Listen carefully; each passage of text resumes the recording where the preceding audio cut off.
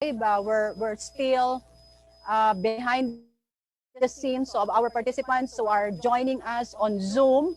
Okay, not the ones included in the panelists won't be able to hear what we're saying right now. But we're really very happy to be joined by officials coming from the different agencies. We have 10 partner agencies, of course, coming from the DTI. We're expecting Secretary Ramon Lopez to be joining us in a while. TESDA, Director General Isidro Lapenya, but we're really very happy, even at this early, DDG Rose Urdaneta.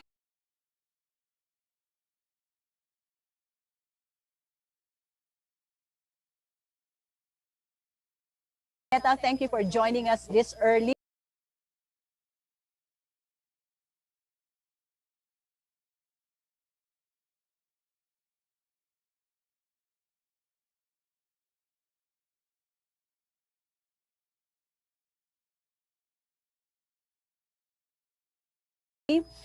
We also have Executive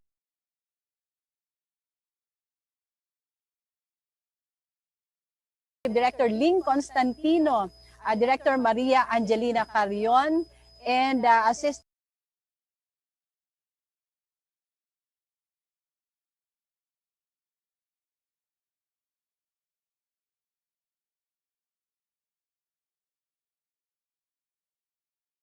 Executive Director Charlene Justin Baste of TESTA. Thank you very much. And I think full force po. We have full force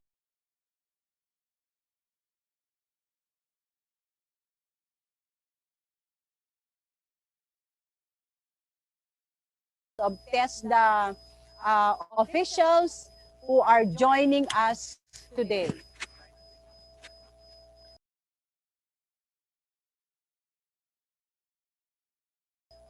I think Edinelli, we've also started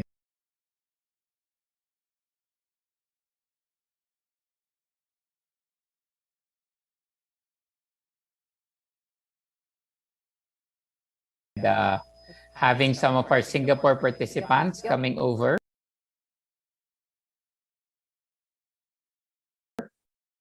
They've already entered the Zoom session. Yeah.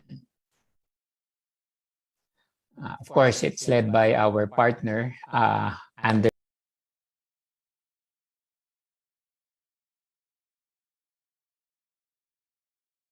Anderson of Accelerator Singapore.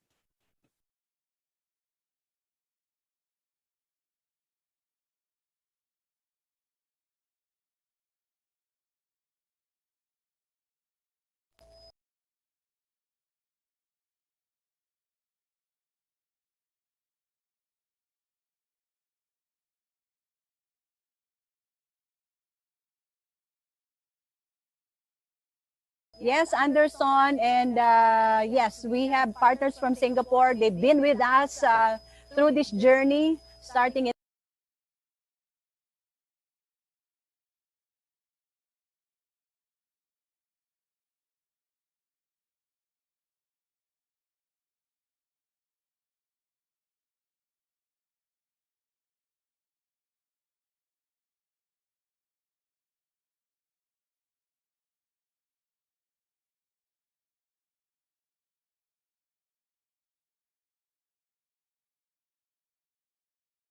in 2019, and now here we are. So they didn't let us actually.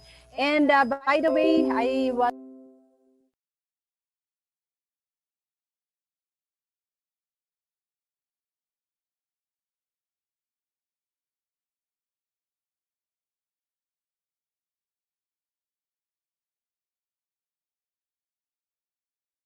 I wasn't able to also mention we have also partners from the Commission on Higher Education, the Department of Education, PRC,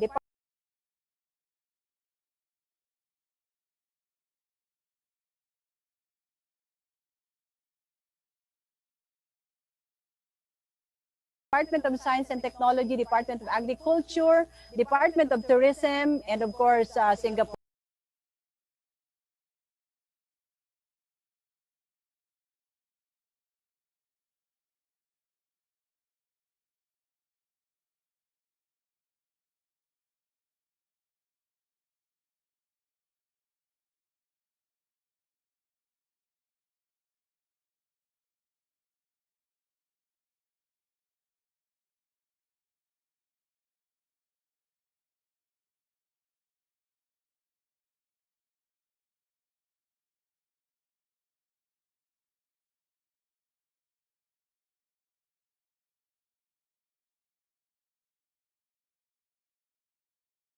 And I was also able to get from Anderson yesterday, our very partner, active partner from Singapore, that we will be joined by, um, you know, partners or spectators coming from India, coming from Indonesia, from Vietnam, and from New Zealand.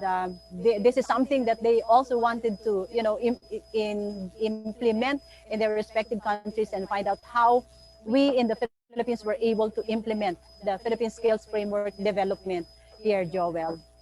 I think one of the highlights of the actually is the fact that this is an experiment between two countries, right?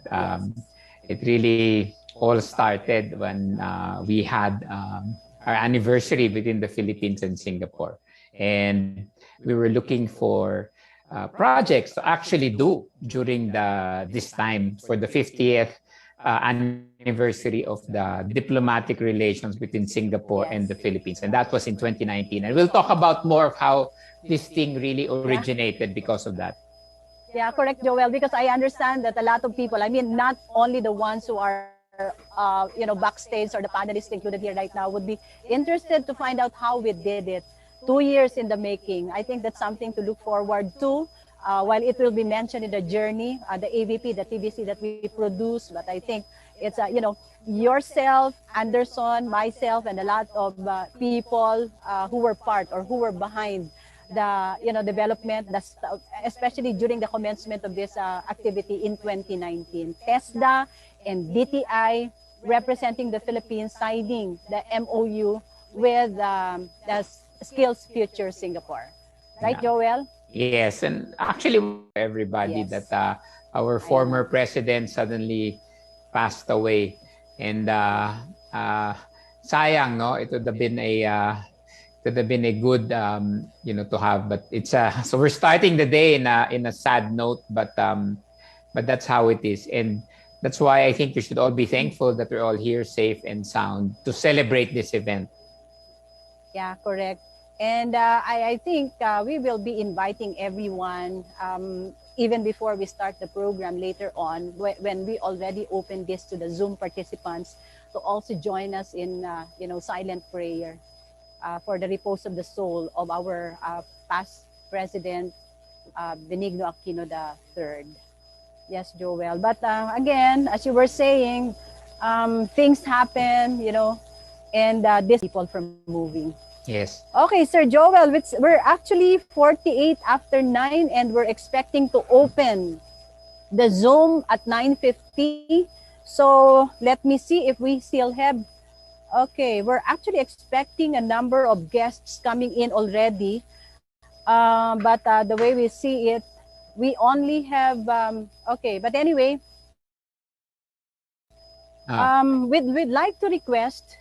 Yeah, we'd like to request, I think, renaming for the participants. Are we doing it now? Or I think for the ones who are here, they can already rename themselves. If you can look at how, if you can put your organization name and then after that, your name, if you could rename your Zoom title now, please, while we're waiting. Yeah. Joel, I like your barong. Actually, I was just going to mention, diba, for all of our participants, we really don't dress up so much anymore. And so I haven't worn this barong since the pandemic, and so this is when on a lighter note, diba, Nelly said, "Hey, we have to wear a national costume." Yes, correct. I said, "Oh yes, because this is a national event." It is a national event. So when I was in the art fair and I saw one of the artisans saying he has hand painted barongs, right? And I said, "Oh." So yes, Joel, I'm sorry to cut you, but yes, we're actually wearing products of skilled Filipino artisans. Okay, it's now 10 minutes before 10 o'clock, and I think it's time for us to start. And yes. Good morning and welcome, everybody. The program is about to start in a few minutes.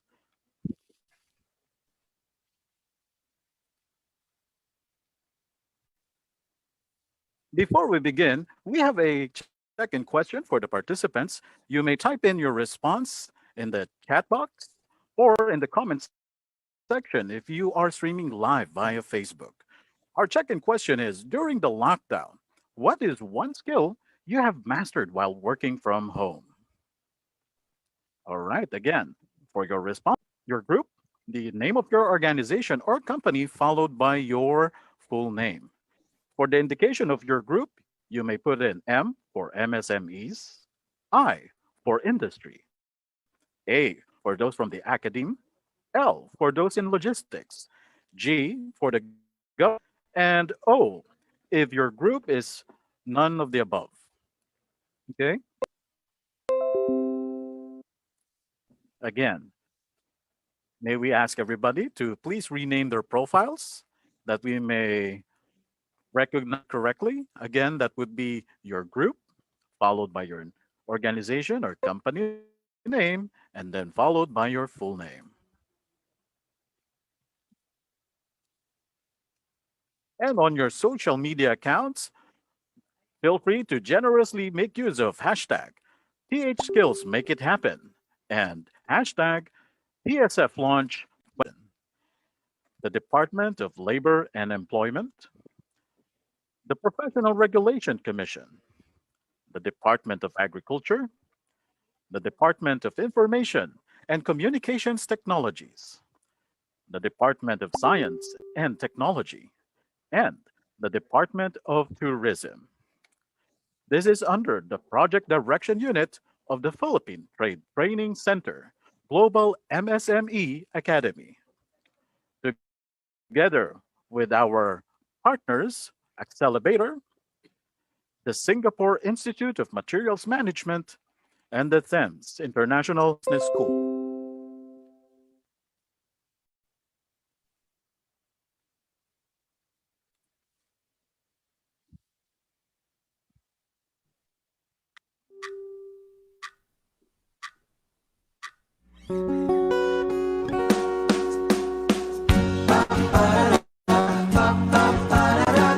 Kaya natin yan.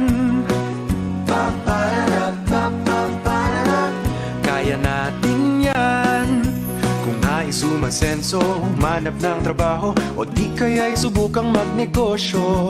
Lumikha ng produkto't sikaping lumago, inspirasyon mong pagkapiko. Katuwang ng gobyerno sa iyong tagumpay, iisa ang ating hangarin. Pag may abilidad at oportunidad, tiyak na ang lahat ay uunlad. Trabaho, negosyo, kabuhayan, kaya natin yan. Walang iwanan. Go lang ng go mga kaibigan. Kaya natin yan. Kaya huwag magtipid sa iyong mga pangarap. Sige-sige sa pagsisikap. Asenso'y sigurado sa hinaharap. Manalig lang palagi sa sarili. Trabaho, negosyo, kabuhayan, kaya natin yan. Walang iwanan. Go lang ng go mga kaibigan. Trabaho, negosyo, kabuhayan, kaya natin yan. Sulong Pilipinas! Go, go, go, kababayan! Kaya natin yan. Kaya natin yan.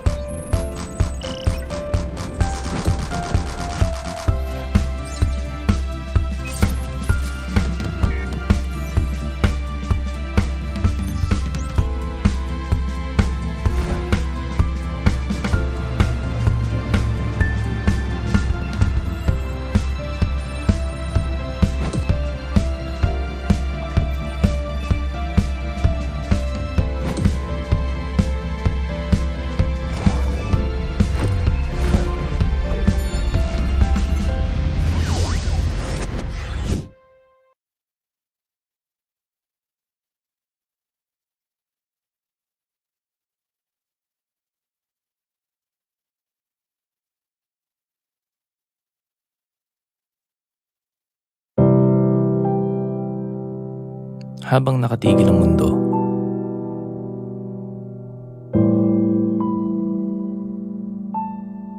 Habang ligtas tayo sa ating mga tahanan. May mga pumiling manatili sa harap ng digmaan. Laban sa COVID-19. Para sa inyong patuloy na nagpapatakbo sa makina ng bansa. Para sa inyong laging nakaabang sa ating mga daungan at paliparan. Para sa inyong nagtatawid ng aming mga pangangailangan sa kalsada, karagatan, at himpapawid. Para sa inyong mga nagbabantay sa mga warehouse at terminal. Para sa inyong mga nakikipagsapalaran sa daan. Para sa inyong naghahatid sa amin ng malasakit at kabayanihan. Kayong mga frontliners sa logistics at supply chain.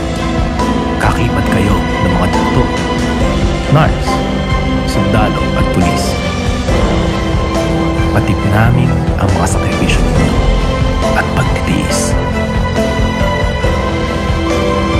Kasama ang buong sambayanan, kaming lahat ay nagbibigay buhay at puso-puso nagpapasalamat sa pagharap ninyo sa tiyak na pahamak para sa bayan.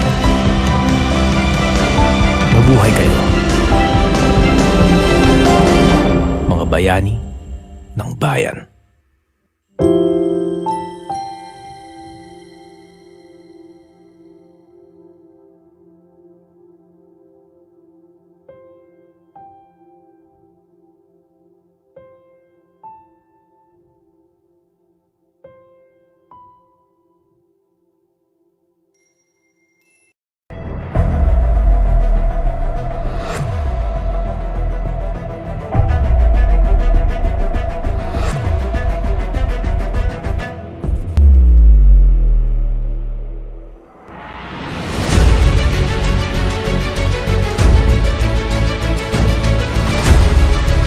How to transform your business.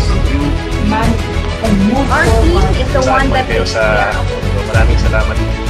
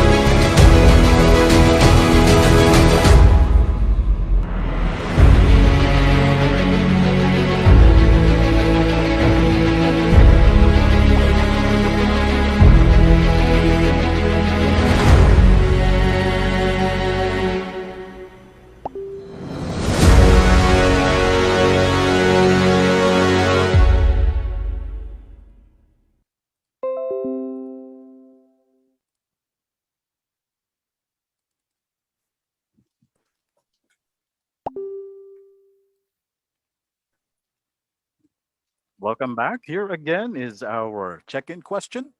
During the lockdown, what is the one skill you have mastered while working from home? We are about to start our program. Ladies and gentlemen, the Philippine National Anthem.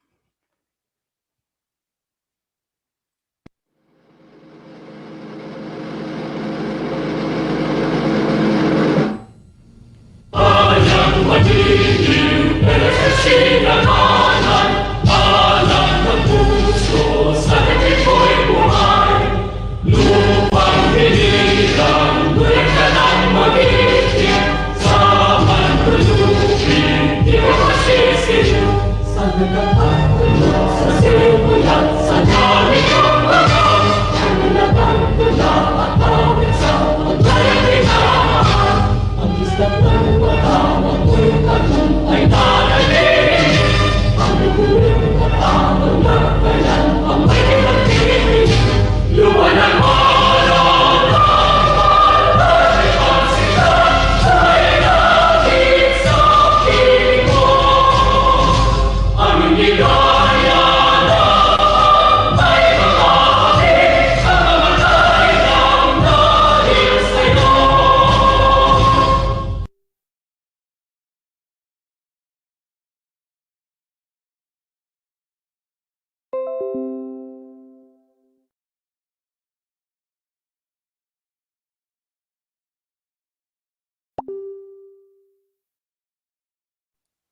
Ladies and gentlemen, let us all offer a minute of silence to give our respects to the passing of our former president, President Benigno Aquino III.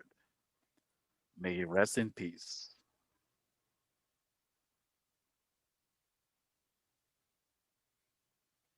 Amen.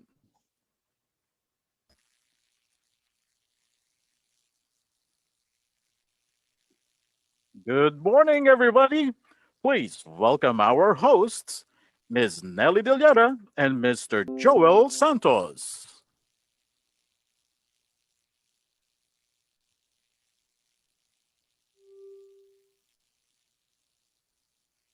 Good morning. Good morning. Yeah, good Good morning, morning, Nelly. Joel. Good morning, Joel. Good morning, everyone, and welcome to the launching of the Philippine Skills Framework, Philippine Skills Initiative. I'm Executive Director Nelly Nita Liliera of the Philippine Trade Training Center, and I will be one of your hosts this morning. Good morning, Joel. Good morning, Nelly. Good morning to all of our participants. I'm Joel Santos, the president of FEMS International Business School. I'll be your co-host, and I'll be actually representing the private sector partners of this Philippine Skills Framework project. You know, it's been a perfect example of a government private sector initiative. And, you know, Yes. we're really grateful for the support of everybody who joined this initiative. And in this afternoon, we will also be launching the first ever logistics and supply chain Philippine Skills Framework. Yes, Joel. This is actually a very momentous event as we see the MOU that was signed in 2019. Remember, 2 years ago, between the Philippines, represented by TESDA, and of course the Department of Trade and Industry, and Singapore, Skills Future Singapore. And now we're seeing tangible results. 11 government agencies coming together for the MOU and MOA signing, and of course, the launching of this Philippine Skills Initiative. And as you were mentioning, Joel, we're also launching the first ever Philippine Skills Framework developed for the logistics and supply chain. And I'd like also to particularly mention that we were also able to complete a business development skills framework, particularly for the Philippine Trade Training Center. But I think, Joel, it's very good for us to look back at how we started 2 years ago.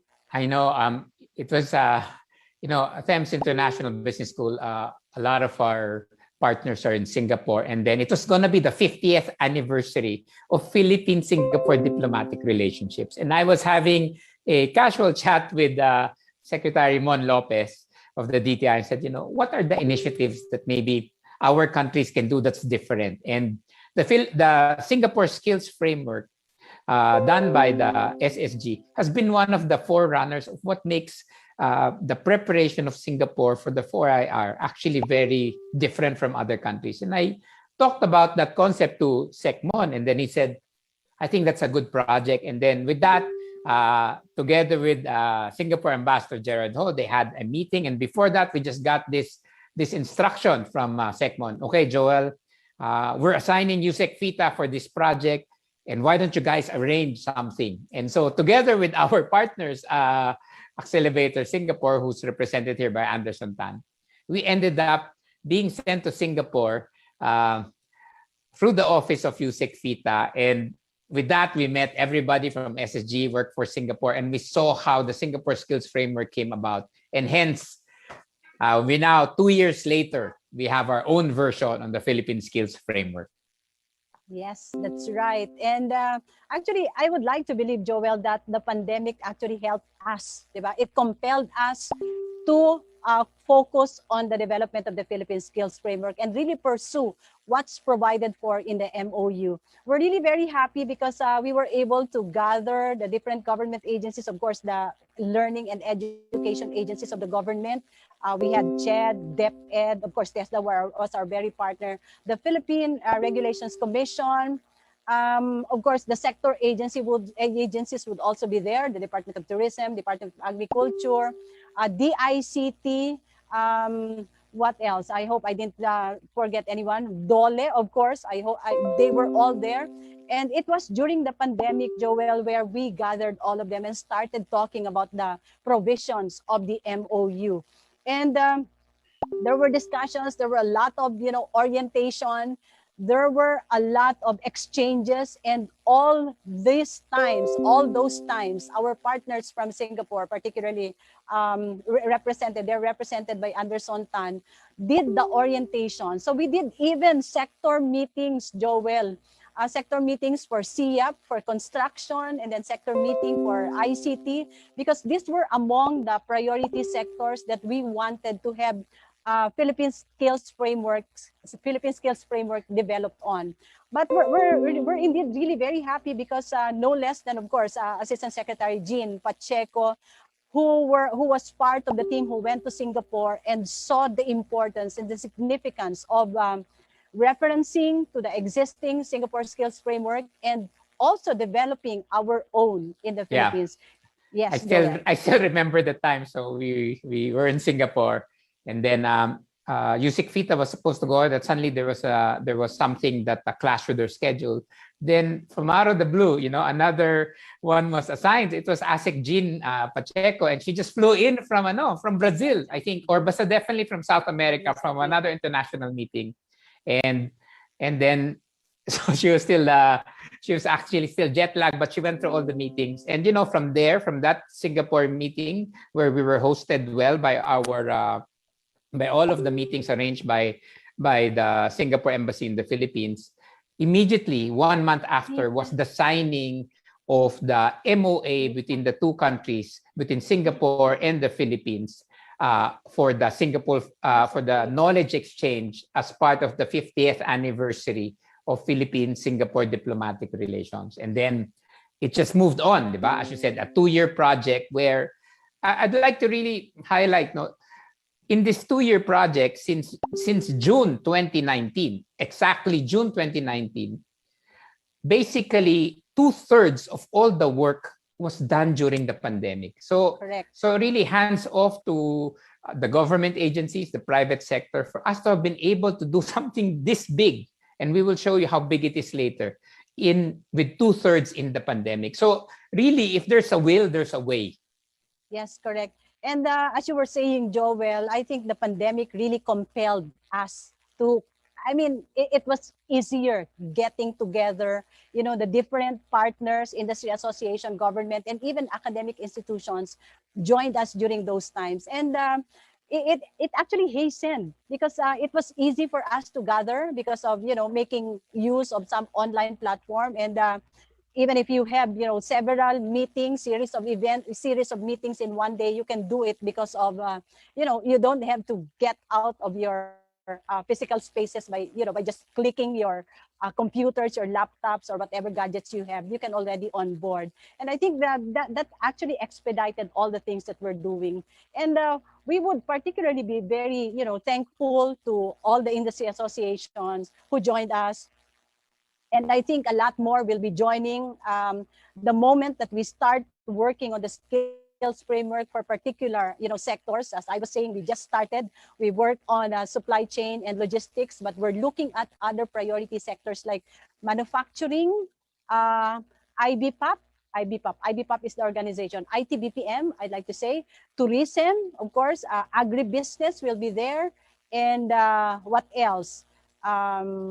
What else do we have? The education sector, the creative sector. Okay. Yes. We really want a pattern on what Singapore did, where every sector, every industry had their own skills map, right? Correct. And that was really the objective of the MOU between the two countries, that we don't have to reinvent the wheel, diba? Yes. We see what. Yes. It's been a 5-year investment for Singapore. They've shared that knowledge with us, and we then contextualize it. Yeah. And actually, so this is the start. So what makes really this event so special is that we have the presence of dignitaries. We have industry associations. We have the learning and development institutions, and full force from partners from Singapore, and we even have friends from India who are also looking at benchmarking this. Yeah. I think From we have friends Indonesia, from Indonesia, from New Zealand, as you mentioned, right? We have Yes, people from Asian Development Bank, USAID, and of course, our friends from Singapore. And maybe it's time to actually acknowledge some of our VIPs who are here today. Yeah. Okay. We'd like to start with DTI. I hope Yusek Pita is already in. Yes, he Of is, course, yeah. from the Department of Trade and Industry, we will be joined in a while by Secretary Mon Lopez, Yusek Pita, Yusek Gani Makatoman, ASEC Rosby of the Trade Promotions Group. Assistant Secretary Mary Jean Pacheco is already here. Hi, ASEC. We have from TESDA, Director General Isidro La Peña, DDG Rose Urdaneta, thank you for joining us. Executive Director Aimee Taganas, a very active partner from TESDA, and of course, Executive Director Lynn Constantino. Director Maria Angelina Carrion, Assistant Executive Director Charlene Justimbaste, and TESDA all throughout the country. We also have from CHED, Joel. From CHED, okay, DepEd, PRC, From DOST, Dole, DA. I think we from have Dole. Secretary Bello, who is also here, and then we had two of our when we went to Singapore, we have to acknowledge that Dole sent Ana Ragos and Christopher Lapis on the very first meeting between DTI and SSG. So Dole sent two. So thank you, Secretary, for that one. From DOST, we have Secretary Boy de la Peña, and also Undersecretary for Research and Development, Dr. Rowena Guevara. And of course, DICT, we will have the representatives and led by our brave Secretary, Secretary Gregorio Honasan, and from DA, diba? Si Secretary William Dar. Yeah, okay. I think we also have here this time DepEd Assistant Secretary Ambat. From PRC, Chairman Chofilo Pilando Jr., chairpersons and members of the Professional Regulatory Board joining in Zoom, Undersecretary for Research and Development Rowena Cristina Guevara of the DOST, Yusek Zam Ampatuan, Undersecretary of the Regulations Department of the Department of Agriculture, Department of Tourism, Secretary Puyat will also be joining us, and I think we already have here with us this morning Yusek Roberto or Robbie Alabado, and of course our partners from Singapore, Joel, they are in full force. Yeah, led by Ambassador Gerard Ho. Is considered one of the most dynamic ambassadors who's friends to everybody. Actually, Ambassador Ho knows everybody in the Philippines. He's really one of the most present ambassadors, and again, we want to thank you for making this happen. Hi, Ambassador. Hello.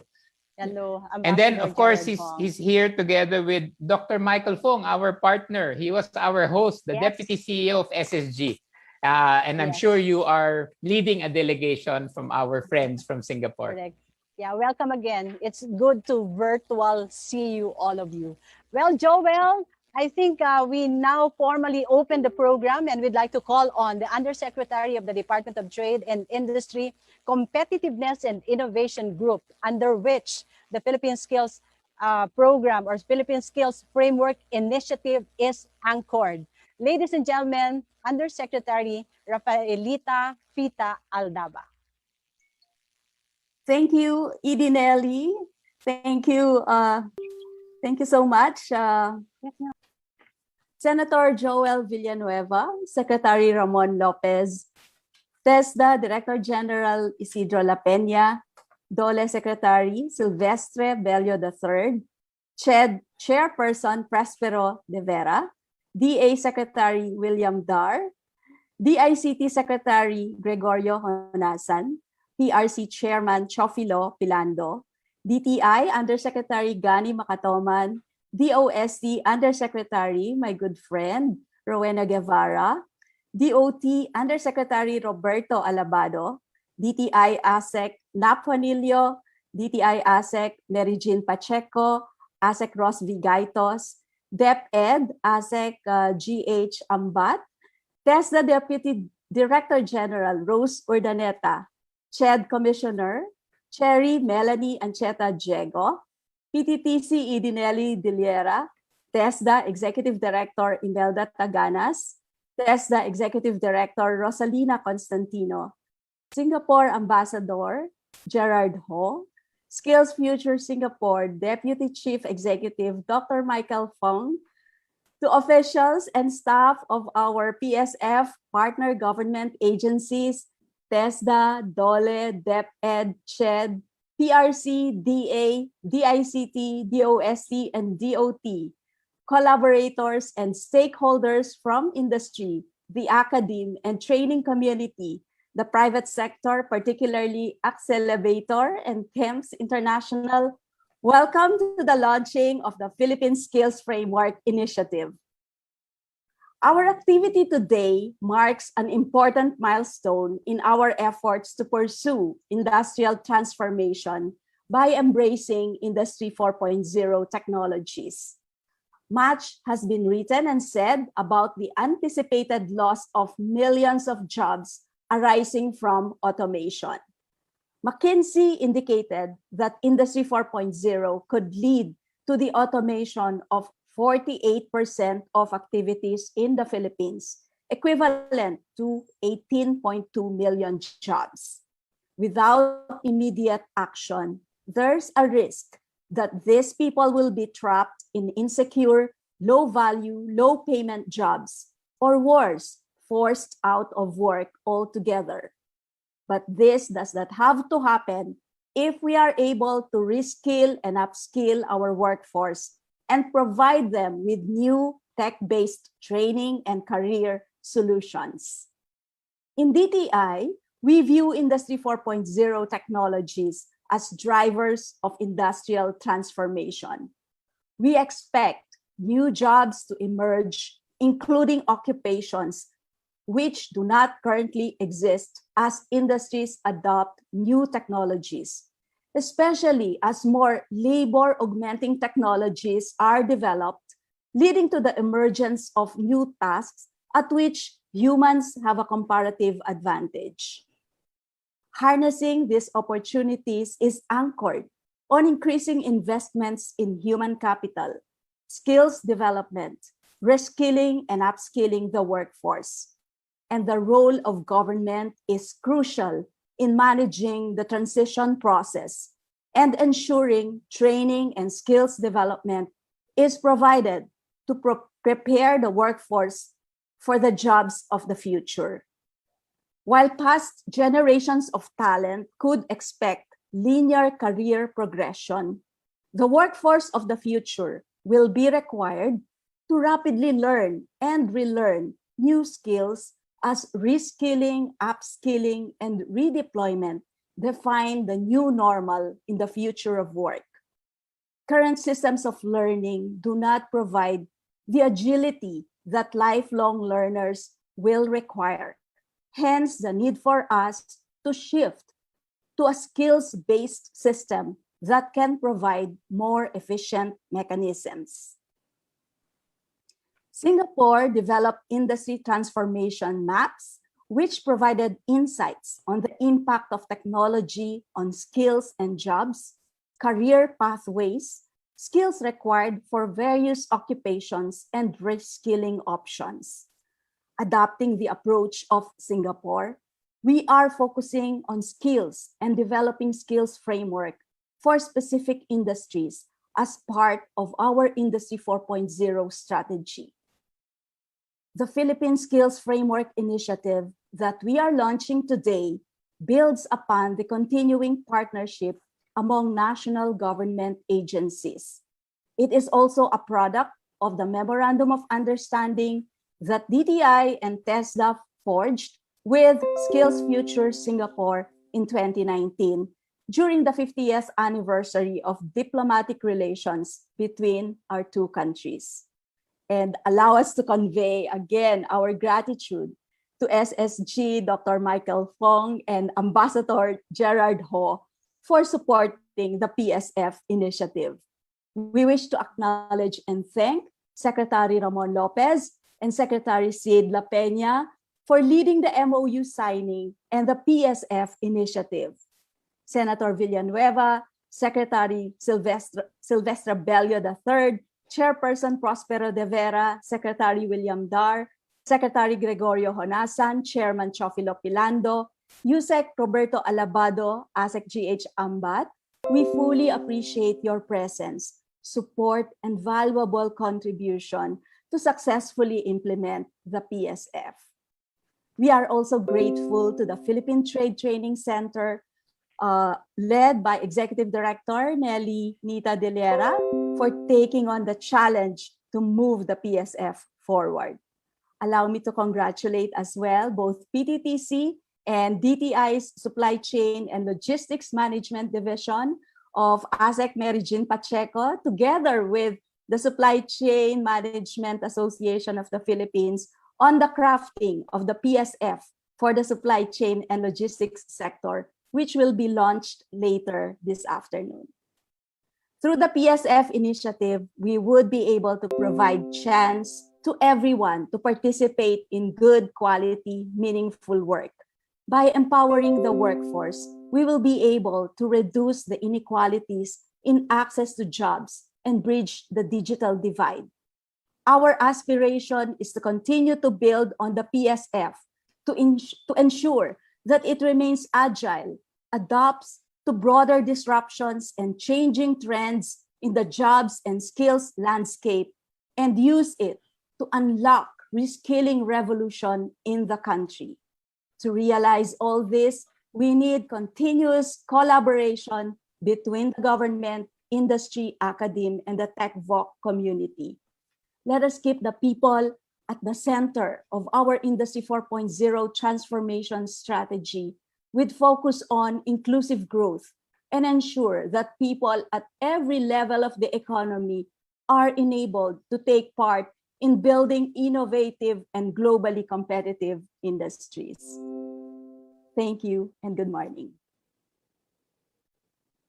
Thank you, Yusek Fita Aldaba. You know, I was really inspired by what you said, diba? You know, as the head of the competitive and innovations group of the DTI, Yusek Fita, you hit it on the mark. That competitiveness is not just about technology, it's not about infrastructure, it's really the people, diba? It is at the heart of us as a nation being competitive and innovative. It is the people. And this investment on the Philippine Skills Framework is really the step in the right direction. So thank you for that. And, you know, I get sentimental thinking about this because I was checking our emails. It was, I think, June 2019. You know, we were emailing each other after the instruction of SecMon to go push through with this program. And so congratulations. Without your leadership, Yusek, we wouldn't have made it here. So congratulations to you and your team. And yes, it is the people that is most important and essential to our competitive and innovation thrust of the Philippines today. And so we'd now like to work on policy legislations. Diba? There are certain policy legislation requirements that this Philippine Skills Initiative will need. It has to be institutionalized. I was really impressed that how the Singapore Skills Framework was really a intergovernment, inter-industry partnership. And I guess a big part of that is having all of the legislation done for this initiative. So let us watch the message and support from the chairperson of the committees on higher and technical and vocational education and labor, employment and human resources development, Senator Joel Villanueva.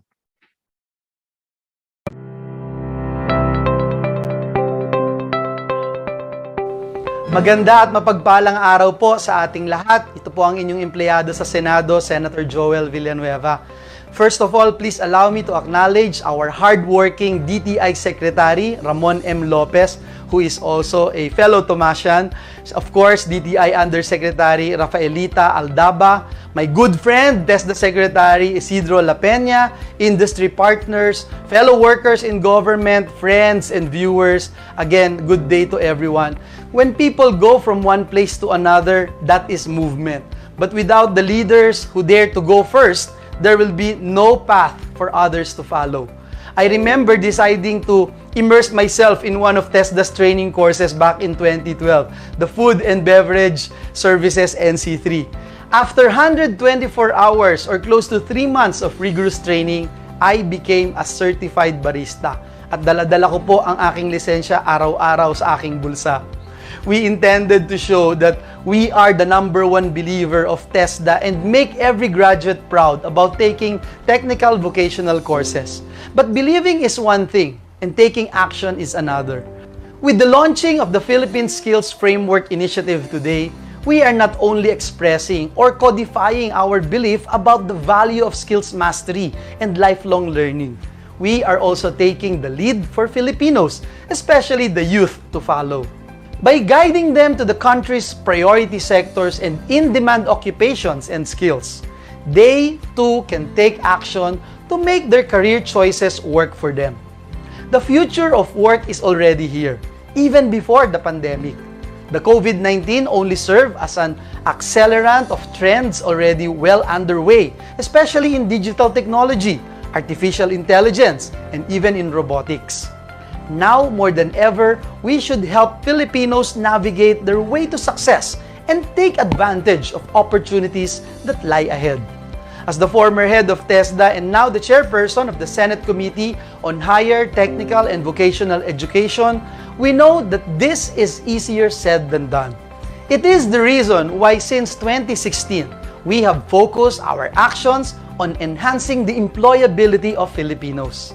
We act and act boldly indeed to ensure the passage of two landmark legislations, the Philippine Qualifications Framework or PQF Act and the Philippine Workforce Competencies Competitiveness Act or the Tulong Trabaho Law.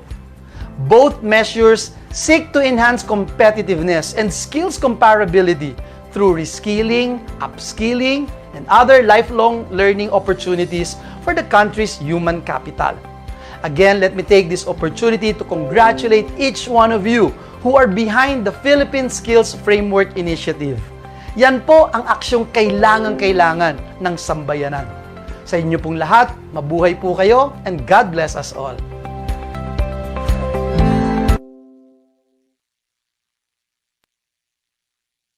Okay, we thank Senator Joel Villanueva for his message of support, which affirms the relevance of the Philippine Skills Initiative to the industry, the workforce, the academe, learning institutions, and the government, specifically or especially during these emerging times where we need to upskill, we need to retool, and we need to reskill our people. With this, ladies and gentlemen, we're really very happy that our Zoom participants already reached 501. It's the maximum number that we can accommodate in Zoom right now, but we're still also very happy that we have more than 100 FB viewers right now. Please spread the news. There's still a lot of information that we can learn from our speakers this morning, especially in the afternoon where we will be navigating the first ever skills framework that is for supply chain and logistics. With this, ladies and gentlemen, I think we're ready to move to our keynote remarks. One of the signatories to the Philippine-Singapore MOU on Human Capital Development. TESDA was actually one of the significant partners of this initiative and will be playing a major role in the implementation of the Philippines for the workforce. Let us now listen to the keynote speech or keynote remarks of Director General of TESDA, ladies and gentlemen, Secretary Isidro La Peña. Thank you very much. Honorable Senator Joel Villanueva, His Excellency Ambassador Gerard Wee Hong, Secretary Ramon Lopez of the Department of Trade and Industry, Secretary Silvestre Bello III of the Department of Labor and Employment, Secretary William Dar, the Department of Agriculture, Secretary Bernadette Romono Puyat of the Department of Tourism, Secretary Gregorio Hunasan II, the Department of Information and Communications Technology, Chairman Prospero de Vera III, the Commission on Higher Education, Chairman Chofilo Pilando Jr., Professional Regulations Commission, Undersecretary Rowena Cristina Guevara, the Department of Science and Technology, Undersecretary Rafaelita Aldaba of DTI, Undersecretary Roberto Alabado III, Undersecretary Abdulgani Makatuman of DTI, Deputy Director General Rosana Ordaneta of TESDA, Assistant Secretary Ambat, the Department of Education, Dr. Michael Hong Jin Lung, Skills Future Singapore Agency, Mr. Anderson Tan of Accelerator Singapore, Executive Director Nelly Nita Deliera of the Philippine Trade Training Center, Assistant Secretary Mary Jane Pacheco of DTI, Assistant Secretary Rosvi Gaitos of DTI, Assistant Secretary Roca Bueno of Department of Tourism, our partners from the logistics services sector and the academy, colleagues in government, ladies and gentlemen, magandang umaga po sa inyong lahat. Good morning to everyone. Nearly 2 years ago, the Philippines, represented by TESDA and DTI, forged a partnership with the Singaporean government on human capital development, on reskilling and skills upgrading workforce. In the long run, we saw how this would benefit the Filipinos to raise the standard of our human resources and be better prepared for the effects of the fourth industrial revolution. A technical working group through the Philippine Trade Training Center of DTI has since been formed, comprising of representatives from various government agencies to facilitate the adoption and adaptation of the Singapore Skills Framework to develop and implement the Philippine Skills Framework. We witnessed how this prospered as agencies and industry gave their commitment to support the development of the Philippine Skills Framework, which complements the implementation of the Philippine Qualifications Framework. Today, we will launch the Philippine Skills Framework initiative and seal our partnership for a whole of society participation for human resource development and competitiveness. Through this memorandum of understanding, we signify our commitment to coordinate and collaborate towards the development of sector-specific skills frameworks that will guide workers in enhancing the skills for particular job roles. This would initially be for skills needed by identified priority industries, namely food manufacturing, IT BPM, construction, logistics and supply chain, health and wellness, food agriculture, creative industry, and tourism services. Today, we also move forward with the DTI, TESDA, and the various industry associations in the logistics, working together to assess current and future skills and to initiate training programs to develop skills needed by the logistics service sector. The Philippine Skills Framework, or PSF, is developed by and for the industry in the same way that TESDA's training regulations are developed. Thus, we are confident that our standards and qualifications are properly aligned and responsive to the framework. While the PQF is a robust and comprehensive system, its implementation remains a challenge. The PSF hopes to address some of the PQF's implementation issues as the skills framework forms the foundation to support and augment general education, industry education, pre-employment, and professional practice. Further, the PSF actualizes the collaboration of education agencies with the industry sectors in developing occupational standards according to the PQF level descriptors. At the same time, the PSF showcases how the industry sectors translate industry qualification and develop the curriculum of vocational education institutions, higher education, or the technical, vocational, and livelihood track in senior high school.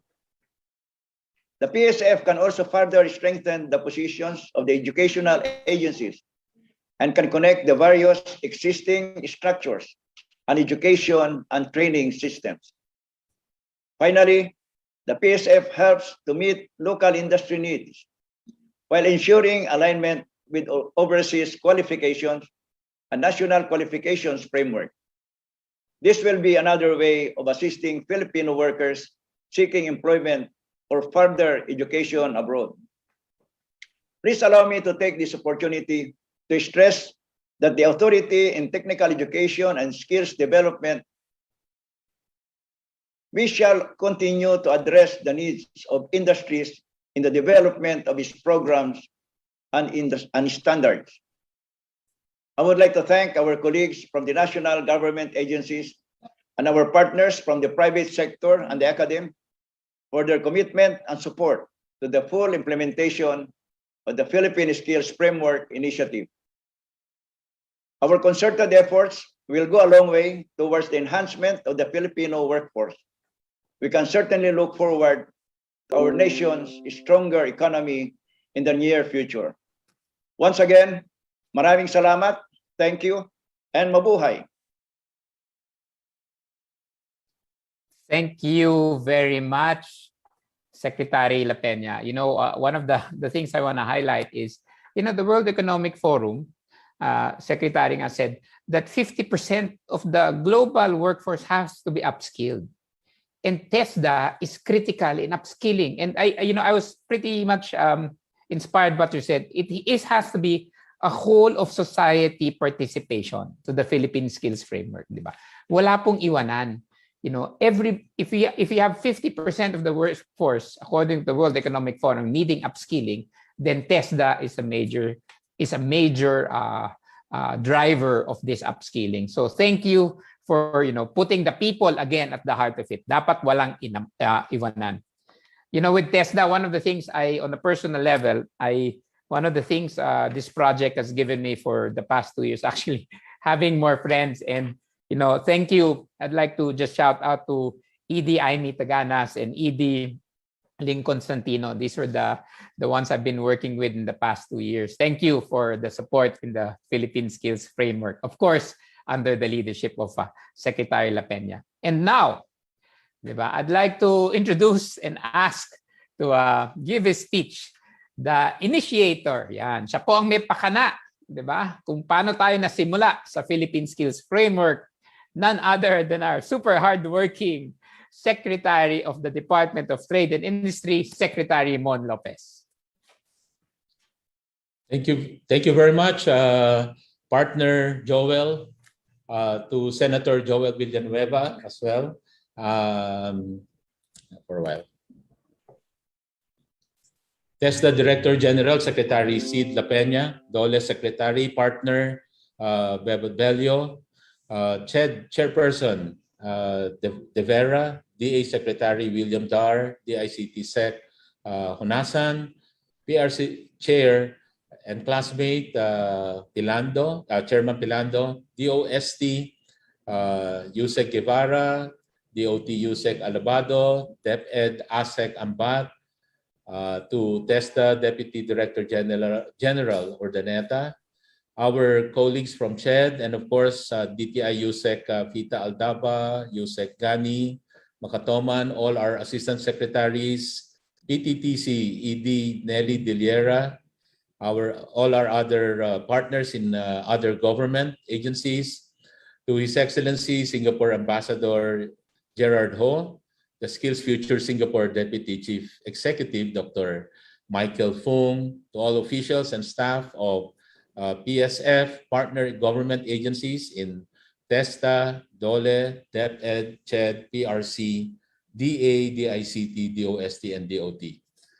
And of course, to all our collaborators and stakeholders from industry, the academe and training community, the private sector, particularly Celebrator and Thames International. Ladies and gentlemen, good morning to you all. Today, we are formally launching the Philippine Skills Framework, PSF, initiative, together with our partners from the national government, industry, and private sector. As we continue with our efforts to grow and develop competitive and innovative Filipino enterprises, the need to reskill and upgrade the skills of our human capital and workforce remains a crucial part of our plans. This is essential so that our industries can increase and sustain their competitiveness under the 4IR and move us closer to our goal of becoming an industrialized nation. Through this goal, we aim to have our people achieve better employment opportunities that will provide them with higher income. Skills development is a key pillar of our Inclusive Innovation Industrial Strategy, or ICUBE-S. This involves the implementation of enhancements in our country's formal education curriculum, improvements in our technical and vocational education training, and refinements in our higher education system. This also requires the active involvement and support of stakeholders from industry and private sector to inform and provide government the needed advice on what the market demands from our workers and potential employees. As such, more than a whole of government, this initiative needs a whole of society approach to ensure its success. As President Rodrigo Roa Duterte once said during his inaugural address, anything of national importance, significance, needs the cooperation and support of the people. The fourth industrial revolution has made the need for reskilling and upskilling a greater imperative than ever before, as the world of work is being transformed. In its Future of Jobs Report 2020, the World Economic Forum highlights the increased adoption and utilization of digital technologies in industry, and they're expected to redefine the tasks, jobs, and skills as soon as 2025. Excuse me. We are already experiencing this ourselves, especially during the pandemic. The future of work is upon us as working remotely from home or from sites other than the office becomes more common. The wide use of digital tools and technologies in performing tasks is also now considered essential. Today's digital world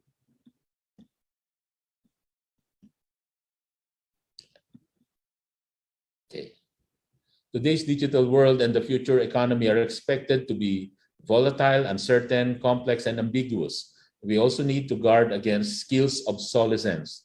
This is a situation in which skills become irrelevant over time because of transformation in the world of work, and workers are unable to adjust and adapt to these changing conditions. Hence, we should speed up, scale up, and be more strategic in our efforts to develop the skills of our human capital and our workforce, considering that the need for skills upgrading under the 4IR is challenging. What has become apparent is that the speed and breadth of digitalization and automation under the 4IR are rapidly creating demand for a range of new skill sets. These challenge companies to upgrade their workers' existing capabilities faster. For instance, a 2021 McKinsey report states that around 53% of companies consider reskilling their current workforce as the most useful action, while 20% are looking to hire additional talent. Meanwhile, 20% consider redeploying workers to new roles, and 6% will possibly opt for outsourcing. The same report noted that about 43% of companies are saying that their companies are currently experiencing skills gap now, while 44% expect the skills gap to occur in the next 2 to 5 years in their companies. Moreover, the business areas with the biggest skills gap are in data analytics, IT and web design, executive management, and HR and talent management. Nonetheless, it is crucial to consider the demands of the future economy go beyond proficiency in digital and technical skills. This is particularly important in the context of the pandemic and the anticipated wave of automation that will impact many industries.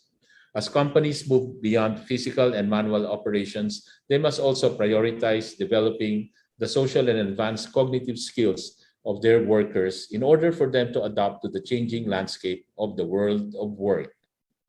Together, or towards this, many companies are focusing their reskilling efforts on leadership, critical thinking and decision-making, project management, adaptability and continuous learning, basic digital skills, and interpersonal skills and empathy. By 2025, the World Economic Forum forecasts that the global top 5 skills will include analytical thinking and innovation, active learning and learning strategies, complex problem solving, critical thinking and analysis, and creativity, originality, and initiative. Thus, the skilling initiative that we need to implement for our people and our workforce should include both hard and soft skills, as well as competencies that are industry-specific and cross-sectoral in application. How then can we proceed and implement such a skilling initiative for our people and our workers? Consistent with our IQBS strategy, we are adopting the approach that relies on the active collaboration among government, industry, and the academic and training community. We're employing an instrumental tool for these three key actors to communicate using the same language, the skills framework. The Philippine Skills Framework Initiative is an interagency effort to build the skills and competencies of our human capital and better prepare our country's workforce for the future economy. This involves the development of sector-specific skills framework that will guide the country's workers in enhancing their skills for particular job roles. The PSF will benefit from the experience of Singapore through their Skills Future Singapore agency.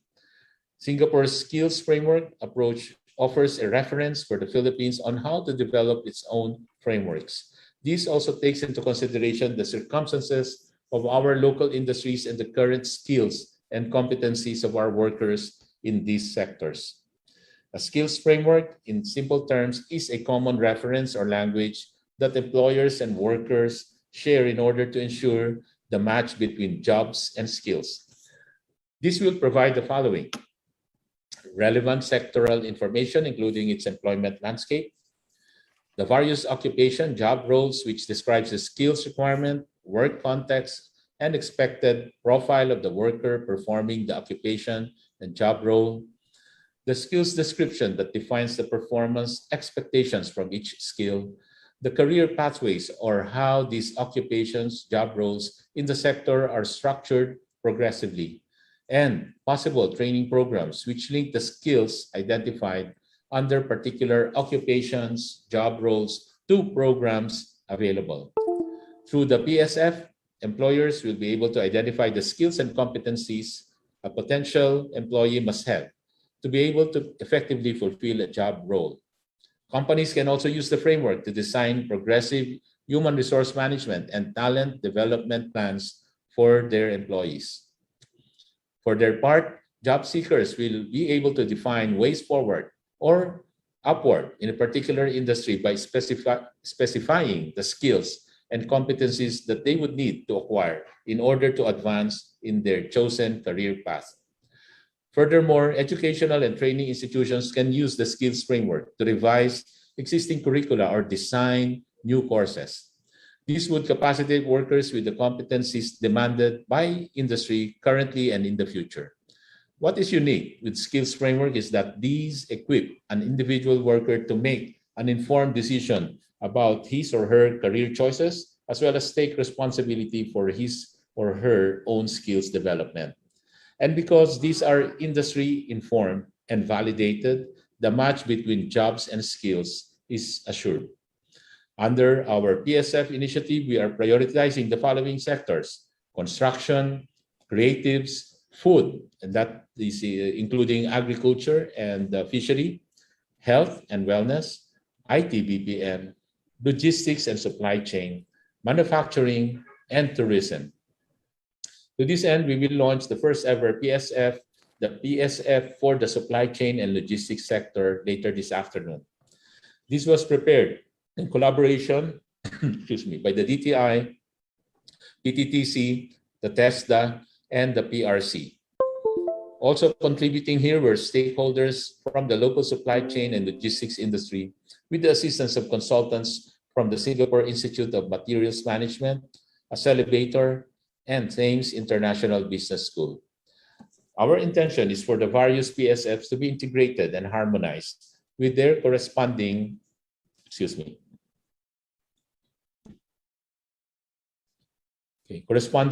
roadmaps, which have been guiding our industry development initiatives under our Manufacturing Resurgence Program, as various industries are being impacted by digital technologies in different ways and intensities. The PSF will help workers in these industries to better prepare themselves to withstand future disruptions or be able to deal with these more resiliently.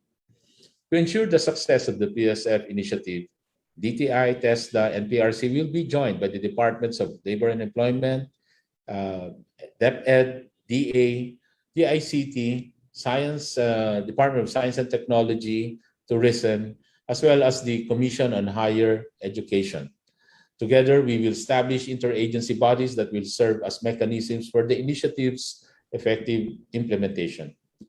Skills training and development is investment in our human capital. And this means investing in our people. By reskilling and upskilling them, we are building a future-ready Filipino workforce. Through our Philippine Skills Framework, PSF initiative, we are confident that the Filipino worker will be better prepared for the challenges of the future economy. More importantly, we will be able to provide more and better employment opportunities for our people, set them up to earn higher income, and reduce poverty in the country. Likewise, by enhancing the skills and competencies of our workers, we will be supporting the productivity of our enterprises, ensuring the competitiveness of our industries, and sustaining the growth of our economy. As we address the future of work today, we are also building today the future of our nation. We envision this future in which our people will not have to leave their families behind to go abroad in search for better employment opportunities. And they will proudly and passionately do their work in our country for better income appropriate to their skills. A greater and more comfortable quality of life for our countrymen. This is the promise made and will now be the legacy of the Duterte administration to all the Filipinos. Thank you at mabuhay po tayong lahat. Thank you very much. Thank you very much, ladies and gentlemen. The Secretary of the Department of Trade and Industry, Secmon Lopez, was actually behind this initiative of partnering with Singapore on the skills framework development for the Philippines. His presentation is actually a prelude to the one that's happening this afternoon, because he's already given a lot of insights of what's in the Philippine Skills Framework, but particularly we will focus on supply chain and logistics and the business development for marketing and partnership this afternoon. And I don't know if Joel is here, but anyway, one thing that I'd like to emphasize about what Secretary Mon Lopez was saying is that anything of significance in the Philippines should involve the people, because Joel, what we always say is when we develop the people, we're actually developing the nation. Yes, exactly. Joel, are you with me? Actually, yes, of course. You know, as Secmon said, a future-ready workforce is the only future that our country needs today, because we cannot leave any of our workforce behind. Diba? It's been said by Yusek Pita, been said by Sec La Peña. Now, the people is at the heart of our country's development, and the skills future, the Philippine skills future, is really our, in a way, for me, one of the biggest step that we got. And while all the secretaries are here, I just, as coming from both academia and industry, I think this is an opportune time. I'm really inspired that all of us are coming together. You know, one direction, one map. Para it's one future for a future-ready Philippines. So napaka-inspiring po that everybody's here to support. Yes, that's right. And I think what's really also very important is that the industries are the ones, you know, involved in the development of the skills framework for that particular sector itself. As what you will find out this afternoon, we've actually involved as many as 80 validators coming from the industries to develop the skills framework for logistics and supply chain.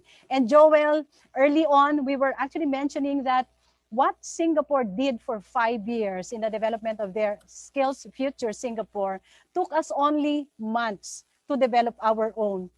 And I think this is also, yes, I think this is also, you know, the opportune time for us to thank Singapore once again for allowing us, for permitting us through that MOU signed in 2019 to reference what we're doing, you know, the job roles, the skills map, the career pathways, skills and competencies and all that to what they have. But of course, it is contextualized and validated by the industries and contextualized to the Philippine setting.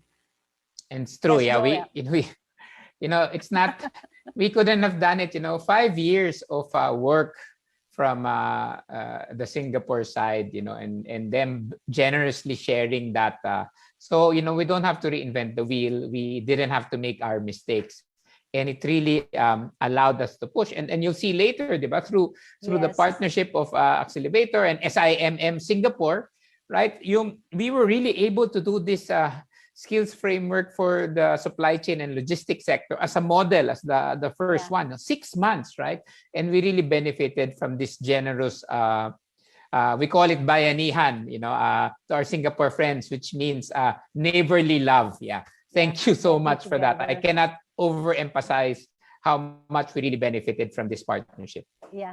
And Joel, I'd like also to take this opportunity of mentioning that we also, as fast as we can, because we wanted to, launch it also during this time, we were also able to develop a cross-sectoral Philippine skills framework, this time for business development, particularly the function for marketing, sales, and partnership. And again, just like how you did it, because we also benchmarked on how you did it for supply chain and logistics, we also brought in 50, I think there were more than 50 validators from industry, marketing industry, from academe, and of course, even, people who are individually working in their respective companies. What I'd like to emphasize actually, Joel, because we're actually looking, PTTC particularly is looking at how we can implement this among the MSMEs, the micro, small, and medium enterprises. And if you see,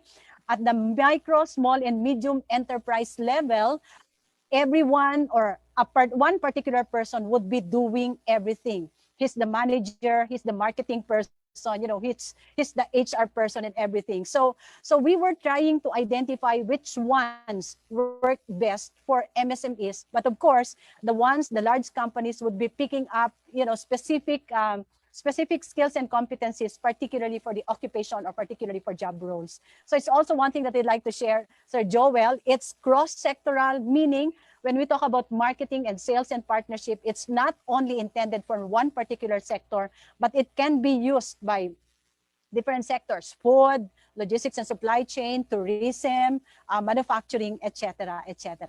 Thank you. Yes. Actually, Nelly, I just wanted to emphasize that, the kind of work that was done on the Philippine Skills Framework, particularly the supply chain and logistics, you will see that a small or a micro institution will never have access to that kind of data and information. They would not have that. And big companies have that, because they have all the resources, they have a whole HR department. But when you're the owner of as an entrepreneurship school, THEMS has been teaching entrepreneurship to small businesses. Their challenge has always been HR, because the owner is the HR manager. And because he has to manage everything himself. And this tool that we will show you later on in detail, and I hope you'll appreciate how the micro and the small and even the medium can benefit from it. It is actually, if you look at it in terms of business value in dollars and cents and pesos, it is worth so much that it will save you time. And more than that, it will ensure that you will really have a future-ready and effective workforce.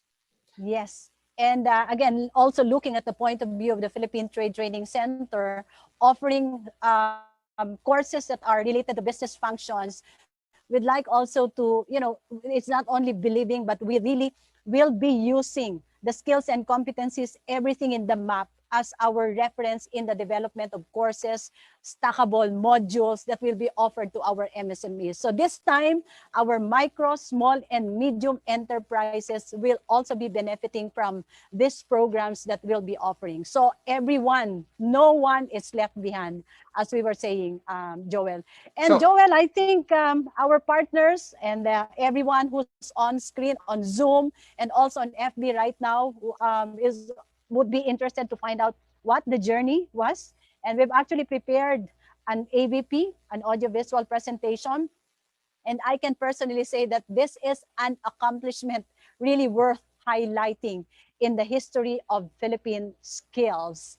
Yes, Joel, and let us now watch the journey of the establishment of the Philippine Skills Framework Initiative involving various agencies, industry associations, and workforce. Manood po kayo. Thank you. Yeah.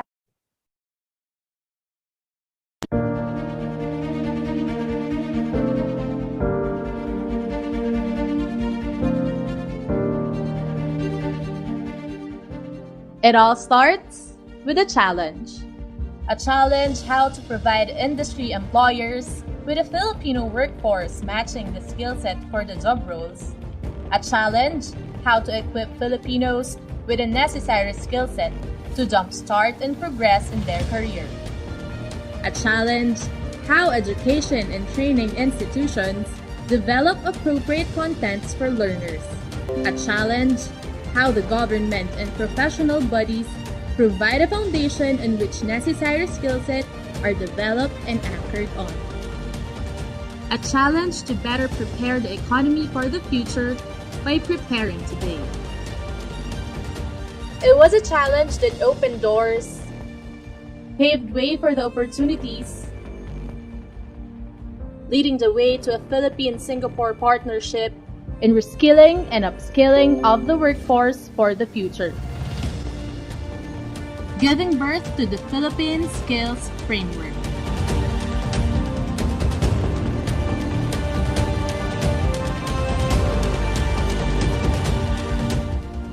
The Philippine Skills Framework is an integral part of our inclusive innovation industrialization strategy.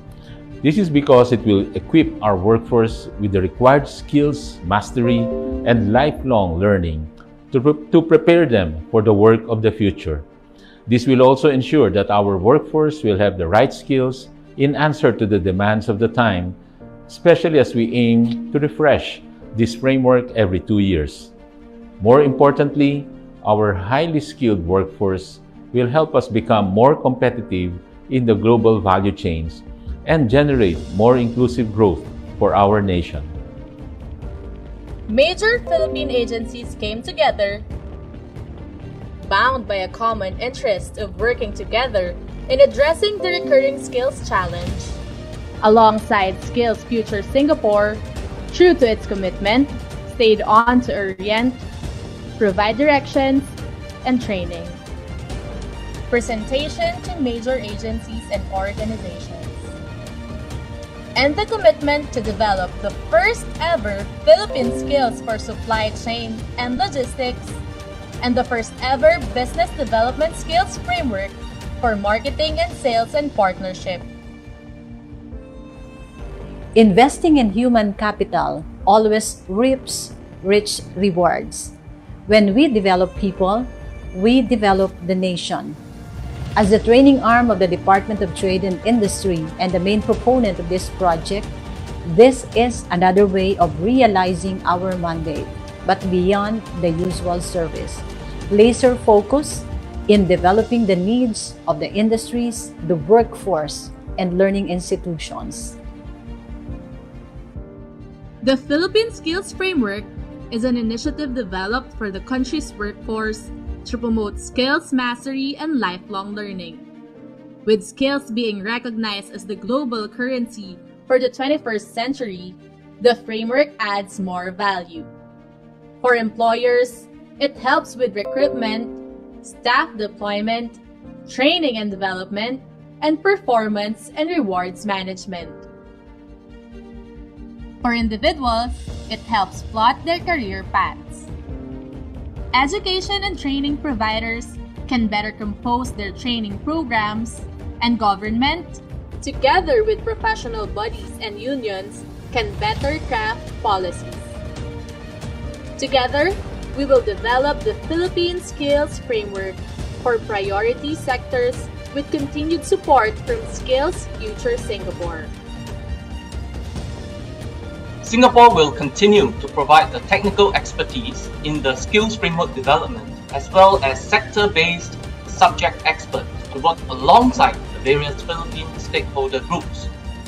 We will also share our experience in the quality management practices which are needed to ensure the credibility and scalability of the Philippine skill framework.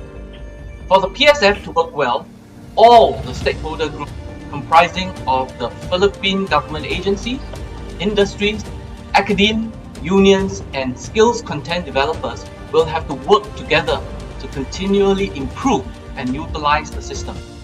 The PSF should also be connected to the Philippine qualifications framework, yet retain its full agility to respond quickly and adequately to the industry needs. It has to be a system developed by the industry, for the industry, to be always relevant to the industry. The Philippine Skills Framework also hones in one holistic skills values or 21st century skill as the foundational skills. Together with our partners from the education sector, we are confident that this will be articulated within the PSF, building up students to become universal students, who in turn become universal citizens. We, as a learning partner of the Philippine Skills Framework, has been a very fruitful and useful exercise. One, and the main reason is that traditionally, academic institutions would actually create programs based on research and know-how of what industry needs. But with the Philippine Skills Framework, it takes a reverse approach. Industry will now map out in detail the job roles and the specific skills needed for every position that's available in the industry. And this now becomes the blueprint and the roadmap for us in the academic industry or academic institutions to actually develop and design our programs. What's the result? The result is now a graduate who has the knowledge, technical skills, and the clarity on the roles he will need to fulfill the minute he enters industry. And from the industry perspective, they are very welcoming because it lessens the training requirements when they have a fresh graduate, and the graduate is work ready the minute they enter the company.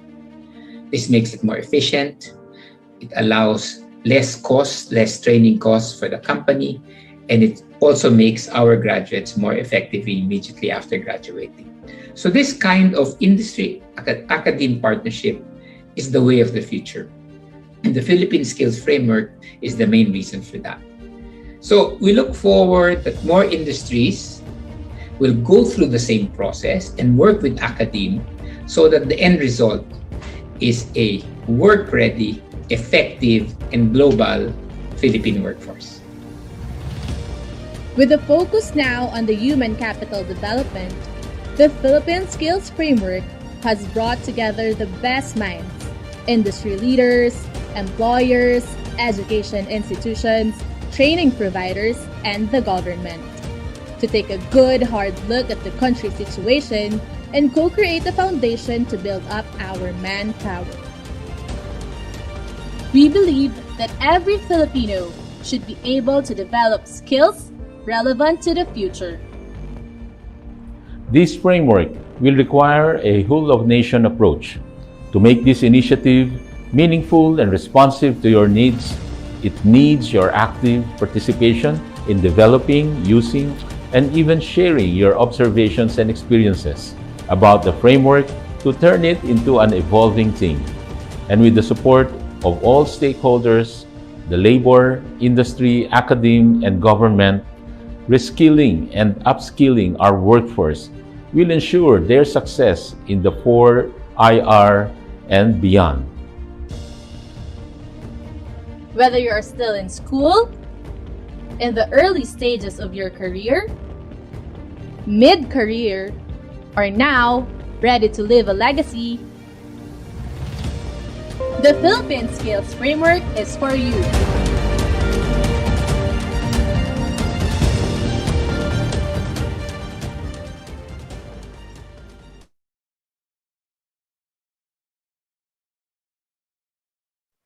So, thank you. I hope you got inspired by that video.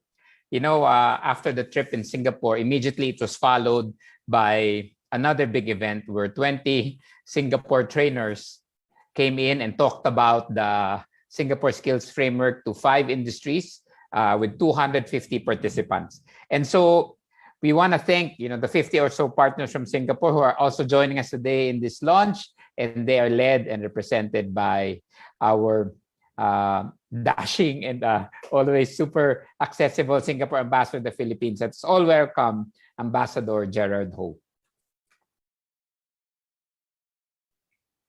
Hi, good morning, everyone. I guess I'm supposed to make some short remarks now, but thank you, Joel, for the introduction. Honorable Ramon Lopez, Secretary of Trade and Industry, Honorable Joel Villanueva, Senator and Chairperson, Committee on Higher and Technical Vocational Education, Honorable Isidro La Peña, Director General, TESDA,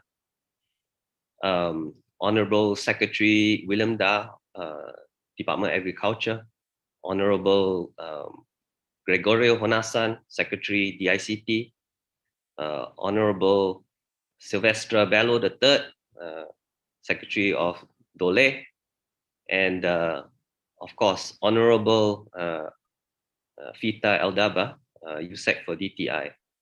And last but not least, my dear friend, Deputy CE, Chief Executive of Skills Future Singapore, Dr. Michael Fong, friends and colleagues from the Singapore and Philippine government, participants, viewers, and stakeholders from the industry.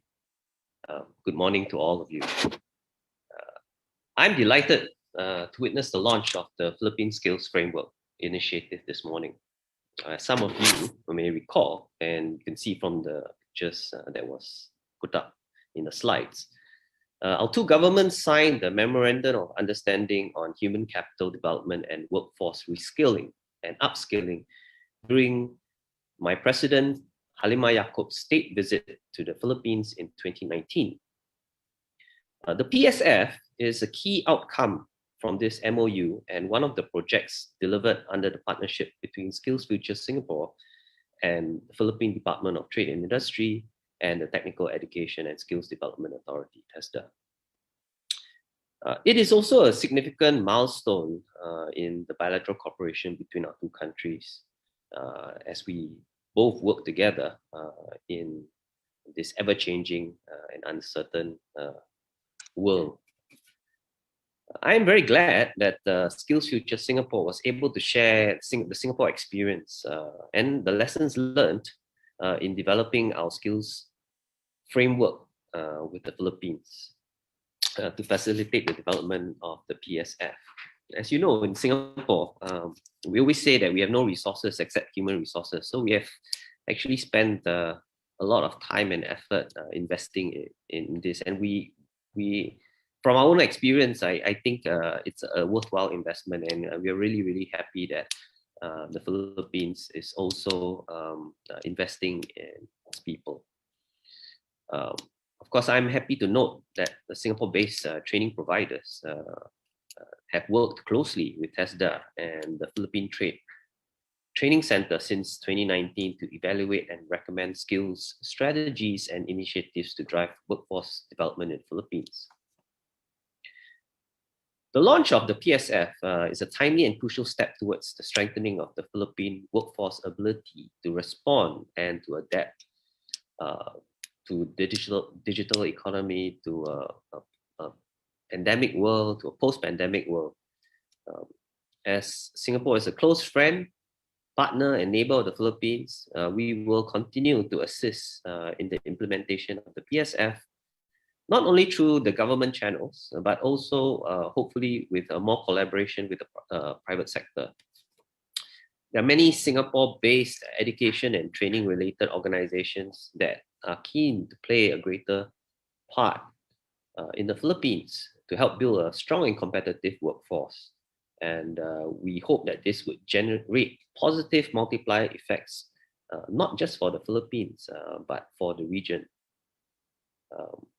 The PSF will strengthen the case for interested Singapore businesses to create a bigger economic footprint in the Philippines. In closing, I would like to wish the Philippine government all the best in implementing the PSF. The first PSF for supply chain and logistics sector that is to be launched today will serve as a pathfinder for other industries in the coming months and years. And last but not least, I want to thank in particular all the people that worked so hard for the successful launch of this. In particular, of course, USEC, Vita, Dr. Michael Fong in Singapore, Joel Santos from Thames, and Anderson Tan from Accelerator. So thank you so much, and good morning to everyone.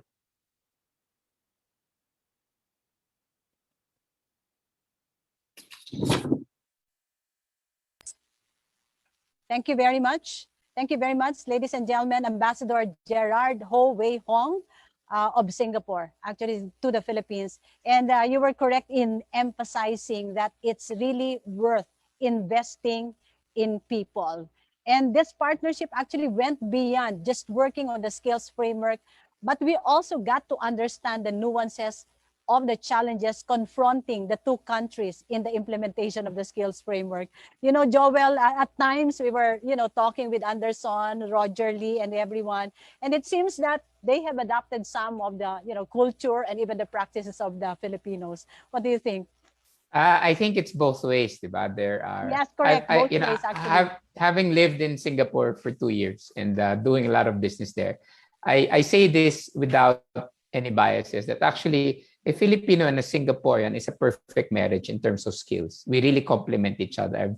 One of my, as you well know, I'm in partnership with SIMM and the Accelerator Group, and we really work together well. The Filipinos, we provide creative chaos, and they give us order. So something really fruitful comes out. And look at this, the Philippine Skills Framework is a perfect example of Singapore Filipino complementary skills. And we really hope we will have more projects like this. Yeah, and I like the term creative chaos. And yes, referencing it, Filipinos for the Filipinos, and referencing it to the skills framework existing already in Singapore, they actually, it actually facilitated putting in place what we wanted to put in place. And Joel, we now come to the most exciting part. Actually, all the speakers were, very important part of the programs, but this time we now come to the ceremonial signing of the Memorandum of Understanding, and we will be putting on spotlight the secretaries, the signatories to this particular MOU.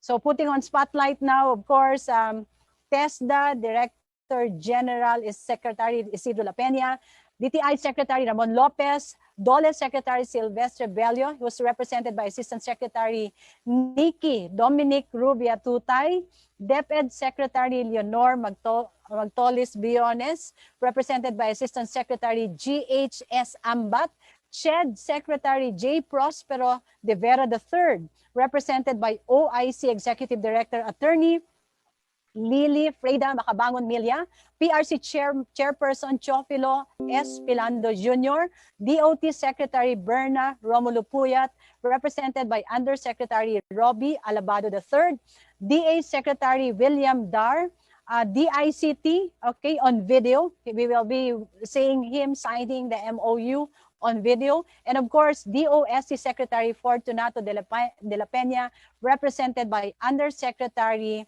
Rowena Cristina Guevara. Okay, and now let us witness as they forge their full support to this initiative.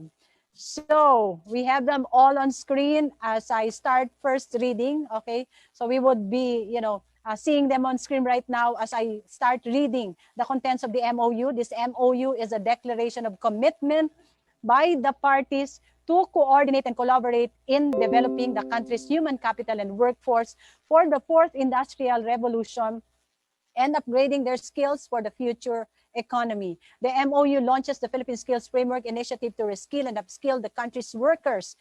It is an interagency effort that involves the development of sector-specific skills framework that will guide the country's workers in enhancing their skills for particular job roles.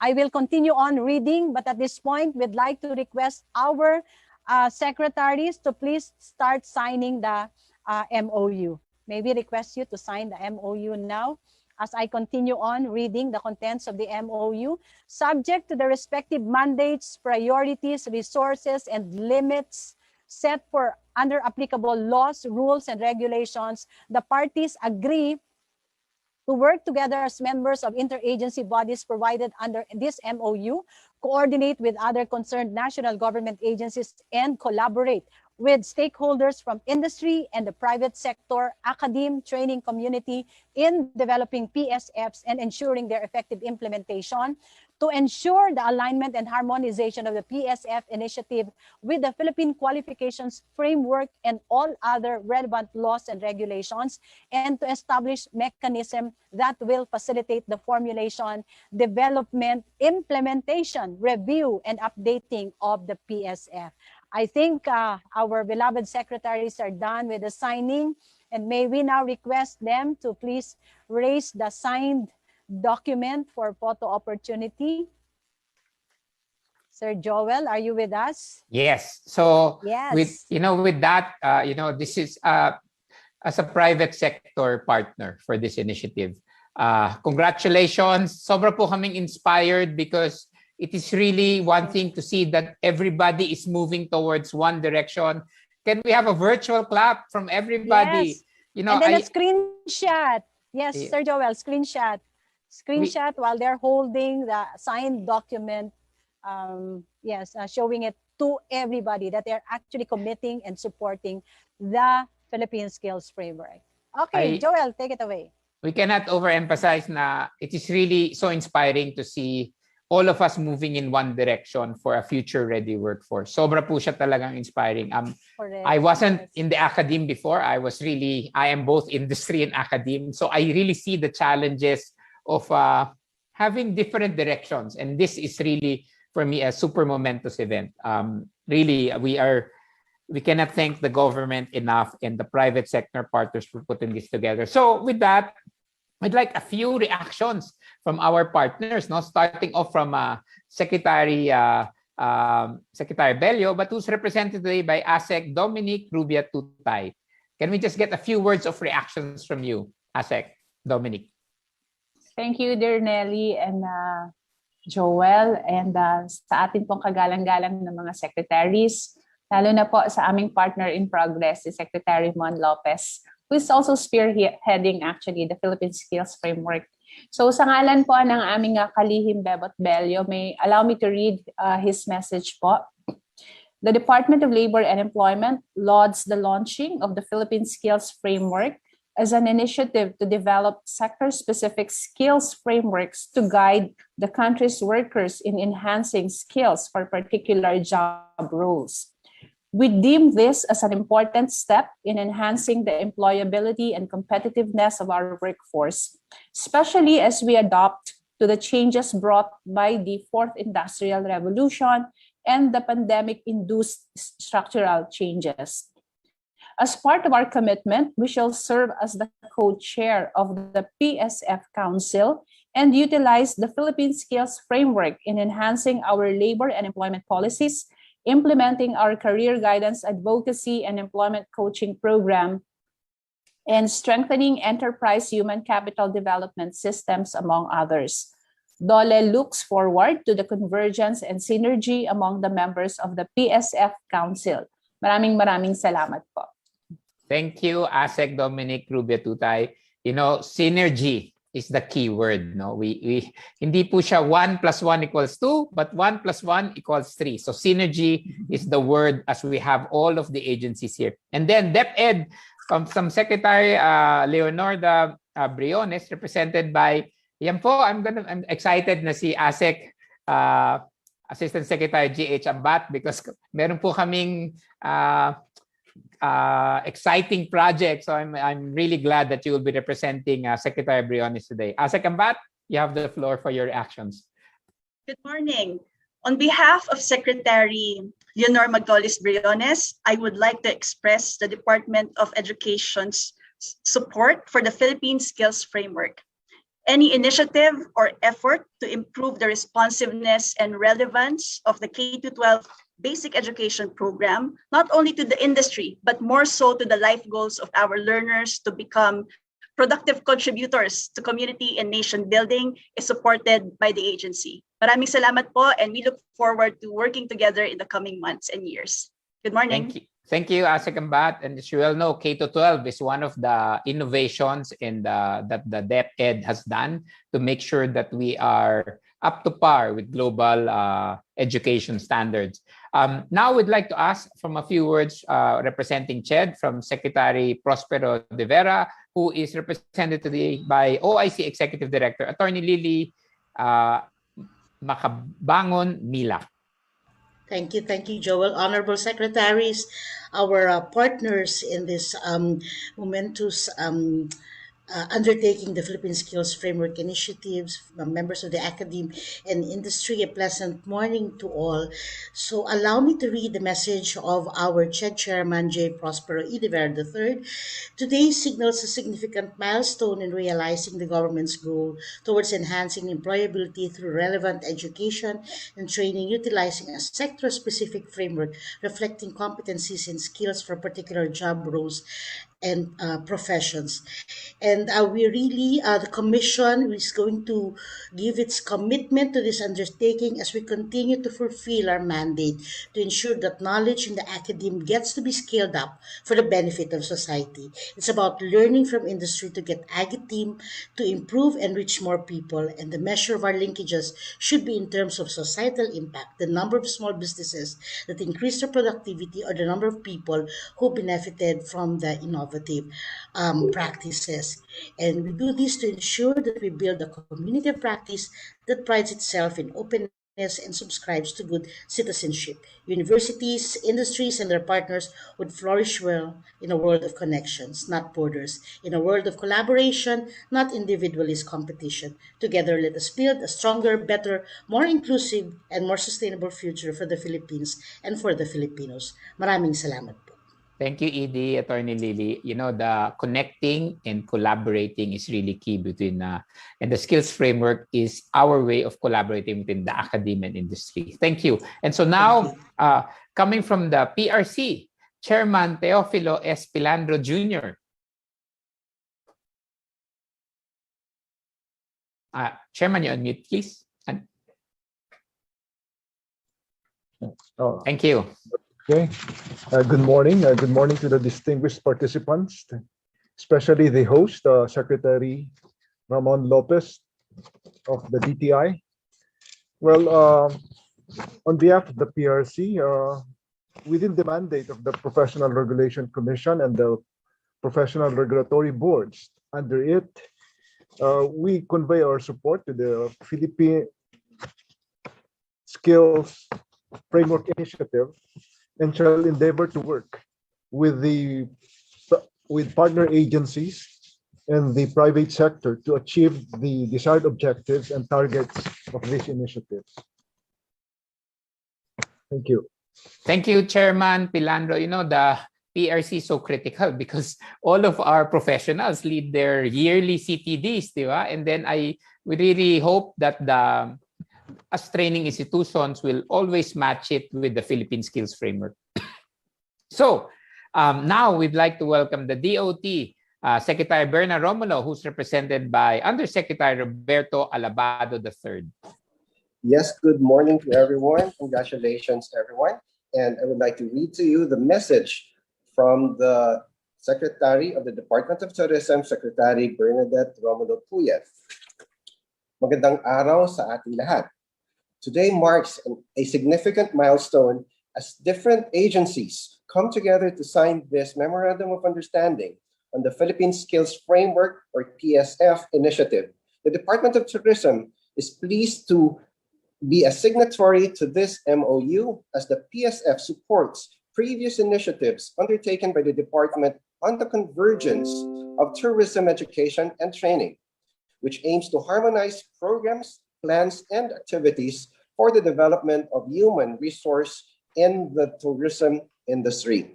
Recently, DOT launched the Philippine Tourism Human Capital Development Plan for 2021 to 2025, which outlines the strategic actions necessary to achieve our vision of harnessing competent, world-class Filipino tourism professionals through a harmonized education system, comprehensive research studies, and strong industry linkages and collaboration. By working together with other national government agencies on the PSF initiatives, the DOT is confident that we will be able to produce a highly competitive and well-motivated tourism workforce.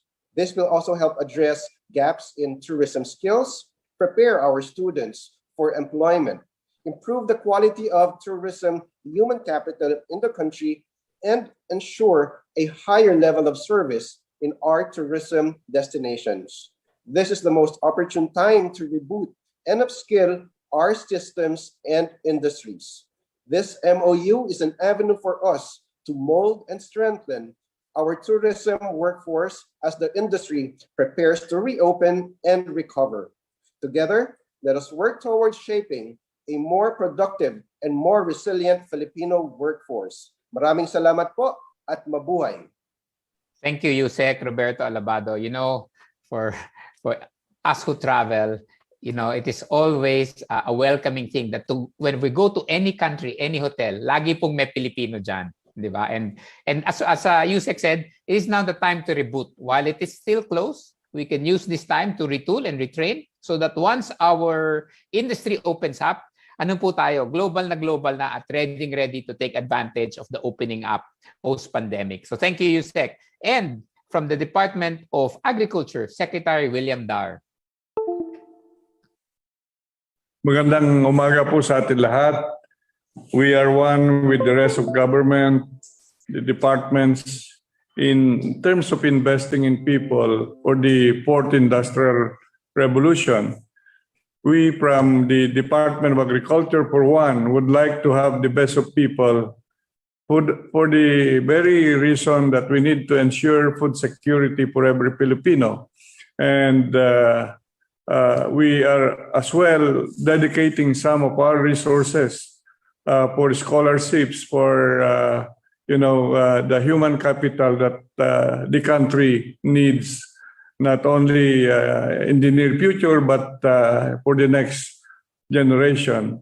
There are also initiatives that we are pursuing in terms of now setting up, for example, a Philippine Future Agriculture Institute that would be important. That would be an important initiative this time around, so that we can start projecting the kind of future agriculture that this country must have. And so it is so necessary to have the kinds of human capital that also that must nurture this kind of initiatives. So again, congratulations to all and sundry. Good morning. Thank you, Secretary William Dar. You know, it's really inspiring to hear you say that. My last industry work 4 years ago, was being CEO of a small U.S. ingredient company. And then all of our produce was from the Philippines, particularly the coconut industry. And when we visit it, there's really a need to bring us to the level of agri-tech. And so it's really welcome that we are moving towards the future of Philippine agriculture. Congratulations, Secretary William Dar. So DICT will now have a recorded video message from Secretary Gringo Honasan.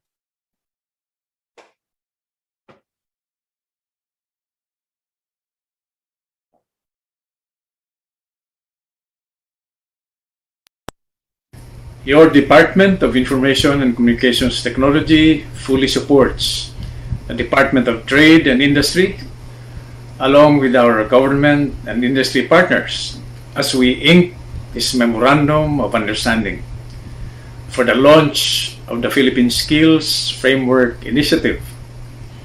This initiative aligns with our intensified efforts to develop, improve, and implement our plans and strategies to support the workforce. Our goal is to accelerate digital transformation by preparing our Filipino workforce to engage with ICT-based jobs and emerging digital industries.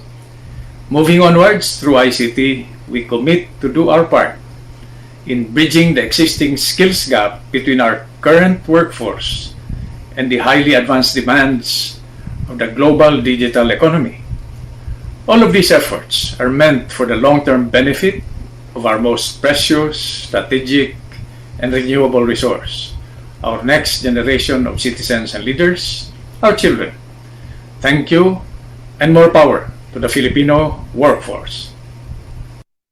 Thank you, Secretary Gringo Honasan. The backbone of the fourth industrial revolution is really ICT. So we thank you for the support for the Philippine Skills Initiative. And last but not the least, the DOST, one of my favorite secretaries, Secretary Fort Boy de la Peña, who's now represented by Undersecretary Rowena Cristina Guevara. Hi, Yusek. Thank you. Honorable Secretaries, co-workers in government, stakeholders of the Philippine Skills Framework, friends from media, ladies and gentlemen, good morning. Allow me to read the message of Secretary Fortunato T. de la Peña. This Philippine Skills Framework Memorandum of Understanding marks the DOST's commitment to continuously support and increase the country's human resource development, especially in the areas of science, technology, and innovation, to prepare us in what we call the fourth industrial revolution. We will do this to ensure that the fourth industrial revolution provide maximum economic and social benefits for the people. In fact, the DOST has already established the Advanced Manufacturing Center, the Advanced Mechatronics, Robotics, and Automation Laboratory. We have ongoing training for over 24,000 data scientists under Sparta. These are just a few of the DOST's initiatives towards the Philippine Skills Framework. As a member of the PSF initiative, we at DOST assure you that we will strengthen and encourage the provision of timely and relevant scientific solutions during this time of health crisis and beyond. We will also provide strategic synergy between the PSF initiative and the harmonized national research and development agenda. Magandang agham po sa ating lahat. Thank you, Yusek Cristina Guevara. You know, knowing about this initiative on data scientists and analytics is a big thing because data is one of the most valuable assets now in the fourth industrial revolution. And with that, we thank you for all the messages from our different departments. I turn you over to Edinelli. Thank you very much to all our secretaries present here today, and of course for signing the MOU, indicating the commitment that you have for this initiative, the Philippine Skills Initiative. Well, this is just the beginning of more engagement. We will be calling on you, we will be coordinating, and we will be working with you. I think in the chat box early on, there was somebody who was asking what sectors are covered. And we will be working, as I was mentioning, with the different government agencies. And we're particularly very excited, Sir Joel, because we have sector agencies here. So we have completed and will be launched this afternoon, actually, supply chain and logistics, where we were able to develop one career map, 4 subsectors, 30 skills map, and 86 skills documents. Ganun po siya kadami. That's how many the documents are developed for the Philippine Skills Framework for a particular sector. And that is also what we wanted to do when we developed sector-specific skills framework. For creative design, that's under the Department of Trade and Industry. For manufacturing, I think DTI, DOST, TESDA will be collaborating. For food, the Department of Agriculture, of course, DOST, and even DTI will also be coming in. health and wellness, we're looking at the Department of Trade and Industry, and of course, the Department of Tourism to be on the lead. Tourism, of course. Yusek Robbie, hello. Thank you. And that will actually be led by the Department of Tourism. IT-BPM, we already had talks with the DICT. Thank you very much, Secretary Honasan, for being here. And finally, for construction, we've also had a number of meetings with CIAP, Construction Industry Association of the Philippines under the DTI, and CMDF. And I think, if I remember it right, just last week, we had a meeting. It's a tripartite government, industry, and academic meeting, because we're also looking at developing the skills framework for construction soon. And I hope all the other secretaries and the workforces that you have will be ready to onboard, your respective officials and workforce for us to start working on the development of the sector skills specific skills framework.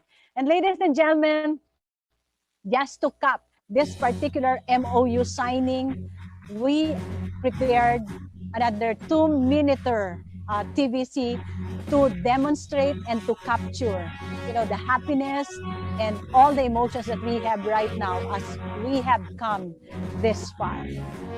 Let's watch this, everyone.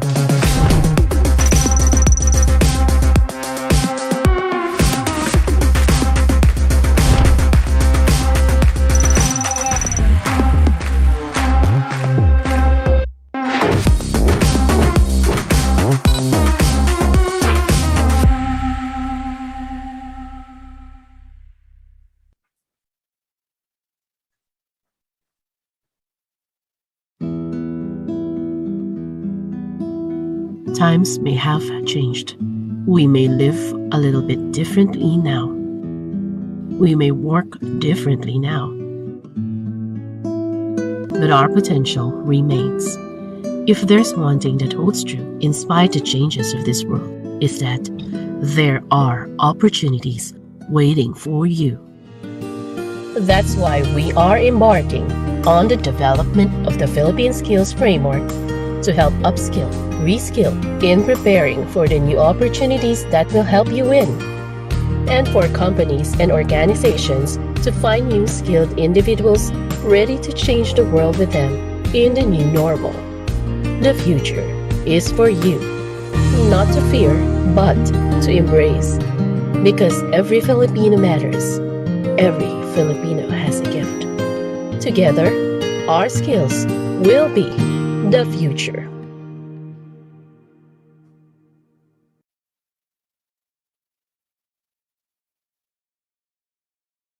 Thank you. So for the 11 government agencies that came together, thank you very much for being part of the first MOU signing. And we now have another MOU to be signed on the Philippine Skills Framework. The very first one that was finished was the supply chain and logistics sector. So I hope this can be a model for the other sectors and the other industries on the work. And it took us 6 months to do this. So we expect that the other industries can do it siguro in 3 months, di ba? Kayang-kaya po. You can learn na from our experience. So this multi-sectoral MOA is a public declaration, actually, of our joint commitment between the government and the logistics sector to advance the competitiveness and ensure a future-ready logistics workforce through training and skills development. So yan. Idinelli, can I turn it over to you as we go to the signing? Yes, Sir Joel, the MOU aims to establish a collaborative effort between the government and logistics services sector in advancing competitive and future-ready logistics workforce through training and skills development. Specifically, the MOA provides scholarship, take note Sir Joel, scholarship programs to logistics services sector on existing TESDA training regulations and non-registered programs, as well as collaborate on the formulation of the Philippine Skills Framework for Supply Chain and Logistics. And under the MOA, the DTI is responsible for establishing a camaraderie between TESDA and the Logistics Services Philippines Association. The TESDA is responsible for extending the scholarship assistance for existing training regulations for the supply chain and logistics industry, as well as non-existing program-based training on industry-specific training requirements identified by the DTI, TESDA, and the LSPH associations. The LSPH Association is responsible for providing manpower requirements. Okay, it will be coming from them because they're actually the industry sector to participate in TESDA scholarship and training programs, as well as provide the supports and support skills development training of TESDA. There are actually, Sir Joel, 20 signatories in the MOA, Wow, the DTI. okay. TESDA principals, of course, Secretary Mon Lopez, Director General Secretary Isidro La Peña, together with the witnesses, Assistant Secretary Mary Jean Pacheco. Thank you very much, ASEC. Sila yung talagang nauna, no? This is the first ever skills framework, sector-specific skills framework. And of course, Deputy Director DDG Rose Urdaneta and the 16 LSPH Association heads. Thank you. Thank you. Sobrang exciting. You know, while we have Dole here and while we have Ambassador Gerard Ho here, you know, supply chain and logistics is a global requirement.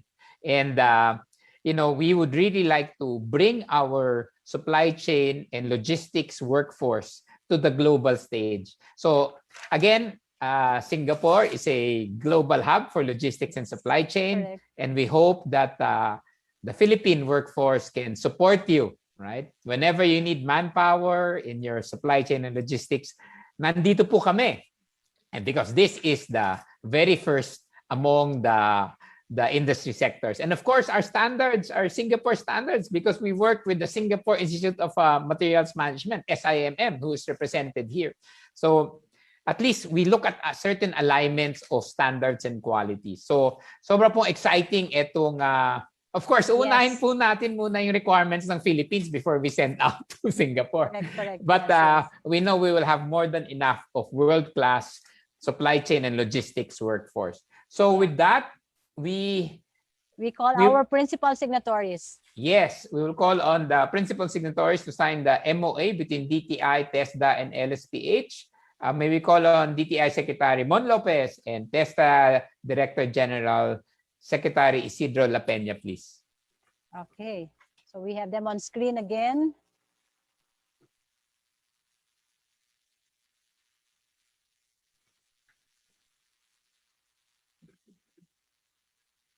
Okay. Okay, thank you very much. May we request our beloved secretaries to please show on screen the signed documents. Sorry po. Medyo maganda yung virtual natin ngayon, no? Parang automatic, we just show it on screen. Thank you very much, SecMon and DG Sec La Peña. Thank you very much for signing the MOA. And yes, okay. Yes, very nice. Okay. The Logistics Services Philippines signed the 10 commitments of the logistics services sector, a list of policy recommendations for the development of the logistics industry last December 2018, including commitment number 10, which states the development of competitive and future-ready logistics workforce that will address the current and future needs of the logistics service sector. Now, may we call on our LSPH Association representatives to sign our agreement. Joel, let me just do a little ad lib, because we are actually looking forward to the different sector agencies to also, follow suit and develop and involve the industry players in their respective sectors and get into what we're doing also right now. So may we call on for LSPH Association representatives to sign our agreement. Sam Bautista, President of Academy of Development Logistics. Connie Tinio, Director of Alliance Concerned Truck Owners Organization. Patrick Ronas, President of Association of International Shipping Lines Incorporated. Alexander Ong, President of Association of Off-Dock CSF Operators of the Philippines. Roger Torres, Director of Alliance of Container Yard Operators of the Philippines. Anthony Dizon, President of Cold Chain Association of the Philippines. Adonis Carmona, President of Chamber of Customs Brokers Incorporated. Ms. Zapata, Maria Zapata, President of Confederation of Truckers Association of the Philippines. More, Sir Joel? Yes, Mr. Alfredo Yatco, President of the Customs Bonded Warehouse Operators Confederation. Mr. Teodorico Gervasio, President of the Inland Haulers and Truckers Association. Mr. Gerino Batallones, President of the Philippine Institute of Supply Management. Mr. Mark Parco, President of the Philippine Shipping Liner Association. Ms. Marilyn Alberto, President of the Philippine Multimodal Transport and Logistics Association. Colonel Rodolfo de Ocampo, President of Port Users Confederation of the Philippines. Mr. Pierre Carlo Curay, President of Supply Chain Management Association of the Philippines. And Mr. Nelson Mendoza, President of the United Porturers Confederation of the Philippines, who is being represented today by Ms. Maria Feleza C. Leong, EVP of UPC. So, may we request all of our supply chain and logistics services sector to now sign the MOU.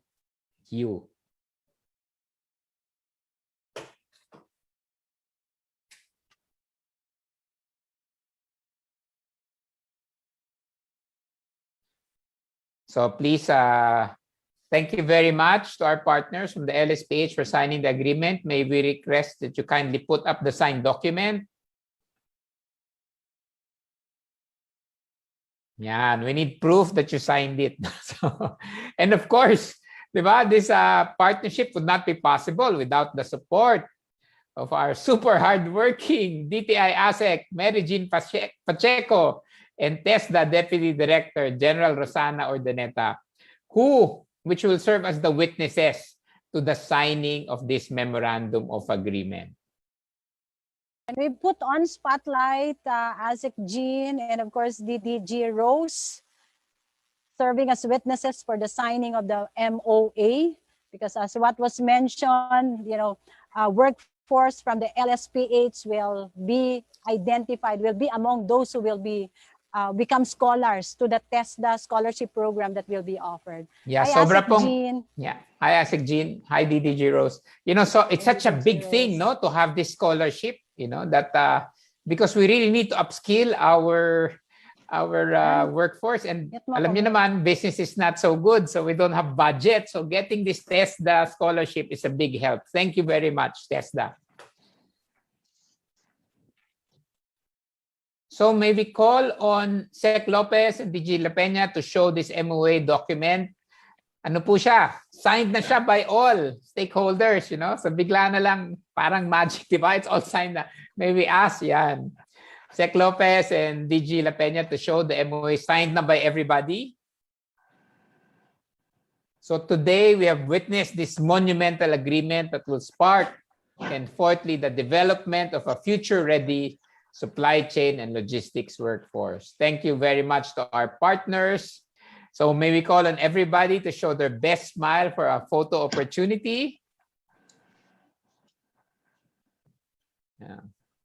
We were all on stage for photo opportunity, but this time we're actually sharing one screen and seeing everyone. And, this is really a very momentous event, having all the secretaries here I understand that it's really very difficult to get their, schedules in one venue and at one particular time, but here they are. Yes. Thank So you thank very you. much. Thank you very much. Secretary Mon, thank you po, and Secretary La Peña, thank you very much. Okay. With Yun, this, may we would palakpakan like, daw dapat, yeah, diba? palakpakan po tayo, virtual clap, virtual clap. Again, scholarship, it doesn't just need a clap, it needs jumping up and down, di ba? Correct. Yeah. And I think Joel, I think Joel, what's also very important now is the role of the training and learning institutions, because they will be offering courses or modules that's aligned, okay, or that includes already what's identified, the skills and competencies that are in the skills document of the Philippine Skills Framework for logistics and supply chain. Yes, so I'd like to believe that TESDA will also be, regulating this. So for academic institutions, training institutions, I hope that you start, thinking about how to go about this, connect with TESDA, connect with DTI, connect with TEMS, or even our skills future Singapore partner. Yes, Joel. So actually, to all the academic institutions here and the learning providers, please let us all develop these new courses that will really support the supply chain and logistics industry. The skills map, the Philippine Skills Framework, is our guide and will really give us the direction on what courses to develop. So we want to see you later in the afternoon so you can see our Philippine Skills Framework for the supply chain and logistics industry. And if you need any support, we are here po in TEMS International to help you put together the courses together with our partners from Singapore, SIMM and Accelerator Singapore. So actually, Joel, we have come to an end. Yes.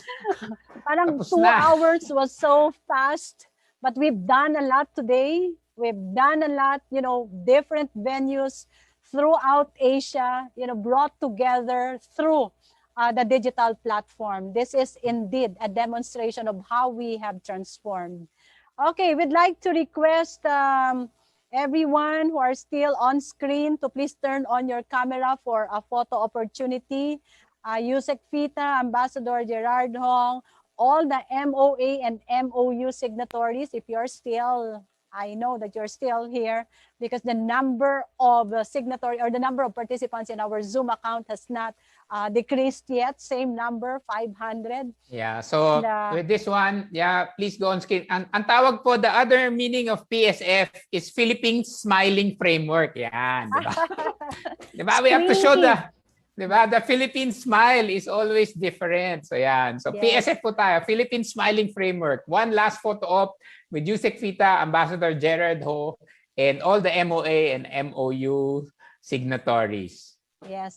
Okay, and as our tech back-end team is doing all the screenies, pwede rin siya, Joel, di ba? PSF, Philippine Screeny Frames. Philippine Screeny Frames. Okay, and while we're doing the screenies, for all the participants who are here, we would like to invite everyone. Actually, this is already the concluding part, but the next part will be a press conference. We have media friends who are coming from business world.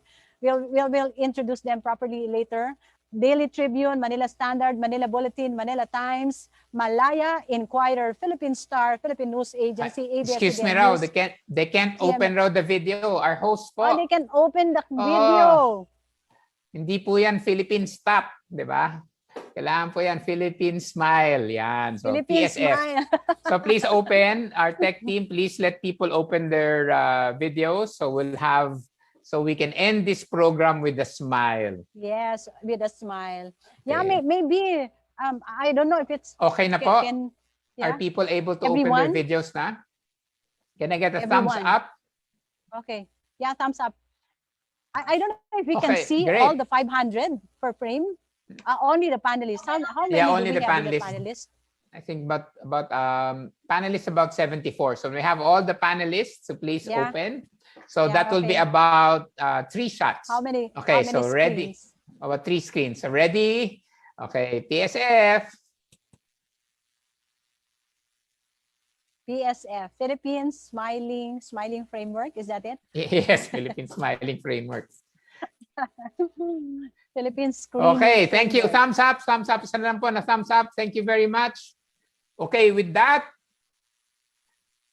we end this program. Congratulations to everybody. You can have for your lunch, and everybody from the supply chain and logistics sector. We look forward to seeing you in the afternoon. And for our media partners, we are going to have our press conference, and I think all of our secretaries, majority are staying over for this. I turn it over to you, Edie Nelly. Oh, I will be all alone. I thought you'll be joining me. I'm turning it over to you to organize everybody. Then I'll be there. Thank you very much. We'll see everybody after lunch. Yung mga media po, maiwan muna. Thank you very much, ladies and gentlemen. That was the president and co-founder of THEMS. Ako na nag-introduce sa Sir Joel.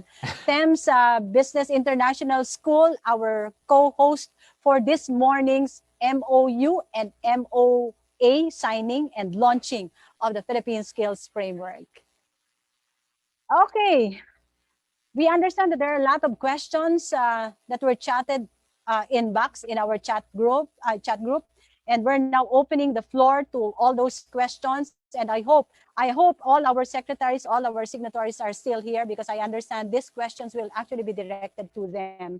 Okay. So maybe, I don't know if we can we spotlight the press people who are here? Yes, we have on the press Ms. Janina Ibanez of Business World, Rafi Ayeng of Daily Tribune, Othel Campos, Manila Standard, Bernie Magkilat of Manila Bulletin, Ana Gonzalez, Manila Times, Irma Isip, Malaya, Roy Carnival, Inquirer, Luella Desideri from Philippine Star, Chris Mundo from Philippine News Agency, ABS-CBN News People are here, GMA Network are here, One FM Palawan, One Newspaper Port Call, and of course, we'd like our Logistics Services Philippines LSPH Association directors to stay on for any questions. Yeah. Okay. So I think we're ready to answer. We're opening. Okay, we're ready to answer the questions that we have. Maybe we can entertain some questions first from the chat box, unless, of course, somebody from our media friends is raising his or her hand right now, so we can acknowledge you. Okay.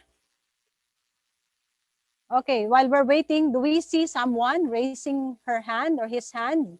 Back end team? Yeah, we have from PLSA, Mark Parco, whose hand was raised. Yes. Yes. Yes, Mr. Mark. Hi, Mark. Are you gonna comment on something? No. Yeah. Sorry, I inadvertently pressed the. Okay. Sorry. No problem. No problem.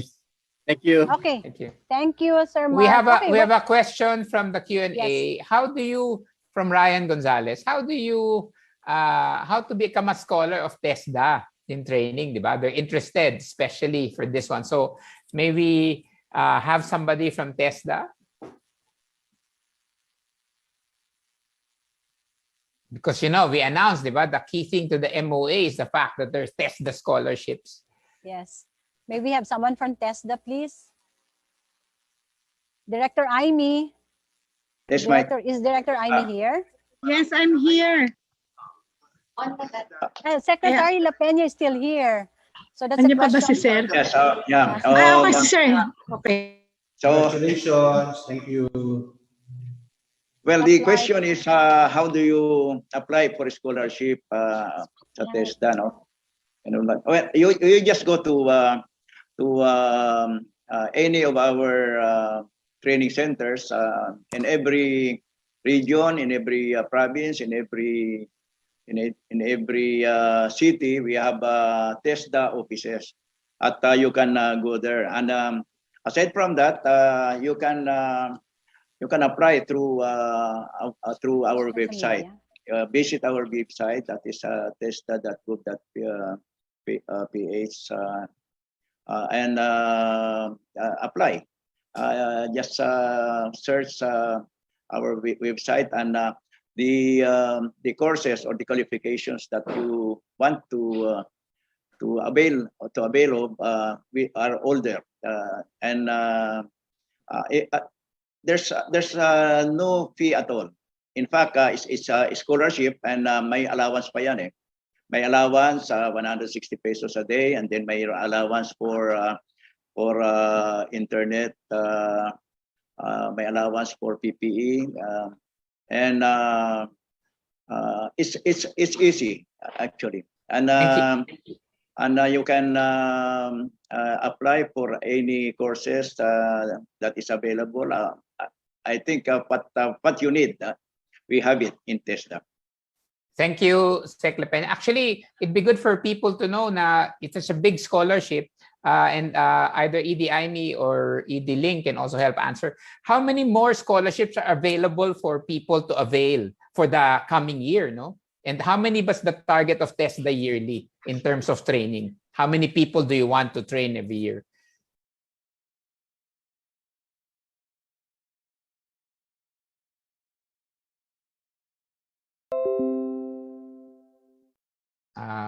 Na-mute po ang ating 100,000 scholarship. So and of course that depends on the budget that we have, and if next year we will have a bigger budget, then we will have more. We will have more scholars. Yeah. Thank you, Sec. I think we lost you there. You said 100,000 scholars, no? Is that the number for this year? 500,000. 500,000, you know, so yeah. There are 500,000 workforce will be upskilled today by TESDA, you know. So let's all work towards availing that. Okay, thank you very much. That's very exciting. That's actually a welcome development, although we know that TESDA has actually been implementing a lot of scholarship programs. Okay, we're now opening the floor for our media friends. If you can't raise your hand, just turn on your camera, okay? Turn on your camera so we'll pick you up. I think one that's on right now is from ABS-CBN. Yes, sir, go ahead. Hello, good afternoon, everyone. Congratulations po. I guess this is I hope everyone can hear me. This is for anyone from DTI or TESDA or PTTC. Siguro ano po, this a bit of a follow-up to sa earlier question. You mentioned 500,000, but how many more can benefit from this program? If ever, on the wider scheme of things, kumbaga aside from scholarships, across all the different industries na gusto nating merong this prioritized skills, how many of our workforce or talent do we want to really be included in this program moving forward, and ano po yung timeline nun? Thank you. May we have, who can answer that? Actually, we can answer that, Joel, but I think it's best that we take the opportunity of having either Secretary La Peña again, or you, Sec Tita or Sec Mon, if he's still here. How many can benefit? Do we have, yes, Sec to respond to that question. Good morning, DDG Rose. Spotlight DDG Rose, please.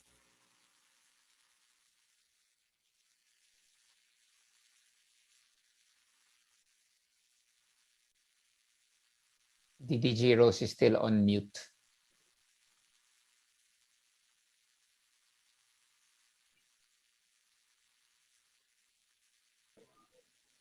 There. Hi, DDG Rose. Hi po. Spotlight.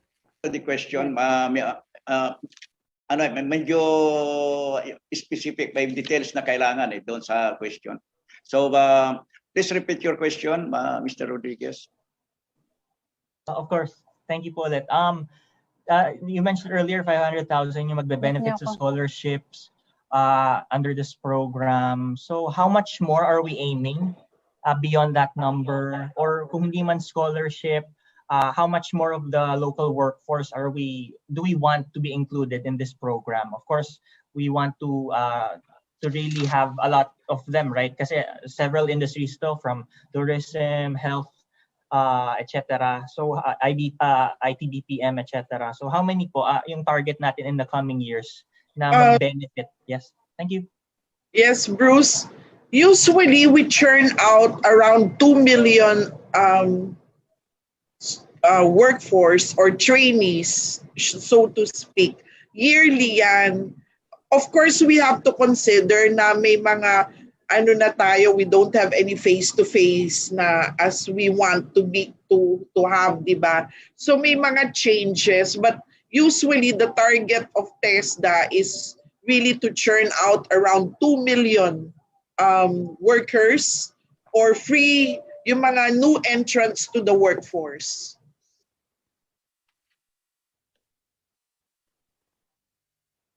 Thank you po. Okay, thank you. Director Nelly. Yes, yes, Yusek Fita. Go ahead. Yeah, if I may also chime in. Well, I've mentioned earlier that based on the work done by McKinsey, they found that actually 48% of activities in the Philippines, and that's equivalent to around 18.2 million jobs, would be affected by automation. And hence, we're really working together with TESDA as well as with the other government agencies in terms of targeting these people who would really be greatly impacted as soon as companies would be shifting to higher or to the newer technologies. And hence our system is through the PSF, of course. This is currently being readied, and as you will see later on this afternoon, we're already starting with the supply chain and logistics.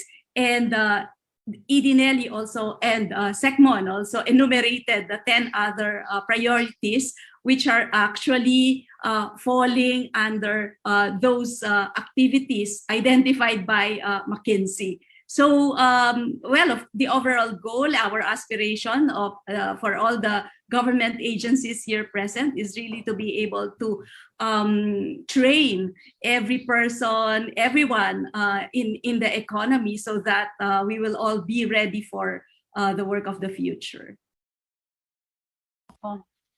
Thank you very much. Thank you very much, Yusek Fita.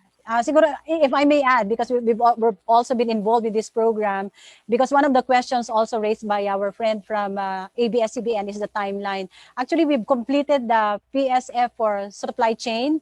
Now discussions are ongoing with construction, IT BPM, of course, creative industry. So the other sectors that are considered to be priorities for development of the skills framework, and with the presence, of course, of their respective secretaries here, we hope that they will be part of what will be targeted this year. Okay, thank you very much. Idinelli, yes, Yusek. Manufacturing is also part of that. And let me also share that it's not only government that is currently focusing on all these efforts, but even the private sector, the PCCI. Remember, we had a meeting the other day, Idinelli, with PCCI, and they're going to start by looking at food manufacturing and electronics. And we are actually working together with them to ensure that our frameworks are aligned. And they are aligned, by the way. Thank you. Yeah, thank you very much, Yusek. It's actually interesting. A lot of, this is a public-private partnership for the workforce. So even industry and even training institutions, private and private, are coming together for this. Thank you very much from our friend from ABS-CBN. Any other question from media? Yes. Yeah. Media, do we have someone? Yeah, just turn on your cam so it will tell us that you have a question. We have on screen right now. Okay, that's also from ABS-CBN. Do we have other questions from our friends? If not, then maybe we can start asking questions from the chat group. Either Sec La Peña or Yusek Fita can answer this. How is the framework of Singapore, which is a first world economy, compatible to our developing country? Okay, maybe Yusek Fita or Sec La Peña can answer this. How is the framework of... Yes, go ahead, Yusek.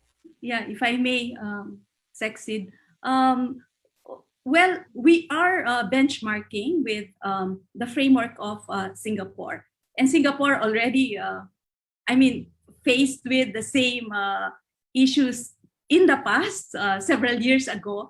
So they've already carried out all the necessary work. And in fact, it's not only the Philippines that's benchmarking with Singapore framework. Other countries are looking at it as well.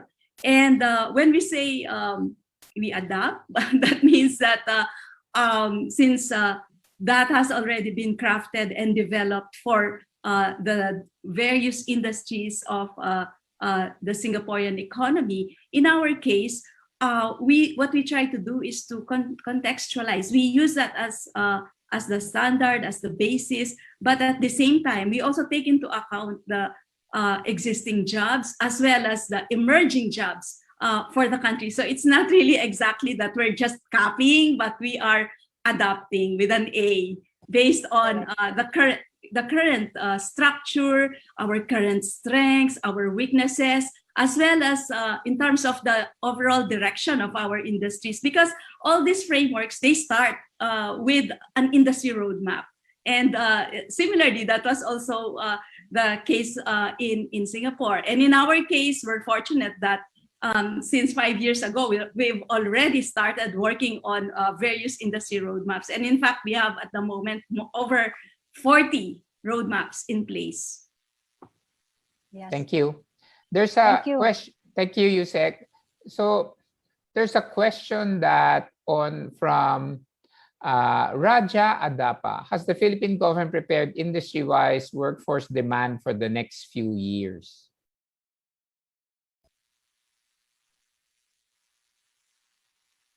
It'd be nice if somebody from Dole also is still here. No?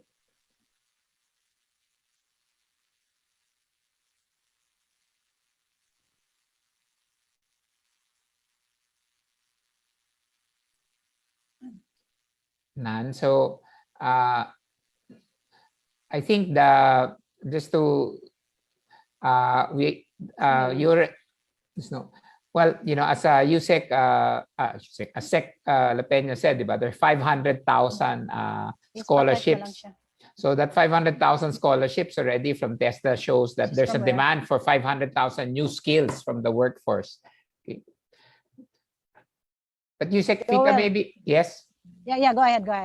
Maybe, Fita, you can just say that maybe you can share to some of the ones who have asked us questions about the future of the Philippine workforce and then why the skills framework is really key to building the workforce of the future. I didn't quite catch the question, but based on what you said, Joel, well, of course, the future of work is really more about being agile. And based on studies that have been done, our current system is not efficient, it's not agile enough, and hence there's a need for us to adopt this a need for us to adopt the PSF and the need for us to shift. But when I say shift, we're not saying that we're abandoning the current qualifications framework. What we're trying to do is to integrate both. And I think that would really be a good way, a very good direction by which we will be able to prepare the workforce. So it's not only taking into account the demand side or from the workers' perspective, but we're integrating this with more consultations, interactions with industry, with the private sector, where really the demand is going to come from. So we're merging both supply and demand. We're merging the PQ, the Philippine Qualifications Framework, with the Philippine Skills Framework, and I think that's really a very important direction by which we should prepare our workforce. And at the same time, let me also point out that all these initiatives that we are carrying out are actually integrated in the entire Industry 4.0, as well as the inclusive innovation strategy of the country. Thank you, Yusek, Fita. Thank you. Yeah, we have another friend from Media Newspaper Port Call, Ms. Romina Pablo. Go ahead. Hello, good morning. I'd just like to ask a specific question for the supply chain and logistics industry. Do we already have maybe a total number of members of the sector that will be able to take advantage of the program, and how many of those will be part of the first batch of training? Yeah. Maybe we can request ASEC Jean. Is ASEC Jean still here? For logistics and supply chain. ASEC Jean, I think, is here, yes. Is she here?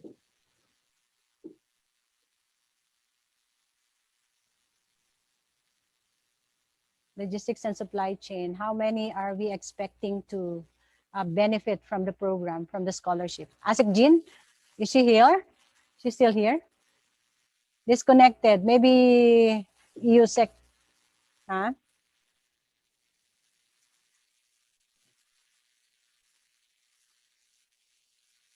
Okay, she's reconnecting. Yes, ASEC Jean, I hope you were able to get the question. Hi, ASEC.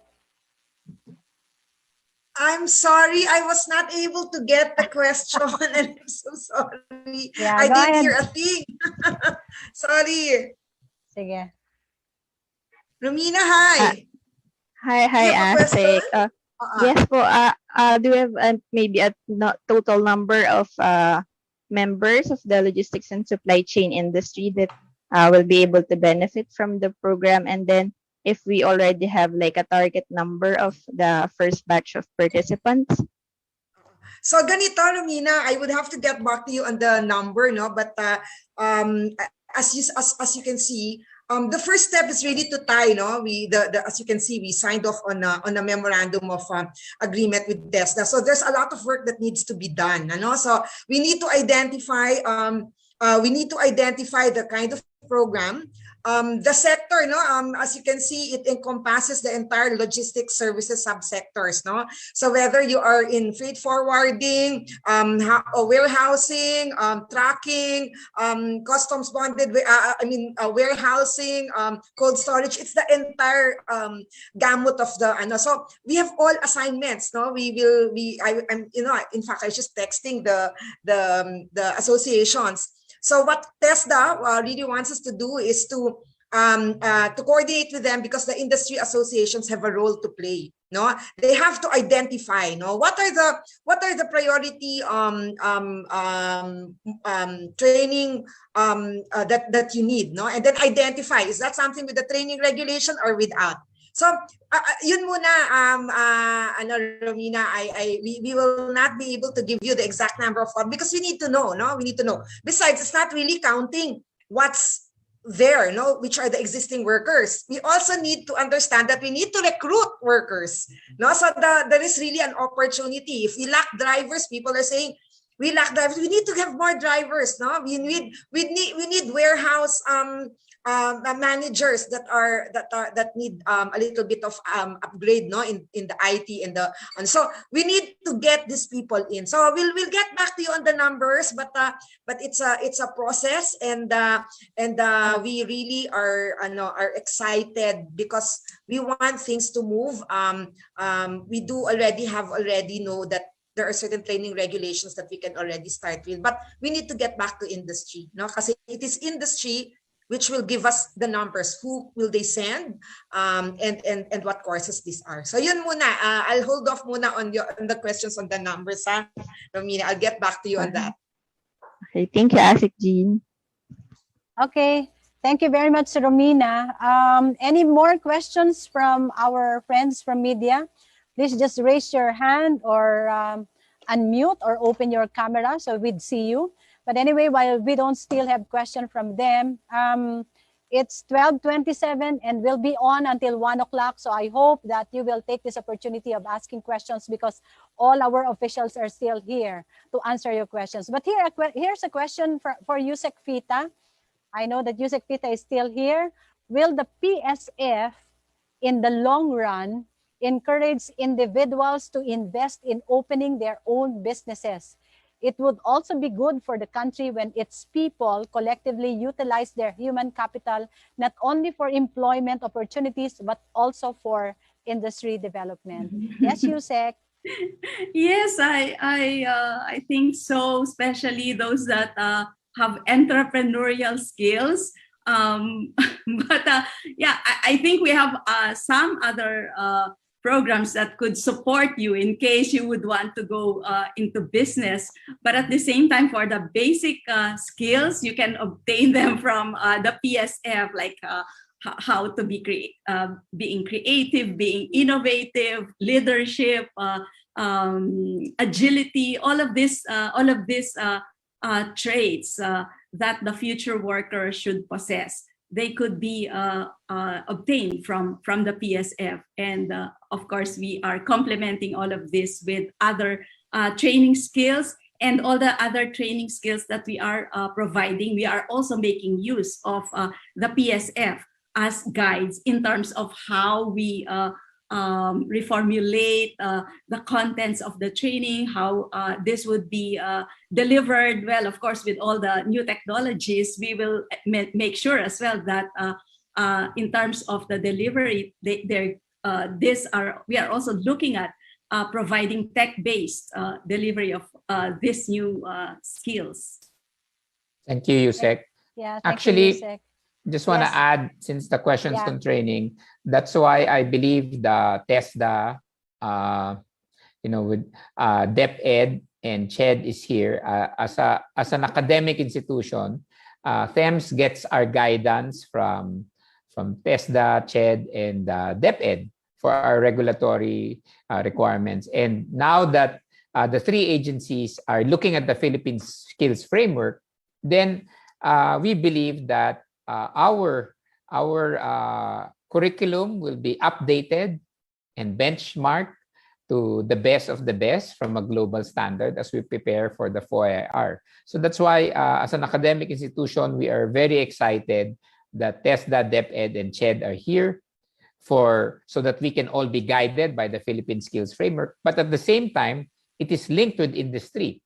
That's why DTI is the proponent of the Philippine Skills Framework. So that is really the beauty to our friends in media of the beauty and the significance of this event. No, it's industry and the training and academic institutions are finally interconnected through the Philippine Skills Framework. Yeah, and just a rejoinder, Joel, the one who asked question was also mentioning about, utilizing the human capital not only for employment, but also for enterprise or industry development. So I'd like to believe, like, for example, if there's, a technical skills that's learned about welder, okay, we have academic training institutions rather. I'd like to say that the Philippine Trade Training Center is one with those that are helping or assisting our labor force who would like to make use of their skills and turn it or transform it into business. Like, for example, you have the skills, TESDA would be teaching you, welding and other technical skills. And if you wanted to convert or transform that into a business, make use of that skill into a business, there are actually institutions. Well, Philippine Trade Training Center would be there to also assist you in that. Yes, any more questions from the floor? Do we have questions? Other questions from our media friends back end? Please turn on your cameras for us to acknowledge you. But if not, let's see other questions here this time. I don't know if I think our friends from TESDA are still here. The question is, will there be skills vouchers and employer training fund support in the Philippines similar to Skills Future Singapore? Would our partners from TESDA want to answer that question, please? Director Nelly, I'm still here. Yes, ma'am. We're trying to come up with a similar, it's the voucher system, what we call the passport voucher system, but we're still on the process of studying that particular thing. It cannot be just like what Singapore has, but the policy on lifelong learning, we're really trying to make it as a policy in coming up with scholarship allocations. Of course, hindi naman unlimited yung scholarship ng TESDA, di ba? So what we're trying to look into also is prioritizing really the requirements of the industry, so such that we would be able to really give or allocate yung scholarship namin to priority industries. And one of which that we have identified in our National Technical Education and Skills Development Plan is the logistics sector. So it well sits and we can well situate really kung saan pupunta yung scholarship namin is to an industry in which madaming matutulungan talaga para magkaroon ng kabuhayan both sa wage at dun sa self-employment. Thank you, DDG Rose. Actually, one of the other questions that might be a good follow-up to that is that after they go through the training of TESDA, this from an anonymous attendee, how will then they, how can they be helped accessing the jobs available?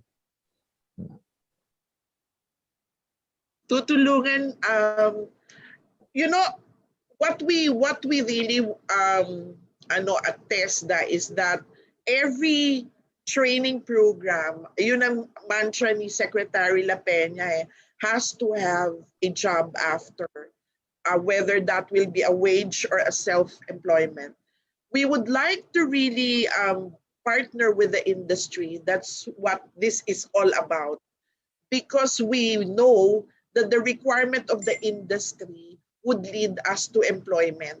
So training will be utilized kasi talaga may empleyo yung tao na talaga i-train. So yung partnership namin with the industry would really put a lot of on the way that we see how people will be employed na magagamit niya yung training sa TESDA.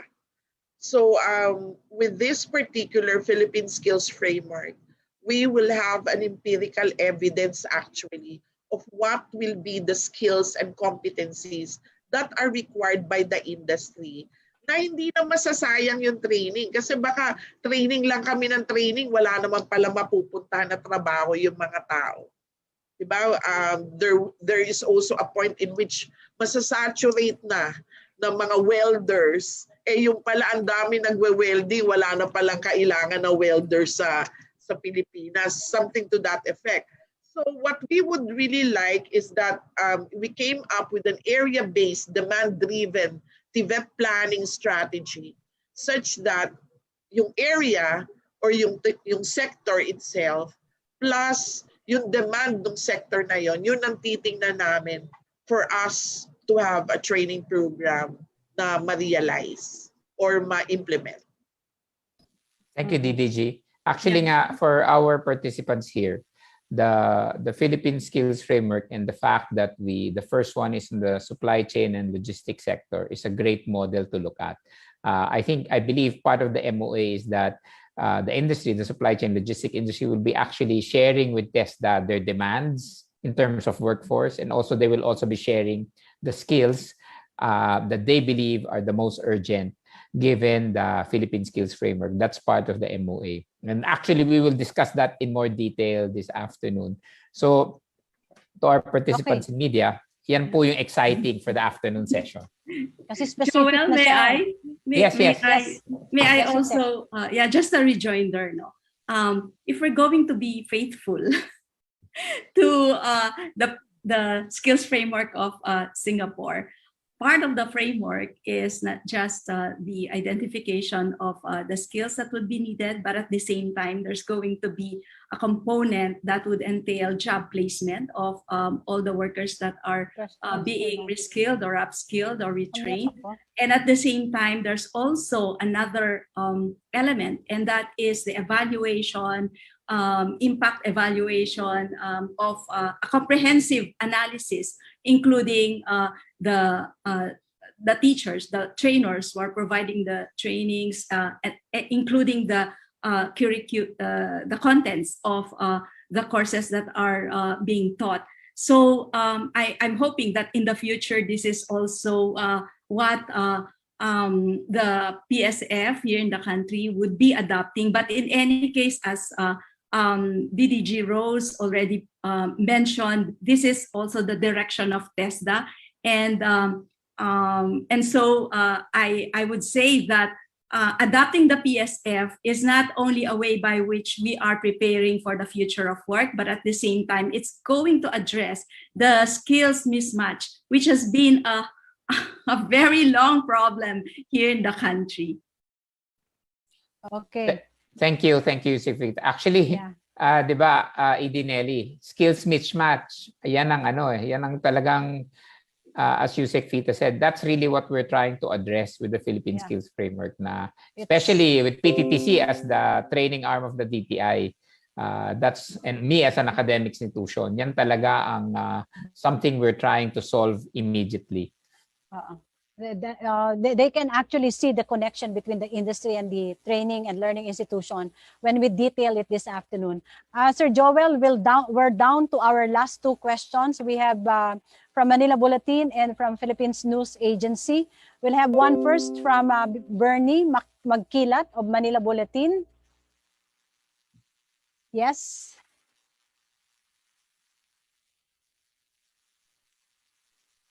And then we'll have the next and final question from Mr. Chris, or is this Miss Chris Mundo of the Philippines News Agency. We have a lot of interesting discussions this afternoon because what we launched this morning is the generic Philippine Skills Framework. This afternoon, we're actually going into the one specific sector, which is supply chain and logistics. So if you want to see how useful it is for the industry, for the workforce, and for the academy, we would like to invite you. That will be at 1 o'clock this afternoon. Do we already have our friend from Manila Bulletin? Yes, yes, go ahead. Miss Chris, okay, from Philippines News Agency. Yes, Chris, go ahead. Good afternoon po. This question is for Yusek Fita. Hi po, Yusek Fita. Ma'am, do we have estimate on how much the Philippine economy will be losing if we sustain the status quo of the workforce without reskilling or upskilling them? And can you please expound why we can't afford not to reskill our workforce? Thank you po. Well, thank you, Chris, for that question. Maybe let me just cite the case of AI. This is really one of the technologies that we're focusing our efforts on. I've mentioned earlier the job losses that could arise from automation. And hence, it's really very important for us to prepare our workforce, retrain, upskill, and reskill them so as not to lead to a very unsecure situation wherein workers would be losing their jobs in the future, and they would be forced to take not only insecure but also low value or low payment jobs. And hence, we are also taking advantage of the opportunities that could arise from the adoption of these new technologies like AI, for instance, based again on the calculations of Kearney. It is a consulting group together with Singapore's Economic Development Board. The estimated increase would amount to something like $92 billion if the Philippines is able to adopt these new technologies, AI in particular. And that's going to contribute around 12% of our GDP by 2030. So it's not just a matter of, there are two things that I'd like to emphasize. One is we need to ensure that we are able to retrain and reskill the workforce that would be affected by automation. But at the same time, there are emerging jobs, new jobs, jobs that are not present at the moment. And hence, it's really very important for us to embark on this initiative and focus really on our people. we kept emphasizing the whole time that the center of all our strategies, all this Industry 4.0 and digital transformation initiatives that we are carrying out, the center of all this is our people. We would like to make sure that they would be enabled, they would be empowered, and that they would be part of all these opportunities for us to create more globally competitive and innovative industries. Thank you. Thank you very much, Yusek. Final question. Hello, Ma. Hello. This is Bernie. Yes, go ahead, Bernie. Yeah. Yes, yes, go ahead. A question also for Yusek, Pita. Ma'am, you said, or can we talk about the timeline of this initiative? How soon we can implement this Philippine PSF? And you also mentioned about the 48% of tasks that can be automated according to McKinsey, or that would translate to 18.2 million jobs. How do you have a target of how much of this, how many jobs can be developed or can be promoted or can be reskilled because of this PSF? Thank you po. Yeah, like what I've said earlier, given the priorities that we've identified, and this 10 priority sectors that were identified were exactly those that would be affected by automation. Construction, for instance, of course, we would like to adopt these new technologies that would automate jobs or tasks that are high risk or very dangerous, and hence that would really enable our workforce to move to high value, more high paying jobs. The breakdown, I don't have the current breakdown right now I have a breakdown of the 18.2 million jobs, and that would comprise of jobs in agriculture, in manufacturing, in retail. Yeah, I could flash that, or I could share that in a while. But yes, these are exactly the same tasks, tasks and jobs that would be affected by automation, and hence we're starting with them. In terms of the timeline, we are already about to start. Hopefully, within the remaining 6 months of the year, we'd be able to carry out at least 5, isn't it, Director Nelly? Like in my case, we are going to lead those in the creative industry as well as those in manufacturing, and we are working as well with the private sector as well as with other groups. I don't know whether I could share, but it might be too premature, but we also are having meetings with development partners who are also interested in focusing their support in terms of covering more industries, preparing the workforce for the future, and ensuring that we're able to put in place the PSF of the various sectors, particularly those that would really be hit by automation as well as the adoption of new technologies. But again, whether we like it or not, all of these things would happen, whether with or without COVID. All these new technologies would come in, and hence we need to be ready. And primary focus, like what I've said, would be in terms of ensuring that our workforce, our people are empowered and enabled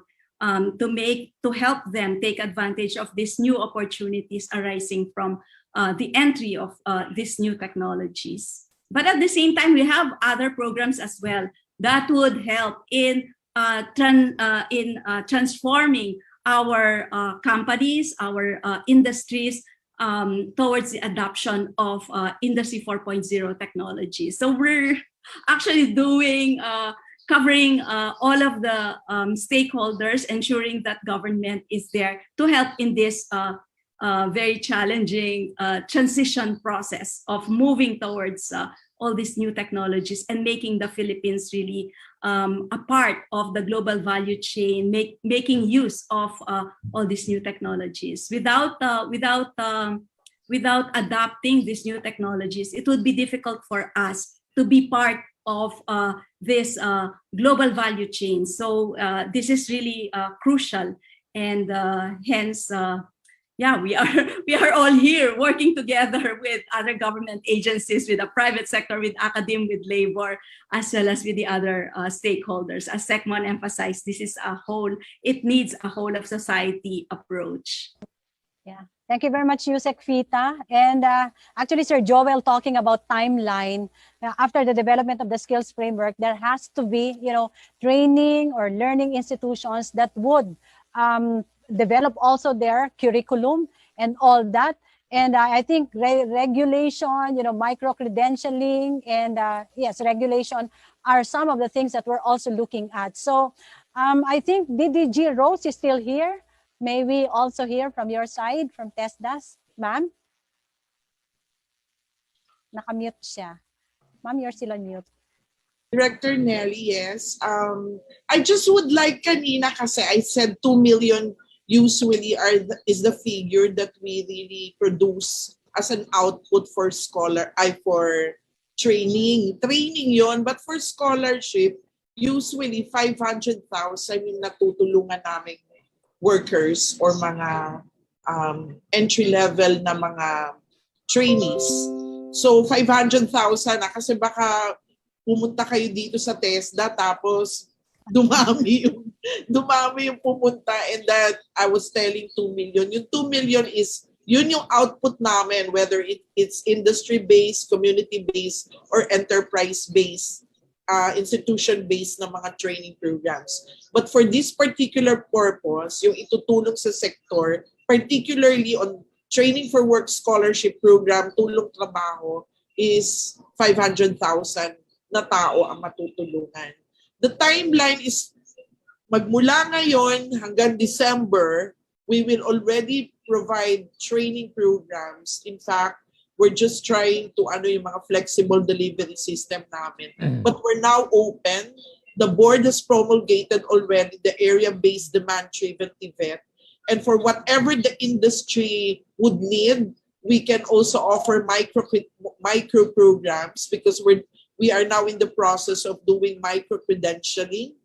So ito po are the reforms that Secretary La Peña had brought forth in TESDA, such that the industry would be able really to have a great and collaborative partnership, sustained partnership with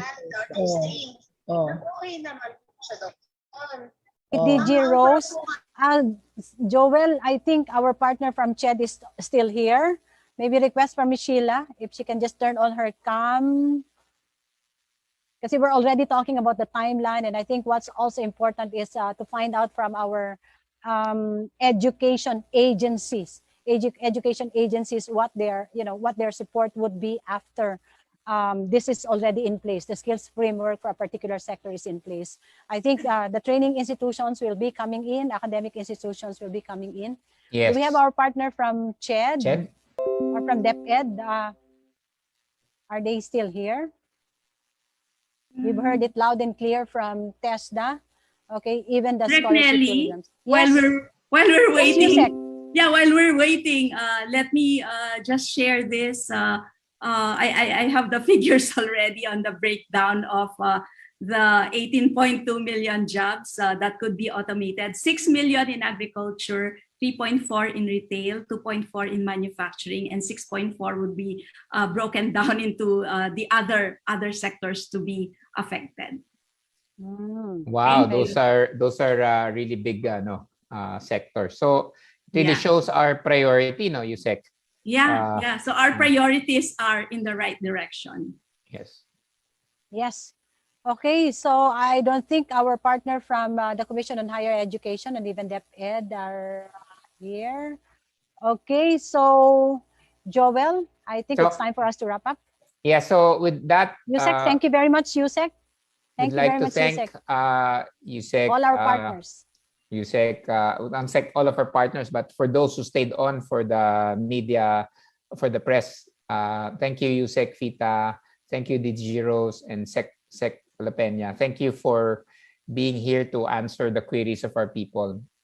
And for all of those who are in the supply chain logistics sector, we look forward to seeing you in the afternoon at 1 o'clock. Yeah. Thank you very Okay. much. Congratulations, Idinelli. So this is Congratulations. Joel Joel. Santos po from SEMS International signing off for the morning event. Yeah, we'd like to invite you 1:30, the same Zoom link. You can just have your lunch, enjoy your lunch. We'll be showing some videos about the development, of course, the journey, and other videos that can accompany you during lunch.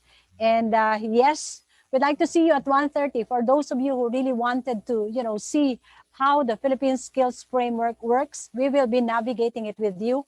We'll be sharing to you with ASEC Jin the journey, navigation of the skills framework for supply chain and logistics, and of course, some testimonials, sharing of experience from the industry associations, and even from the users of the PSFSCL. Ladies and gentlemen, thank you very much for joining us this morning. We've reached 12:52. Thank you very much for being there and learning something. And I hope that this is something that you will also impart to more Filipinos and push our government, our industry association, and our workforce to really adapt and align with the Philippine skills framework that are yet to be developed.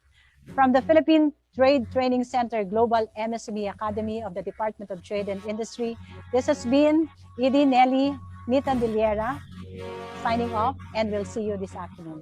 Magandang tanghali po.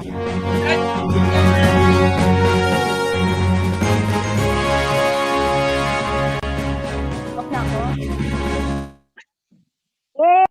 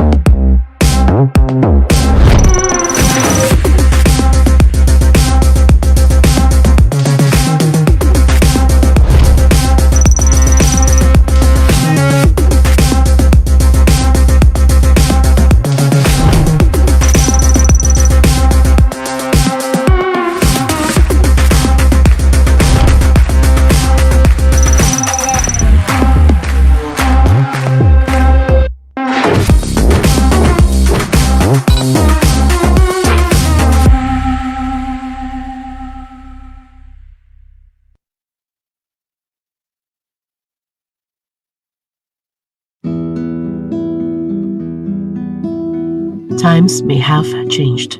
We may live a little bit differently now. We may work differently now. But our potential remains. If there's one thing that holds true in spite of the changes of this world, it's that there are opportunities waiting for you.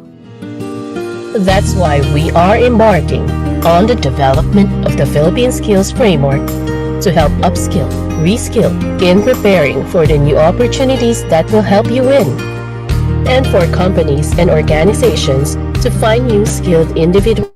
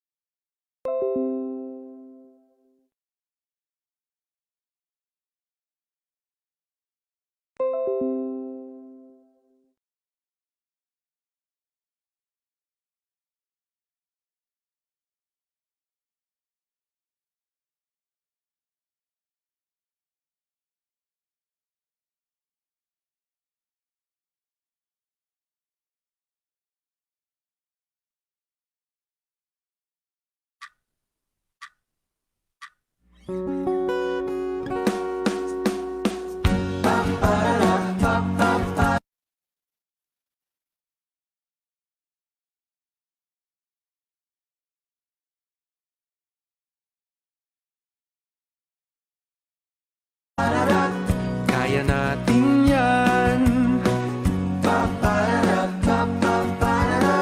Kaya natin yan. Kung nais umasenso, manap ng trabaho, o di kaya'y subukang magnegosyo. Lumikha ng produkto at sikaping lumago, inspirasyon mong pagkapiko. Katuwang ng gobyerno sa iyong tagumpay, iisa ang ating hangarin. Pag may abilidad at oportunidad, tiyak na ang lahat ay uunlad. Trabaho, negosyo, kabuhayan, kaya natin yan. Walang iwanan. Go lang ng go mga kaibigan. Trabaho, negosyo, kabuhayan, kaya natin yan. Sulong Pilipinas! Go, go, go, kababayan! Kaya natin yan. Kaya natin yan. Kaya huwag magtipid sa iyong mga pangarap. Sige-sige sa pagsisikap. Asenso'y sigurado sa hinaharap. Manalig lang palagi sa sarili. Trabaho, negosyo, kabuhayan,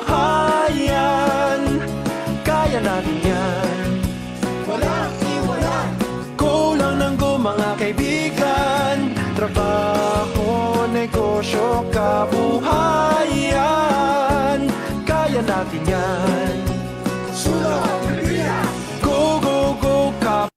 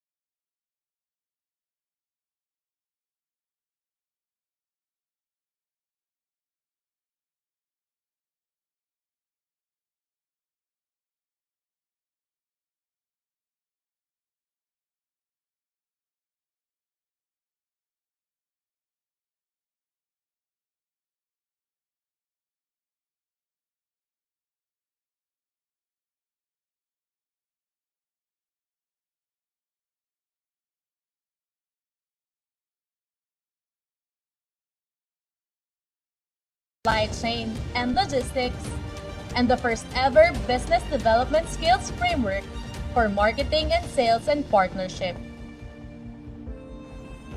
Investing in human capital always reaps rich rewards.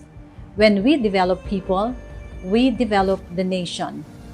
As the training arm of the Department of Trade and Industry and the main proponent of this project, this is another way of realizing our mandate, but beyond the usual service. Laser focus in developing the needs of the industries, the workforce, and learning institutions. The Philippine Skills Framework is an initiative developed for the country's workforce to promote skills mastery and lifelong learning. With skills being recognized as the global currency for the 21st century, the framework adds more value. For employers, it helps with recruitment, staff deployment, training and development, and performance and rewards management. For individuals, it helps plot their career paths. Education and training providers can better compose their training programs, and government, together with professional bodies and unions, can better craft policies. Together, we will develop the Philippine Skills Framework for priority sectors with continued support from Skills Future Singapore. Singapore will continue to provide the technical expertise in the skills framework development as well as sector-based subject experts to work alongside the various Philippine stakeholder groups. We will also share our experience in the quality management practices which are needed to ensure the credibility and scalability of the Philippine skills framework. For the PSF to work well, all the stakeholder groups comprising of the Philippine government agencies, industries, academe, unions, and skills content developers will have to work together to continually improve and utilize the system. The PSF should also be connected to the Philippine Qualifications Framework, yet retain its full agility to respond quickly and adequately to the industry needs. It has to be a system developed by the industry, for the industry, to be always relevant to the industry. The Philippine Skills Framework also hones in one holistic skills values or 21st century skill as the foundational skills. Together with our partners from the education sector, we are confident that this will be articulated within the PSF, building up students to become universal students, who in turn become universal citizens. We, as a learning partner of the Philippine Skills Framework, has been a very fruitful and useful exercise. One, and the main reason is that traditionally, academic institutions would actually create programs based on research and know-how of what industry needs. But with the Philippine Skills Framework, it takes a reverse approach. Industry will now map out in detail the job roles and the specific skills needed for every position that's available in the industry. And this now becomes the blueprint and the roadmap for us in the academic industry or academic institutions to actually develop and design our programs. What's the result? The result is now a graduate who has the knowledge, technical skills, and the clarity on the roles he will need to fulfill the minute he enters industry. And from the industry perspective, they are very welcoming because it lessens the training requirements when they have a fresh graduate, and the graduate is work ready the minute they enter the company. This makes it more efficient. It allows less costs, less training costs for the company, and it also makes our graduates more effective immediately after graduating. So this kind of industry-academe partnership is the way of the future. And the Philippine Skills Framework is the main reason for that. So we look forward that more industries will go through the same process and work with academe so that the end result is a work-ready, effective, and global Philippine workforce. With a focus now on the human capital development, the Philippine Skills Framework has brought together the best minds, industry leaders, employers, education institutions, training providers, and the government to take a good, hard look at the country's situation and co-create a foundation to build up our manpower.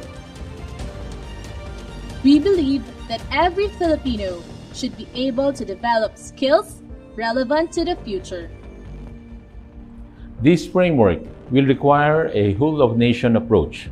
To make this initiative meaningful and responsive to your needs, it needs your active participation in developing, using, and even sharing your observations and experiences about the framework to turn it into an evolving thing. And with the support of all stakeholders, the labor, industry, academe, and government, reskilling and upskilling our workforce will ensure their success in the 4IR and beyond. Whether you are still in school, in the early stages of your career, mid-career, or now ready to leave a legacy,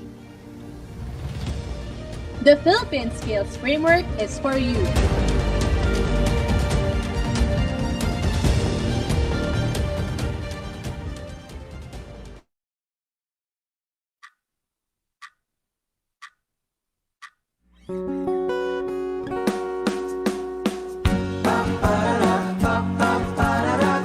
Kaya natin yan. Kaya natin yan. Kung nais umasenso, manap ng trabaho, o di kaya'y subukang magnegosyo. Lumikha ng produkto't sikaping lumago, inspirasyon mong pagkapiko. Katuwang ng gobyerno sa iyong tagumpay, iisa ang ating hangarin. Pag may abilidad at oportunidad, tiyak na ang lahat ay uunlad. Trabaho, negosyo, kabuhayan, kaya natin yan. Walang iwanan. Go lang ng go mga kaibigan.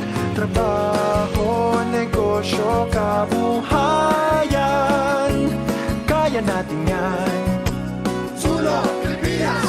Go, go, go, kababayan! Kaya natin yan. Kaya natin yan. Kaya huwag magtipid sa iyong mga pangarap. Sige-sige sa pagsisikap. Asenso'y sigurado sa hinaharap. Manalig lang palagi sa sarili. Trabaho, negosyo, kabuhayan, kaya natin yan. Walang iwanan. Go lang ng go mga kaibigan. Trabaho, negosyo, kabuhayan, kaya natin yan. Sulong Pilipinas! Go, go, go, kababayan! Kaya natin yan. Kaya natin yan.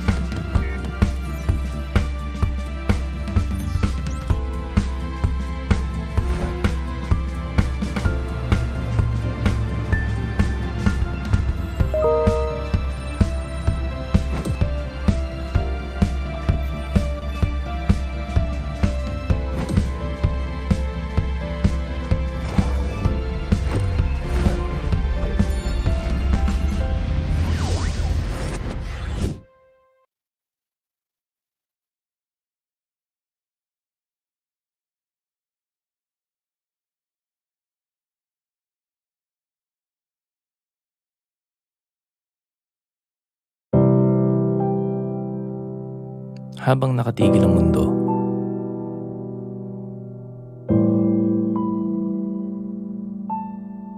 Habang ligtas tayo sa ating mga tahanan. May mga pumiling manatili sa harap ng digmaan. Laban sa COVID-19. Para sa inyong patuloy na nagpapatakbo sa makina ng bansa.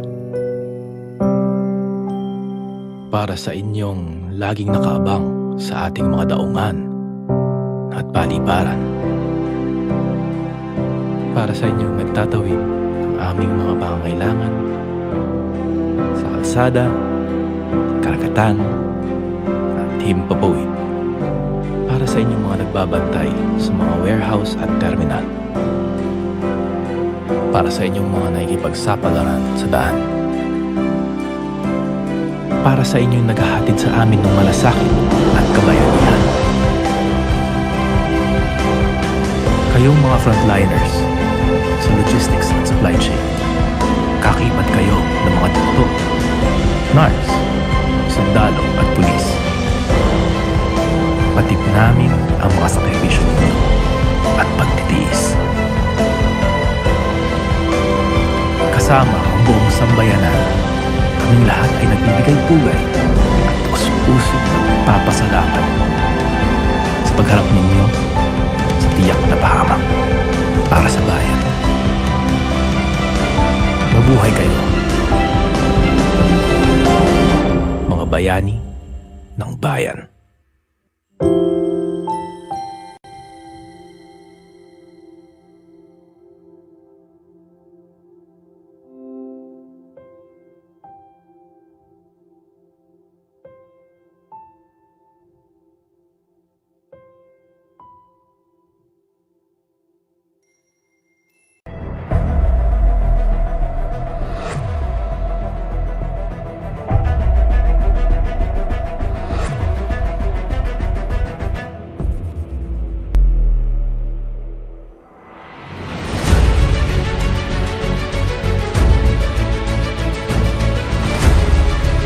How to transform your business through Our team is the one that kayo takes sa care of mundo. Maraming salamat.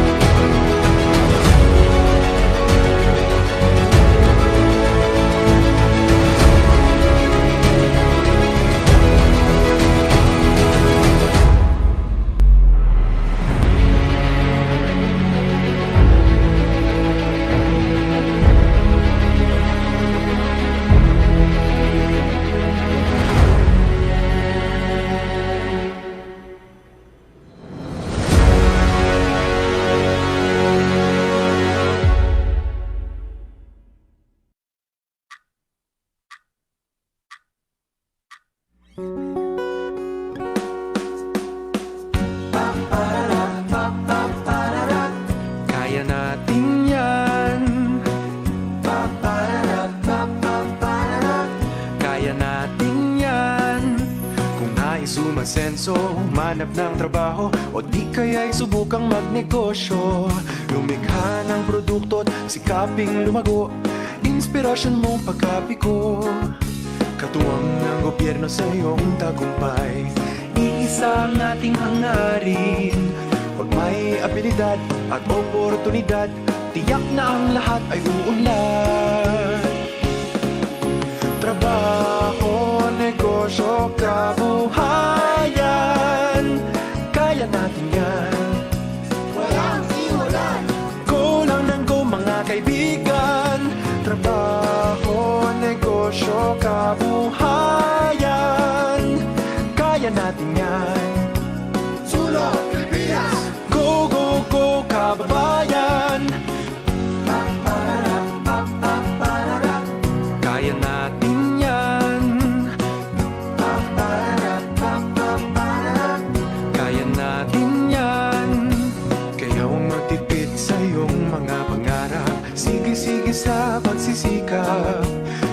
pulso'y sigurado sa hinaharap. Manalig lang palagi sa sarili. Trabaho, negosyo, kabuhayan, kaya natin yan. Walang iwala. Go lang ng go mga kaibigan. Trabaho, negosyo, kabuhayan, kaya natin yan. Go, go, go, kababayan. Kaya natin yan. Kaya natin yan.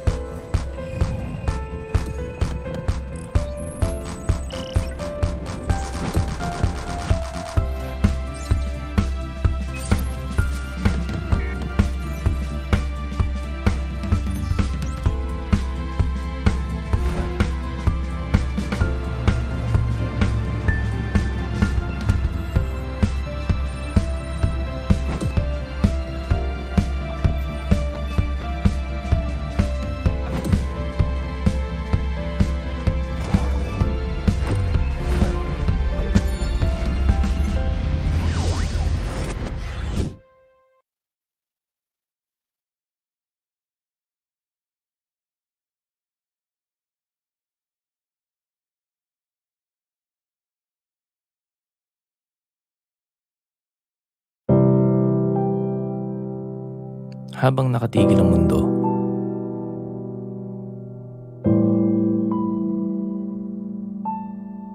habang ligtas tayo sa ating mga tahanan, may mga pumiling manatili sa harap ng digmaan laban sa COVID-19. Para sa inyong patuloy na nagpapatakbo sa makina ng bansa. Para sa inyong laging nakaabang sa ating mga daungan at paliparan. Para sa inyong nagtatawid ng aming mga pangangailangan sa kalsada, karagatan at himpapawid. Para sa inyong mga nagbabantay sa mga warehouse at terminal. Para sa inyong mga nakikipagsapalaran sa daan. Para sa inyong naghahatid sa amin ng malasakit at kabayanihan.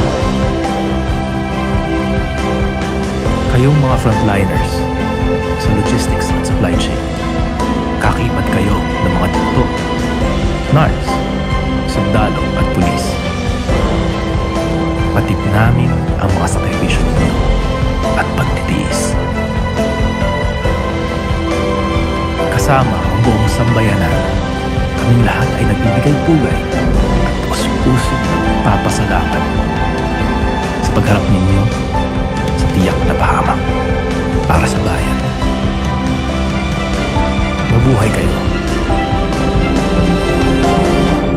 bayani ng bayan.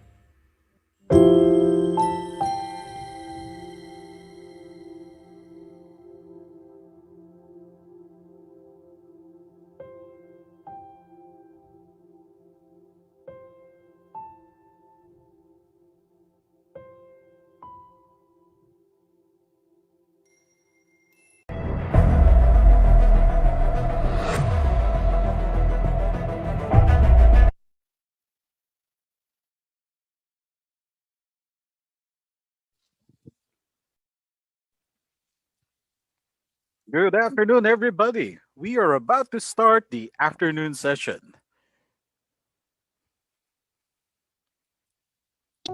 When you give a man fish, he lives by the day. But when you teach him how to fish, he lives for a lifetime. And when you say teach, that is training. And when it is training, that is testa.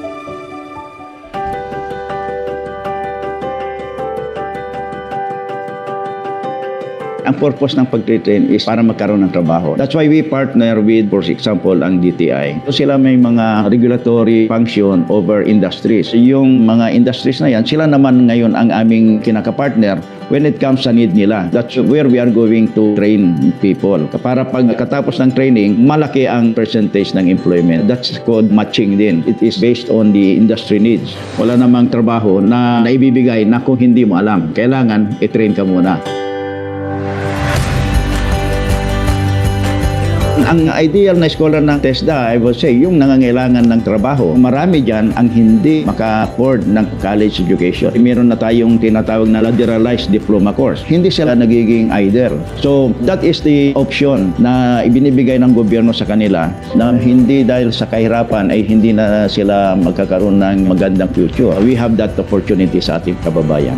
Another important sectors, ito yung nabibigyan lang ng mga OFW, yung mga IPs natin. Ganon din yung mga former rebels. We still attend to them. Bigyan namin sila ng training para magkaroon sila ng trabaho at hindi na nila maisip pa yung bumalik sa pagiging NPA dahil kasi meron na silang magandang kabuhayan. Our door is open sa lahat para magkaroon sila ng opportunity na magkaroon ng training at magkaroon sila ng livelihood after.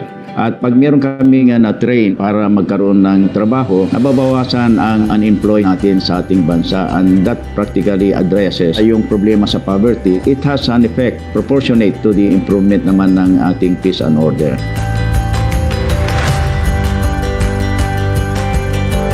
Before, we were concentrated dito sa mga training centers. Ngayon, mas marami naman yung nangangailangan sa bukid na hindi makapunta dito sa mga syudad. So, we came up with a guiding principle which we now have as a slogan, TESDA abot lahat. Para mailagay sa isip, ang puso at sa gagawa na ang siniservisyon namin ay mga mamayang Pilipino na nangangailangan ng training assistance at ito ay bibigay namin sa kanila kung saan man sila naroon. Hindi yung sila ang pupunta pa sa mga training facilities natin. In the field right now, we organize yung mga provincial training teams. Pumupunta yan doon. Kahit na walang sasakyan, they collaborate with other agencies na may mga sasakyan. They look for a way to be able to go that. When I assumed as the Director General of TESDA, I immediately went around after assumption at nakita ko yung sitwasyon ng ating mga provincial offices, regional training centers. It needs a lot of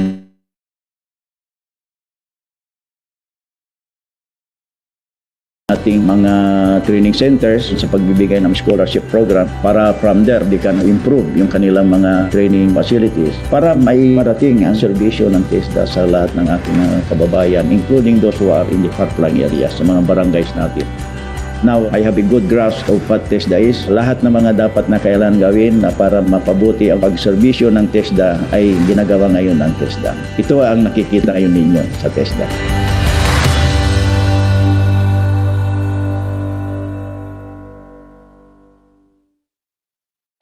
When you give a man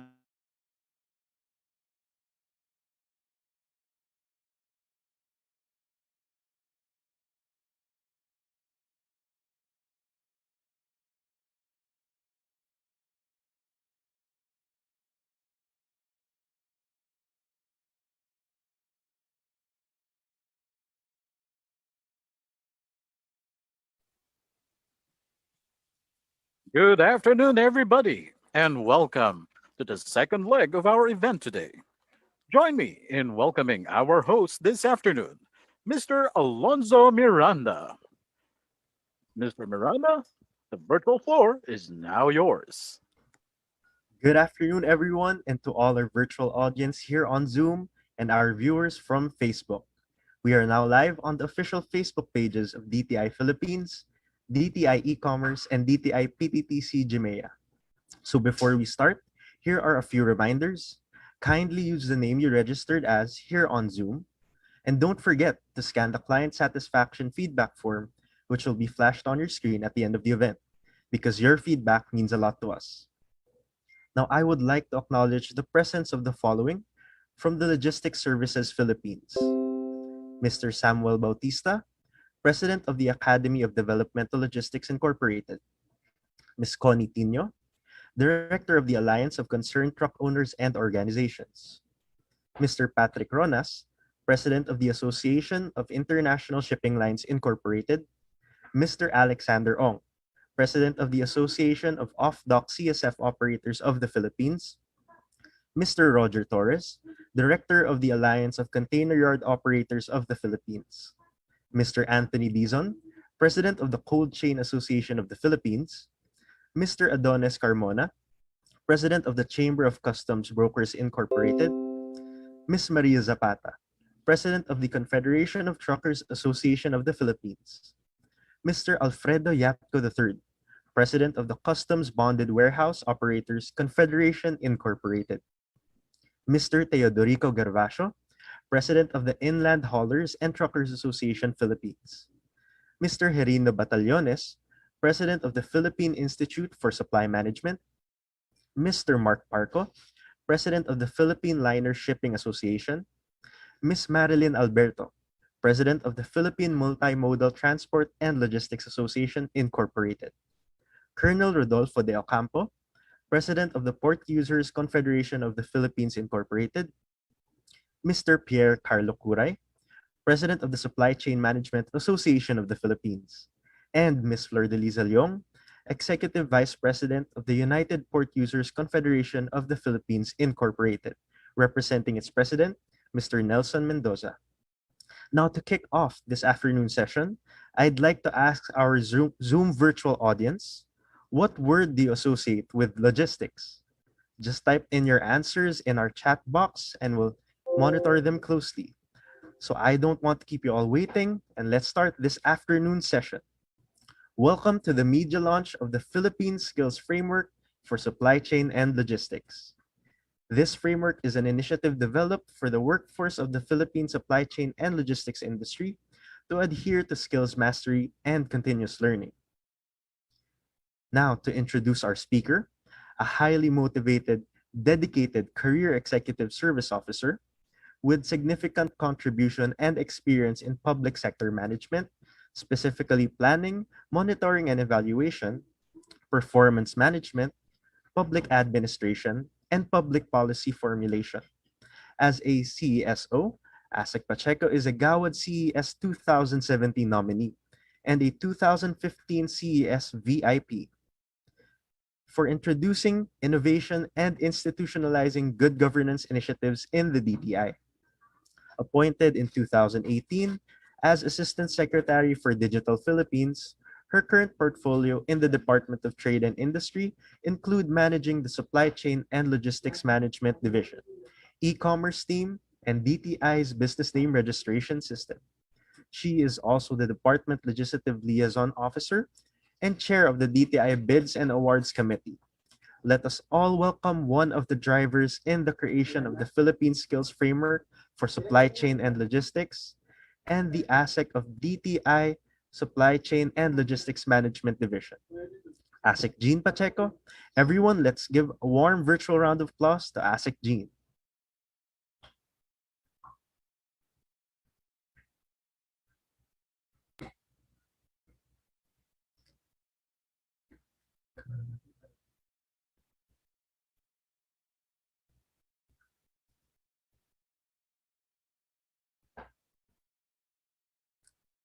We apologize. We are experiencing technical difficulties. So right now, I would like to go back to our question. What word would you associate with logistics? And I can see many answers here in our chat. Supplies, movement of goods, logistics done right, happy customer. Transport or mobility of products and services.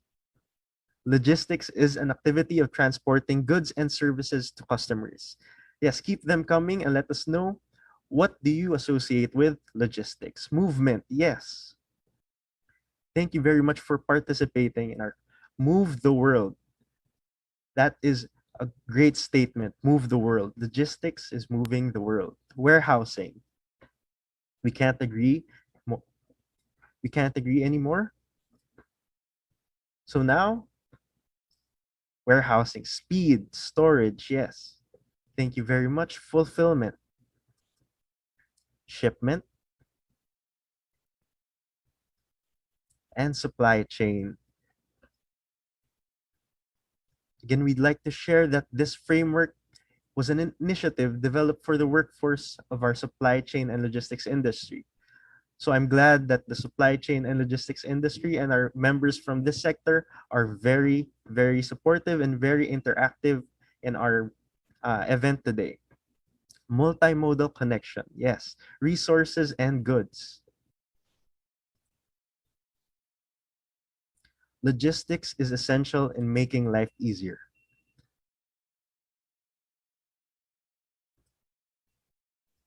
Thank you very much. Again, I'd like to thank each and everyone here for being able to attend our event.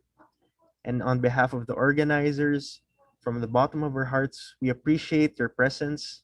Again, we thank you.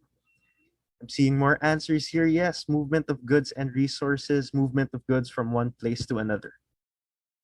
Mobility of life during this pandemic. Yes, we know how important logistics has become, especially due to the pandemic, which forced everyone to stay stuck in their homes. Shipment of goods, movement of goods, yes. In a way, logistics has made it possible for people to connect or to be connected with one another, even though we're stuck at home during the quarantine during this pandemic. I agree, movement of goods.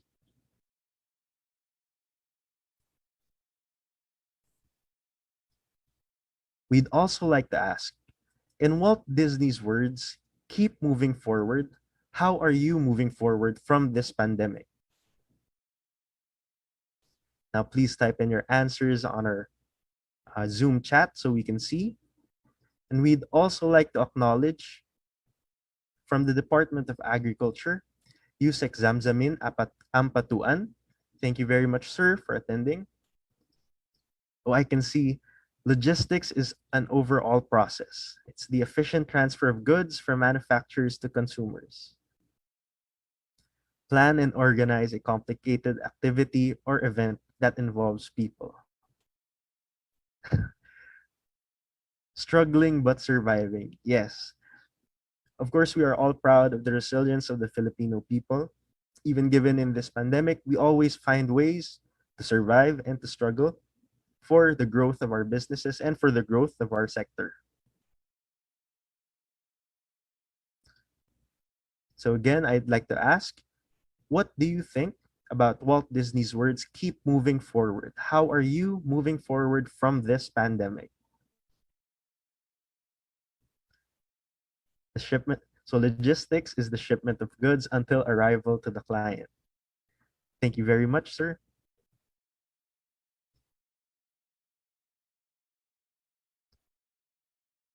Again, we all know that logistics plays a big role, a big part in this economy and a big part of our lives, especially to the people here in our meeting, in our event.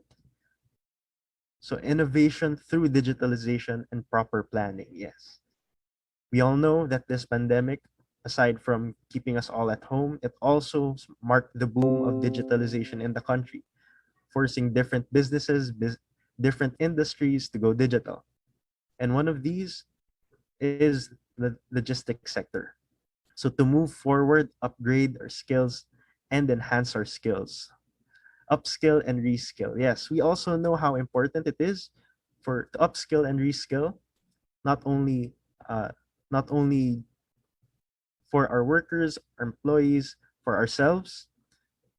But there is always room for improvement, and there's always room for continuous learning, which is one of the goals of this Philippine strategic framework, which is to adhere to skills mastery and continuous learning. Planning, strategy, plans, masterminding. Thank you po. From procurement productions to sales, fulfillment, and recycling logistics. We must be agile and resilient to new skills, yes. Because we all know that the only thing permanent in this world is change, and we have to adapt if we don't want to be left behind. And we also see agile. That's a great word. We must be agile and resilient to new skills. We all know that digital skills are not only for the IT sector in the country. Basically, all jobs right now require some sort of level of digital skills or digital know-how. So we know the importance of learning these new skills, even though they might be difficult at first, but they were made to make our lives easier in the long run. Provide the faculty with more faculty development training to retool and upskill, especially this time of pandemic. Yes, we must rebuild. Likewise, we need to network link with other sectors, public and private. Speaking of training, speaking of skills, you may check out the DTI websites and attached agencies such as the PTTC regarding training programs for different industries for different sectors. The DTI has various programs for reskilling, upskilling of our workforce. So keep them coming, keep those answers coming. Move forward is empowering oneself through skills, spiritual, physical, mental, and emotional. Yes, we all know the importance of taking care of our mental health, emotional health, physical health. Of course, we have to take a whole approach. So we have to balance everything out, and we must not sacrifice one for the other. We learn and adapt the electronic and digital world to continue our transaction with caution to fake transaction. Yes, that's a good point.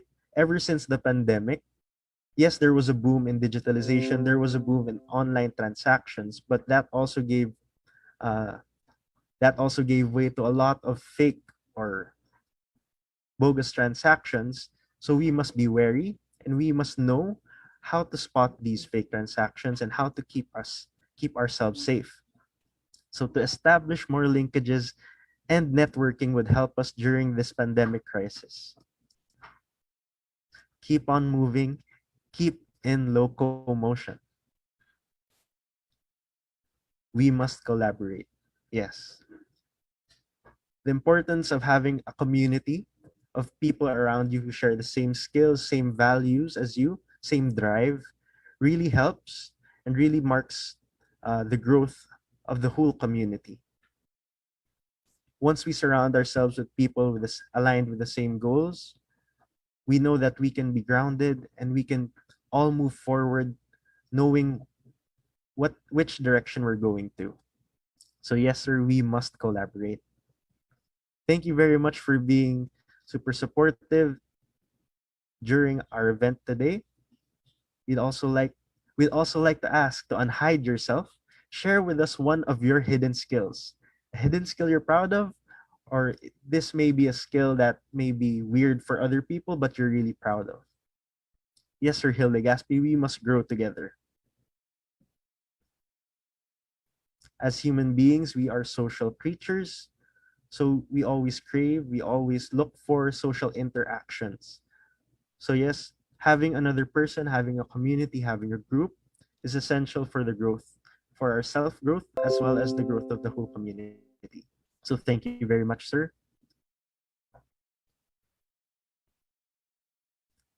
Again, we'd like to ask, to unhide yourself, share with us one of your hidden skills.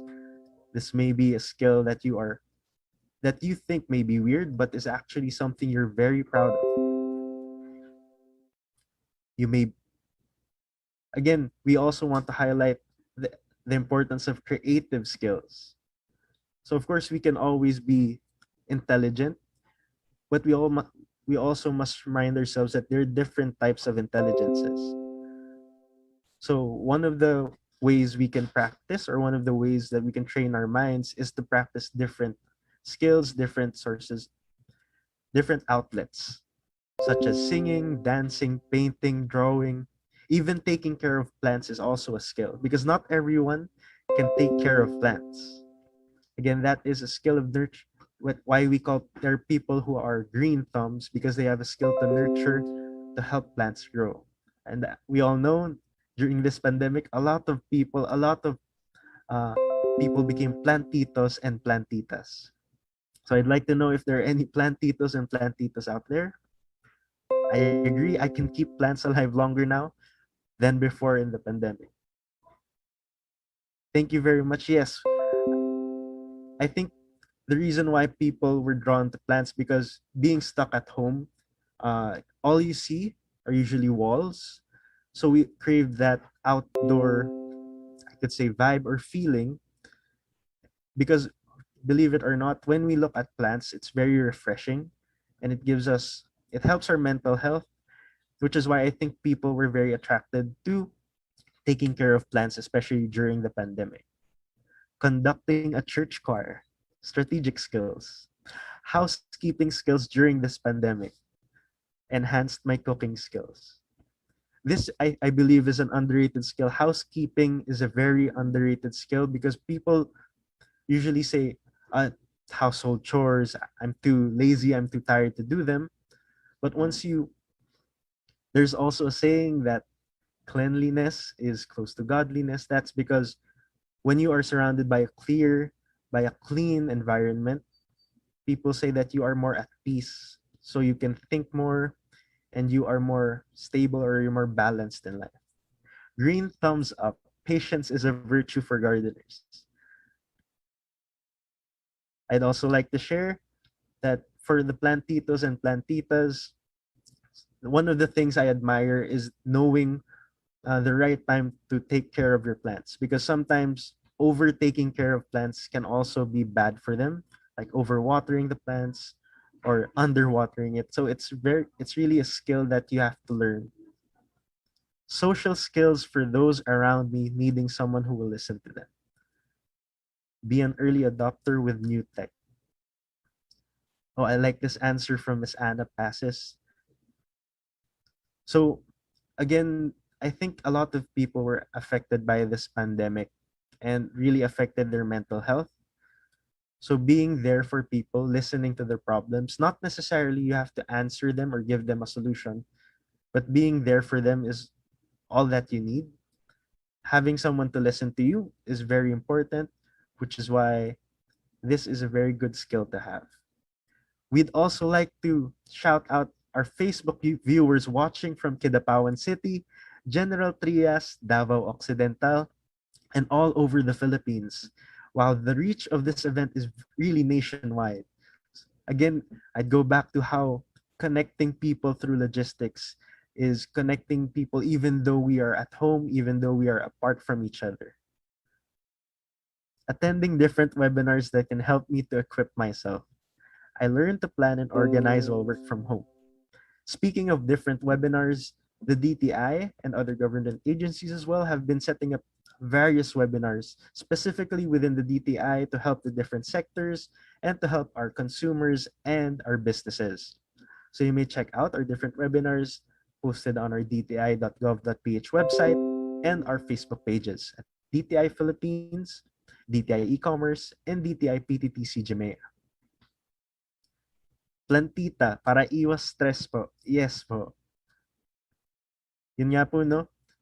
There are different outlets, different emotional outlets, and taking care of plants is one of them. So I'm glad that people are finding ways to take care of their mental health and to reduce stress. I would also like to use this time to promote the DTI Philippines YouTube show called Trade Tayo, the first digital show of the DTI Philippines YouTube channel, which you can watch every Friday at 4:30 p.m. Later today, we will be having the first episode of Season 2 with our host, Asek Jean Pacheco, and her co-host, ASEC Anne-Claire Cabochan, with our special guest, USEC Ruth Castello. So again, I would like to say thank you very much to everyone who has been super interactive and supportive to our event, Managing Finances Better. Thank you very much, Mr. Andrew Q. I wish I learned this at a younger age because people, some schools don't actually stress how important it is to know how to manage your finances. Even though kahit sabihin po natin na 20 pesos lang baon mo sa isang araw, budgeting really helps because once you learn it from a younger age, it translates into your older age, even though with any amount, whether that's 20, 100, 500, 1,000.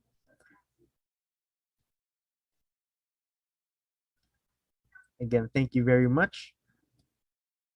Now I'd like to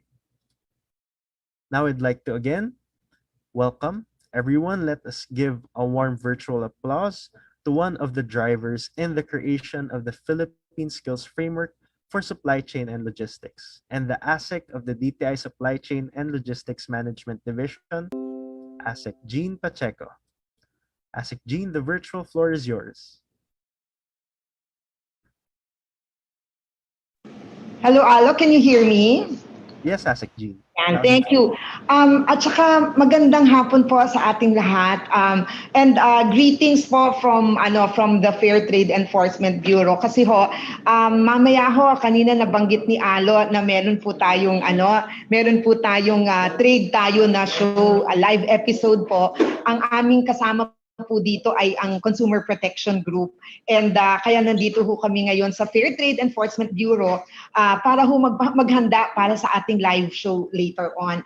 But anyway, I'm here today because I'm very, very proud. I wear one hat. Ito po yung hat ko ng Supply Chain and Logistics Management Division. So sila, ang grupo po nila Jonathan at saka nila Berlin, maraming salamat. So ngayon I'm very, very proud that I have been given the task of introducing to you and presenting to you yung pong ginagawa ng DTI relative po dito sa ating Philippine Skills Framework. So, if you can show my slide, who's handling the slide?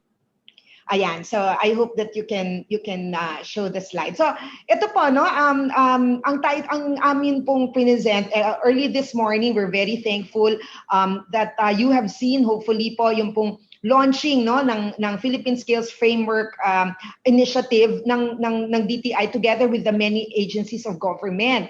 Ngayon po, in that launching, there was also a signing by the Logistics Services Philippines Associations, where all of the associations relative to the different subsectors will collaborate with the DTI and TESDA for mga scholarship, training, at abangan po yan ng ating mga workers in the logistics services sector. Today, today we will now discuss yun pong Philippine Skills Framework Logistics, which was mentioned so much this morning for the simple reason that ito po talaga yung unang-unang Philippine Skills Framework that was developed in collaboration with the Skills Future Singapore. So to the ambassador, we thank you very much. To the Skills Future Singapore, we are really truly grateful for everything that your partnership with us. So without further ado, I'd like to start with a story. So next slide, sige, let's go with the story. Pasensya na kayo kung ang unang slide picture ko, no? Kaya ko lang talaga because I remember while going through our the materials, I came across this favorite picture of mine. This was kanina po na nasabi that in August of 2019, I was asked to head mission to Singapore. It's a skills mission to Singapore. The President of THEMS, Joel Santos mentioned, galing po ako ng Chile. And napag-atasan po ako ni Yusek Fita to attend this very important mission to learn and understand the skills framework of Singapore, no? Because they have been very advanced here. And sabi nga ni Sekmon, we don't need to reinvent the wheel, no? If it is already with ginawa na po, then we can adopt it, no? Kasi mga best naman po yan. So we tried to look at it, and I was really truly impressed. And I remember this slide. It's like going to Disneyland, no? Yun ho ang aking It's like going to Disneyland. When I saw this slide, we went to ITE, a training institute, and then I saw there that future warehouse. Yun po ang tingnan nyo ng pansin, yung future warehouse at saka yung future logistics professionals. Because I remember very well the commitment of the Logistics Services Philippines together with DTI and DOTR, where really we all promise that we need to upskill and reskill, no, the workers in the logistics services sector. Also, we also recognize in this case of the warehouse, no, project din po ng DTI to, we really need to because we know that there are opportunities in the sector. So we also wanted that may study nga po dyan ang DTI na magkakaroon ng warehouse study to determine saan at kailan kasi the opportunities are large. So when I saw this, sabi ko, wow, no, this is really the reason why we went to Singapore. And then when I saw the ginagawa po ng training institutes doon, sabi ko talaga, wow, you know, we need something like this. No, the sector needs something like this in the Philippines. Therefore, this picture po and this particular nabukas ho talaga yung mga mata ko at that time. Talaga ho ito yung nag-motivate sa atin na talagang we really should buckle down to work and tingnan natin kung paano ba to natin maa-adapt dito sa Pilipinas. So we really need we need workers in the logistics services sector. At kailangan we're not only thinking about the work now but the future. So next slide please. So remember this was August, no? So, a month later, nagkaroon po ng signing ang Government of Singapore at saka Government of the Philippines. This is the MOA signing on Human Capital Development. Ang signatories po dyan is the Department of Trade, TESDA, at saka yung Skills Future Singapore. So, you can see very well that there was really the commitment by both governments to partner together, no, to ensure the development of human capital in really the chosen sectors, no, that need to be prioritized. So that was September. So ang nangyari po, the next slide please.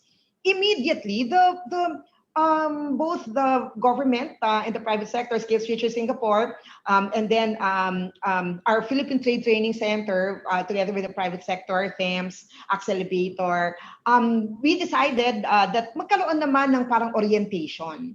So that particular orientation, they brought in about 20 trainers from Singapore, and it was really attended by 250 of the sectors, na tourism, food services, retail, logistics and supply chain, and of course, design. Siyempre, alam nyo naman po, because amin pong ang sector logistics, talagang siyempre, we really, we said, mauna na talagang logistics services sector. Kaya po, I'd like to thank the Logistics Services Philippines, no, the associations comprising all of the subsectors, no, yung pong freight forwarding, customs broker, warehousing, tracking, shipping, the entire sector, no, in the logistics services. We all banded together, no, they together with the private sector, and that really gave birth. But it really started with this forum, no, because inaral ho nila, present ng Singapore kung ano yung ginawa nila. It took them 5 years, no? So sabi natin, if it worked, no, it's a standard. Everyone has logistics, and we want that particular ginawa na po nila. Ang tanong, adaptable ba ho yan sa atin? So yun lang ho yung ginawa natin. But that part of the engagement process is part of the story of the crafting of the Philippine Skills Framework for Supply Chain and Logistics. Sige, let's go to the next slide. All right. So, parati po akong nagme-make ng reference tungkol dun sa Logistics Services Philippines, no? Because the truth is, in 2018, kaya nga po excited ako nung nagpunta ho kami sa Singapore ng 2019. In 2018, the government and the private sector came out with what we call a roadmap, but actually po 10 commitments, no? Parang 10 commandments. So, 10 commitments po. And the commitment number 10 is this. we shall develop a competitive and future-ready logistics workforce that will address the current and future needs of the logistics services sector. So we will invest in the development of programs and policies that will allow those working in the sector to effectively fulfill their responsibilities to customers and stakeholders alike. So you can see that the logistics services sector we know the indispensable need for human capital, no? And that is why ito pong 10 commitments, ito po yung action agenda ng sector. And ito pong Philippine Skills Framework and MOA this morning is the action to this particular commitment. So 2018 pa lang ho, napag-usapan na po natin ito. And ito na po, no, we are now looking at all the positive actions that have been taken. So next slide, please. Hindi ho siya mabilisan, ano po? It is a process. At alam naman natin yung nangyari po ng 2020, no? And again, I'd like to I want to pay tribute, no, to all the logistics services, the workers in the logistics services sector. Na we really would say that that the pandemic has put, it has people now understand the importance of the logistics services sector.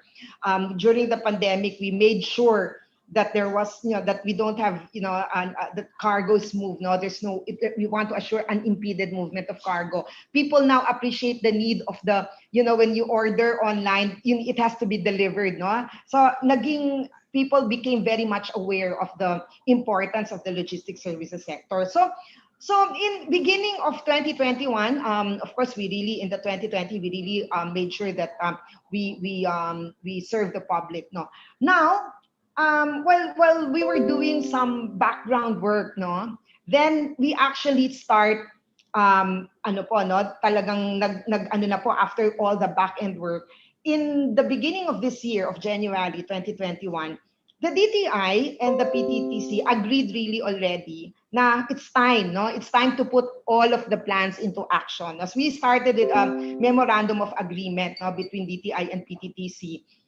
Because sabi nga po natin, ito na po yung start number. The important thing po dito that we'd like to report, nag-realign po kami, no, ng aming pong budget dahil sabi natin, priority po itong skills framework. So we did that, and then we had to identify what do we need to do, what shall we do. So we had to really ask again our friends from Skills Future Singapore. Then we met, of course, the SIMM, and then also the accelerator to really help us. So there was the team that went through it. Remember that while there is already the skills framework of Singapore, what really we needed to do was to test whether or not the framework is adaptable to the Philippine setting. No? So we just have to make sure that that is something that is very clear to us. Syempre po, the process also calls for us to study the gaps. No po? And then, ayan na po, no, on the April, and then by name, ayan na po, no, there were already sectoral practitioners na nagwent through very many documents, no, we have 30, we have 4, we decided with 4 tracks, and then we have 30 maps po, no. So napakadami pong napakadaming ginawa po ng ating mga contextualizers at saka ng validators. So moving forward, we come here to this month, no. This month is now really the time, no, to actually launch the Philippine Skills Framework. Next slide, please. Of course, we have the opportunities. Alam nyo po, we have a growing manufacturing sector. Alam nyo yung e-commerce na lang, di ba? Alam natin that we are now really going after the accelerated adoption of e-commerce. Talagang naging very, very knowledgeable na tayo sa mga delivery, ano po. And then we also know that there is an increasing demand for warehouses and cold chain facilities. So the future of logistics is just so huge, and we know that syempre kung malaki po yung potential nito, natural po kailangan ng mga tao na siyang mag-aayos po ng mga negosyo na ito. So ito po, nagkaroon nga po tayo ng Philippine Skills Framework. So next slide, please. So ito po, no, ang ano po ng skills framework po ng supply chain and logistics ay meron pong mga actors dito. So nandiyan po yung government, nandiyan po yung ating strategic partners, ang ating pong private partners, at yung atin pong logistics industry associations na malaki po talaga ang tulong na ginagawa nila. Okay, and ano po yung output natin? We have the sector and employment opportunities, ito pong career pathways, occupation and job roles, exciting mga emerging skills, at saka po yung training programs. No? That is the output of the Philippine Skills Framework. And why are we doing this? It is really, as I said, to develop highly skilled and competent logistics workforce to support employment at saka maging employable po ang ating mga mamamayan. Next slide, please. So, what will be the process? Ang ating pong process dito po sa ating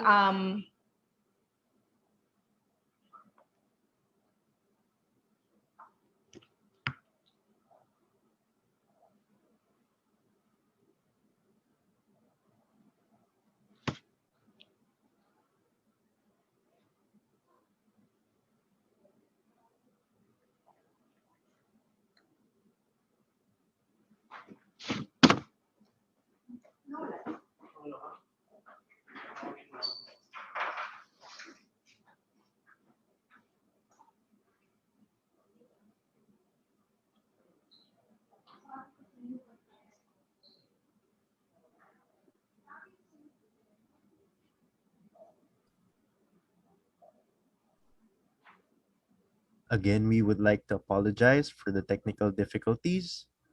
We're experiencing a little network issues, network problems. Again, I'd like to thank each and every one of you for being able to attend our event on behalf of all the organizers. Thank you very much. Thank you very much as well for answering all the questions we've asked earlier. I'd also like to read Sir Ryan Gonzalez's answer. Cookery, hot meals, bus, strategies, and online training on agribusiness. Hope to consider and honor the e-cert and all job or requirements that need the certification. Thank you. Mabuhay po tayo. So I'm glad again to see people managing their time and managing how to keep themselves busy during the pandemic with different habits, different hobbies. Thank you very much. Good afternoon again to all our virtual audience here on Zoom. We'd like to know where you all are from. So if you could type in our chat, the province or the area you're from, we'd greatly appreciate this. Good afternoon, everyone. And thank you very much for being here with us today. Delivery on time, happy client.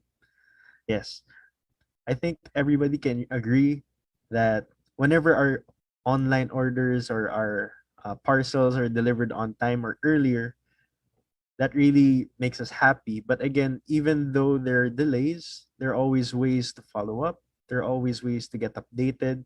So we should always explore.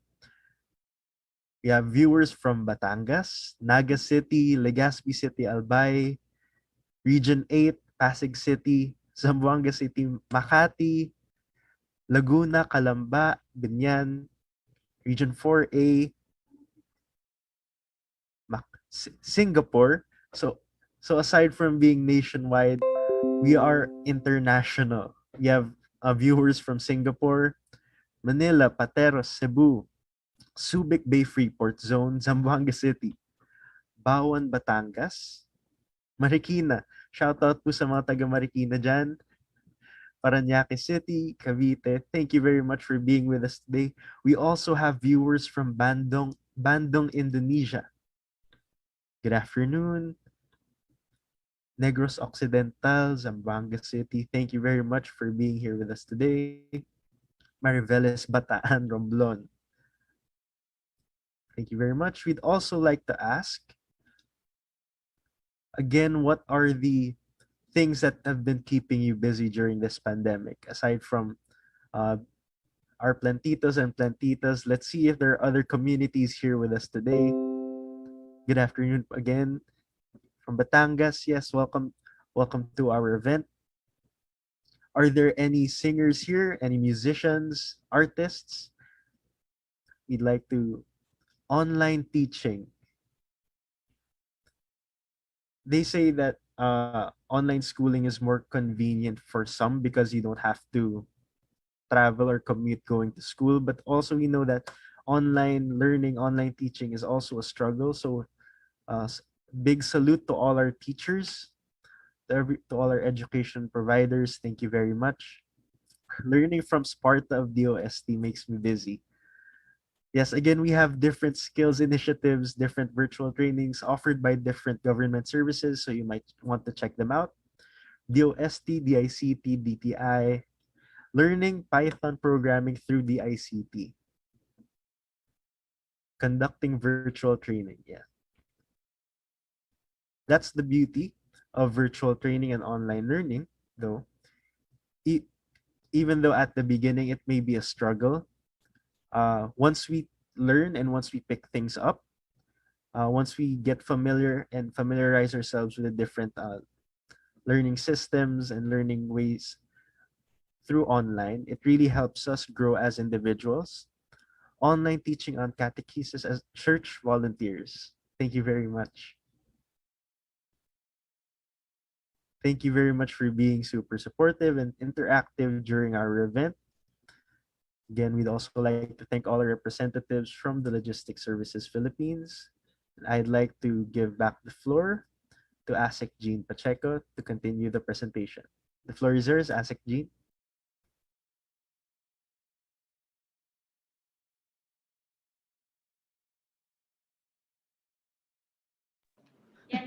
Ayan, thank you. Pasensya na ho kayo ha. Talagang ganyan po talaga ang buhay. So maybe we can yan ako ha. Sorry yan. Ayan umaandar-andar ako, oh, 'di ba? Ganyan. I apologize for the but where did I? So maybe can we go back to where I left off. So can we see yan? O sige po, no? Okay, ganyan ho talaga pag live. Okay. So as I mentioned earlier po, when we did the Philippine Skills Framework for Logistics, and I cannot overemphasize the fact that we are the first, na po. We are the first. The logistics services sector is the first. It went through a process, no? So the first nga po is that we had to study the Singapore Skills Framework for Logistics. Alam niyo po I think si Singapore po has more than 30 skills framework, no? So marami po talaga tayong pwedeng tularan sa kanila that we can adopt. And one of that, we're very happy, is logistics, no? And supply chain. So we took a look at that, and then we had to review it for the adaptability po, no? In the sector, no? In the Philippine setting. And then we had to conduct our own study, no? The study is really what is the gap, no? The skills gap, no? What are the needs of the sector, and what are the what's the demand and what's the supply? Do we have enough workers who are qualified to do those work, no? So yun po. Then we decided to choose, no? Because we had to pilot. Later on, I will tell you which of the sectoral tracks that the industry decided on, no? So namili po tayo ng 4. And then after that, we had the process where the industry experts, the practitioners, kayo po na nandiyan sa industry, kinontextualize po into the Philippine setting. And then it was validated. We put all of them together. Again, we thank our friends from THEMS, from Accelerator, at SIMS. We thank you for guiding us through the process. And then that's the called integration. And then we came up with a technical guide. Ito na po yung design, no? At nandito na po tayo ngayon, no? Nandito po tayo ngayon at nabuo na po natin yung ating Philippine Skills Framework for Logistics and Supply Chain. So what are the 4 tracks? Okay, we decided, or the industry actually decided, that we'll do freight forwarding, warehousing, logistics and information technology, and supply chain and logistics operations. So these were identified by the sector as the priority. At makikita nyo, we said logistics information technology. of course, we have to understand that it's now yung pong digital transformation. Balik ko ako kanina when I mentioned to you about the story behind my picture, the future warehousing, di ba po? Because at this point in time, it's really about artificial intelligence, di ba po? Ayan na po, Internet of Things.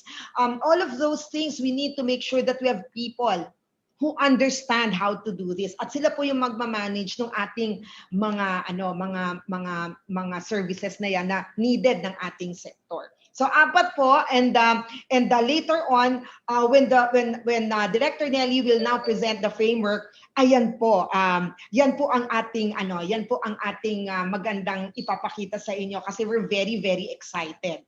Okay. So, ito punta ho natin, no? Kasi I'm sure if you were with us in the morning, you would have listened to what is that Philippine Skills Framework about, diba? You would always ask that. Ano ba yan? Ako lagi ko pong sinasabi, no? What's in it for me, right? Diba? Why do we need this for? So, una po, when I looked at it kaagad, syempre on the part of the business, ano po? This will upgrade your workforce, no? It will help you, particularly your HR, ano po, either attract the talent or retain it. So, di ba ho, mahirap nga kumuha ng empleyado, marami nagsasabi, kulang na kulang tayo ng drivers, ganyan. So, ito po, no? Ito po yung maganda. Meron ho nakalagay dito career pathways, no? Because when you say this portion, it's about increasing staff retention. Di ba po? Because if the person knows that, meron pala akong, kahit na tumagal ako ng tumagal dito, ito pala ako at the end of my career, ito pala, ako ay umaasenso, no? So alam niya. So, ito ho, no? The Skills Framework provide this. Ito naman, occupations and job roles. For example, you ask your HR people, ito pong mga business owners natin nandito ngayon, once you finish, you go and then you ask them. And then they will now say, gawa ka na nga ng job description. Diba? Kasi magpa-publish tayo ng wanted ad. What do we need?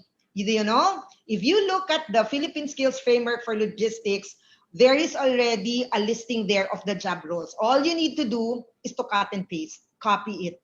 Because these are the job roles that need to be done by the applicant. No? Because they need to know what they need to do. At ito yung expectation na dapat maalam sila dito. So this is all specified, no, in the Philippine Skills Framework. Once I tell you, once you listen to Director Nelly, you'll see what we actually mean. All of these things has realized that we have existing and emerging skills. And because we realize what these are, makita natin sa Pilipinas, ay wala tayo nito, ay kailangan natin ito.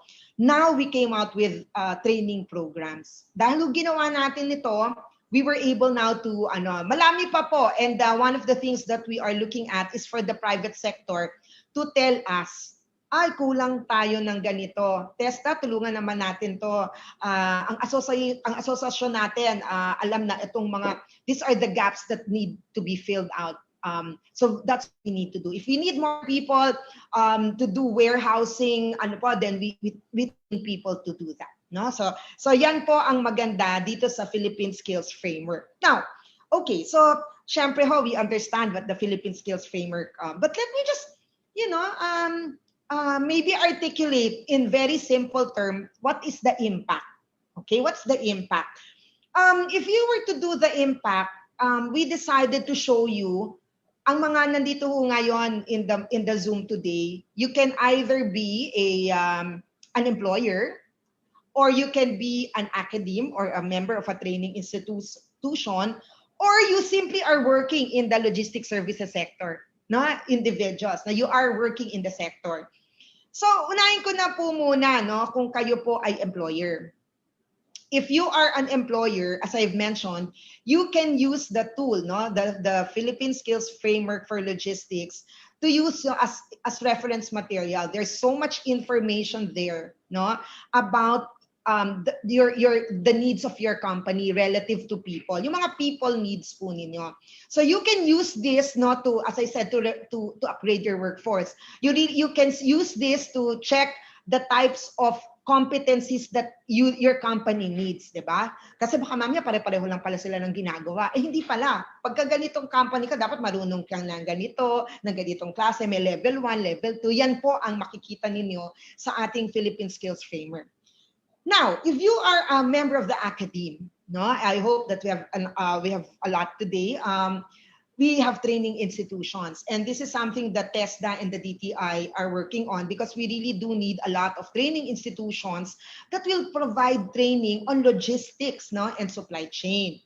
So what do we need for the academe to do? They can look at the Philippine Skills Framework, they will assess it, study it, because they can make the proper training material, or in fact propose curriculum, no, to really make sure that what the academic sector is providing would be, ito po yung supply, no, sila po nagbibigay ng supply ng ating mga workers, ay nagma-match po sa kailangan ng mga companies natin. So this is what you call the industry academe partnership. So you can use the Philippine Skills Framework for that. Finally, if you are an individual, you are a worker, you are a member of the logistics services sector, you know, you can really choose, no? Kasi makikita ho ninyo again later, no? Yung tinatawag na horizontal at yung vertical, yung mga lateral transfer versus the promotion, no? Yun ho yung mga pathways. You as a person can realize na, nag-start ako ng stacker, naku, pwede pala akong maging warehouse manager, no? Yan. So you can now be the master of your own career. You mag-aspire ka na kailangan ko ng training dito para maging level 1 ako, level 2, level 3, level 4, para umasenso ako, tsaka para tumaas ang sweldo ko, diba? So yun. So ito po, either the academe, of course you are the individual.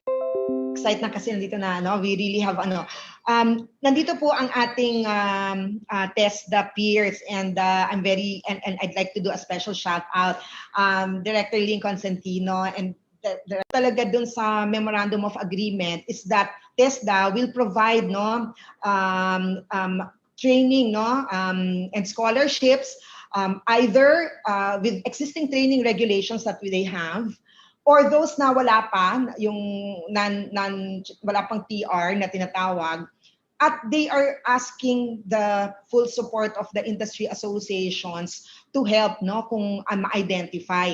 Lalong-lalo na po meron tayong tinatawag na tulong trabaho. So pag-abangan po ninyo yan, no, kasi maraming nagtatanong sa chat, paano ba kami makapagkuha ng training sa TESDA, at masasagot po yan ng ating TESDA team, no, later on.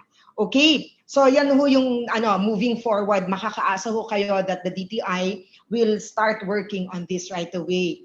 The next item po that we are going to pursue is ito pong curriculum, no? Yung pong we have to talk to either the CHED, also even nga DepEd po, no? Na we'd like to introduce a little bit of institutionalizing subjects on logistics po, no? Maybe a course, a degree, no, on logistics, kasi talaga pong this is already a very important course that we'd like to really endorse, no, with a higher institution. So that's something that we are looking forward.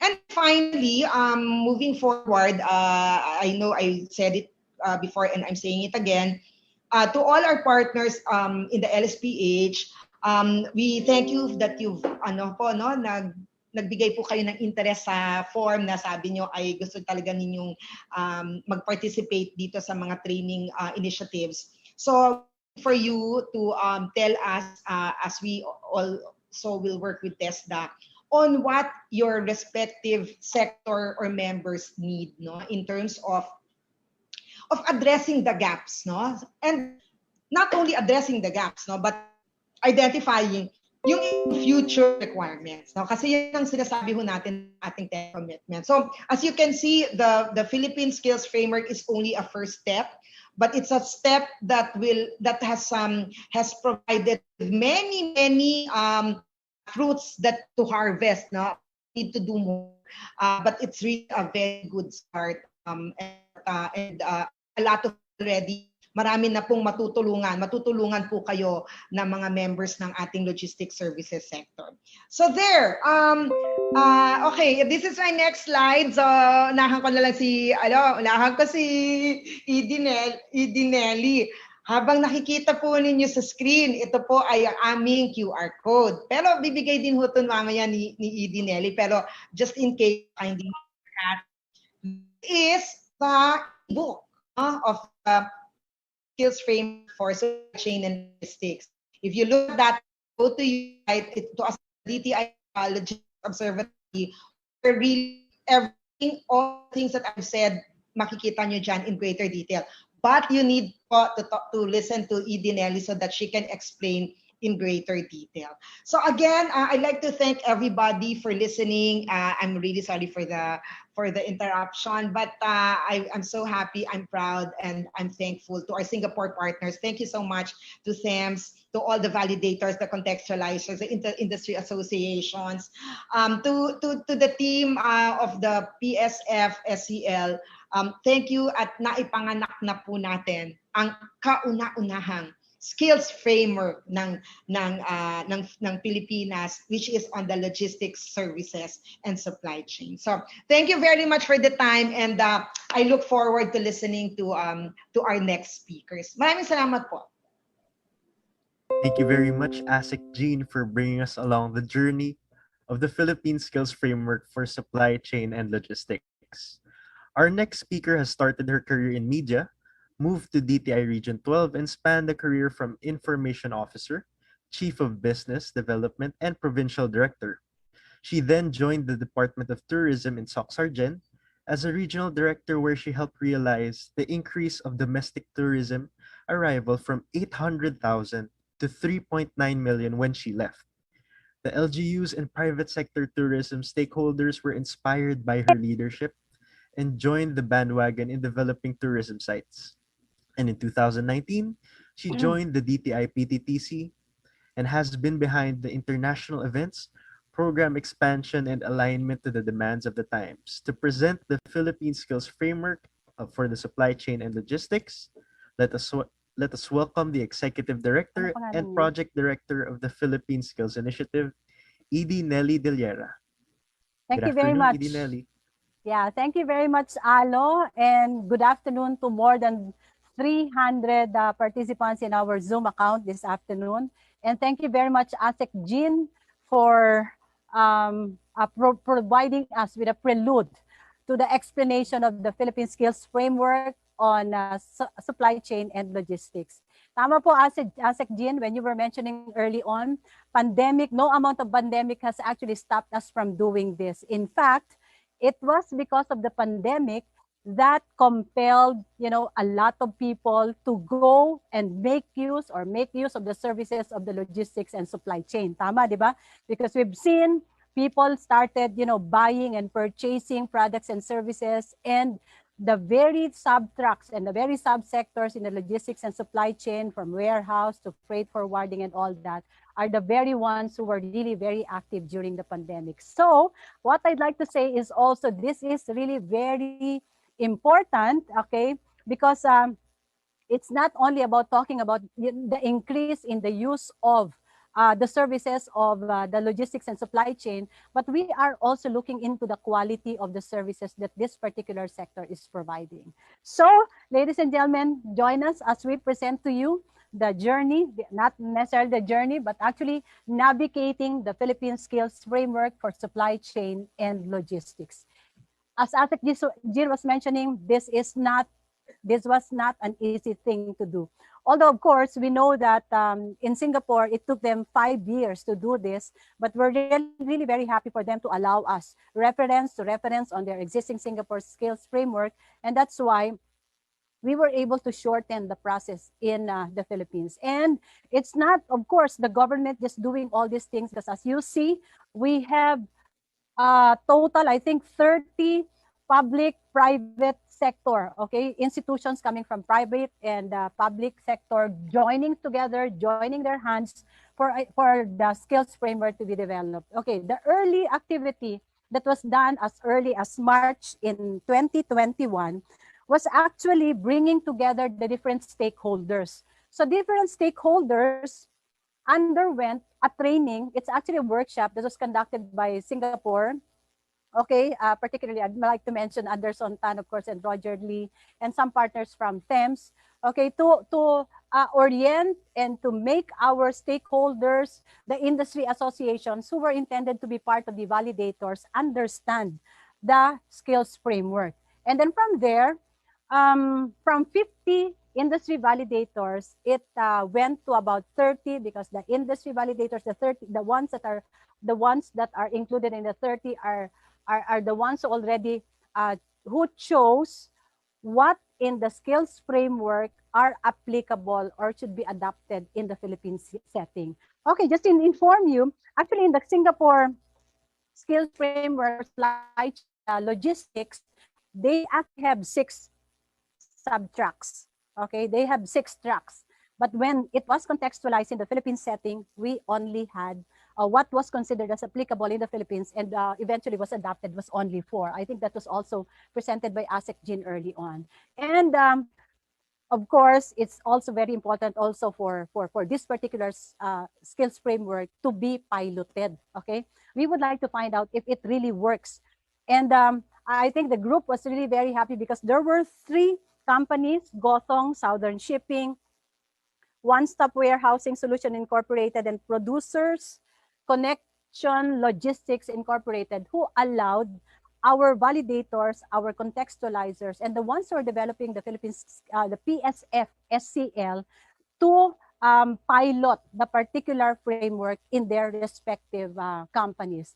And what's interesting is that at the end of the piloting, or at the end of the introduction and all that, some of the managers, because managers, most of the attendees from the companies are actually the managers, they actually found out that there are certain skills and competencies that are that they are actually implementing in their respective companies, which are lacking. They are actually lacking because there were skills and competencies in the Singapore skills framework that were not in them, but are considered to be very important.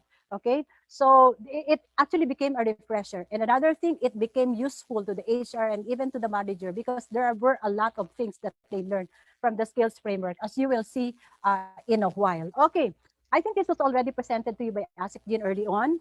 It starts with the sector. Of course, it's very important for us to understand the sector first, what the emerging trends are, especially now that there are a lot of things that are happening, and then what are the employment opportunities. And from there, from a particular sector, what are the career pathways? What are the career, what's career? What career is waiting for you if you're looking into being a part of that?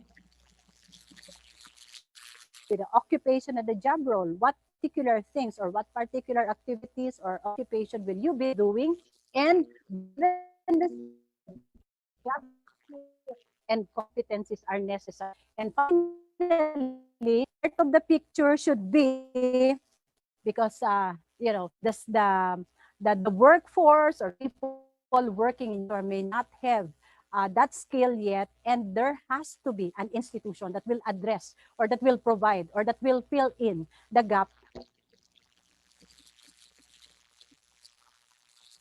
As I mentioned earlier, Singapore skills framework for logistics and supply chain. The ones that are adopted in the Philippines are only 4. What I've gathered from the team is that these are the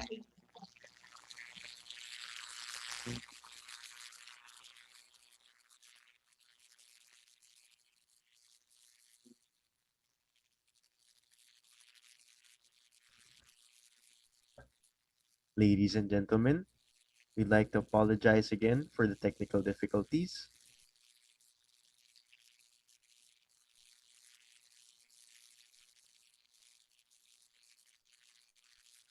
Hi, Edinelli. There seems to be an issue with the audio.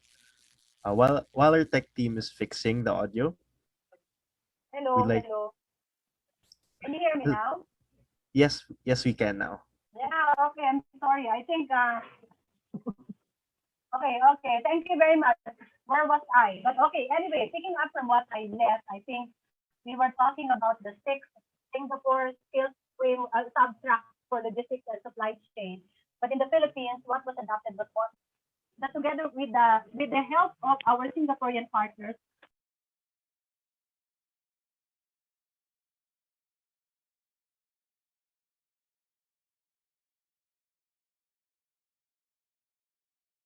we were also able to develop cross-sectoral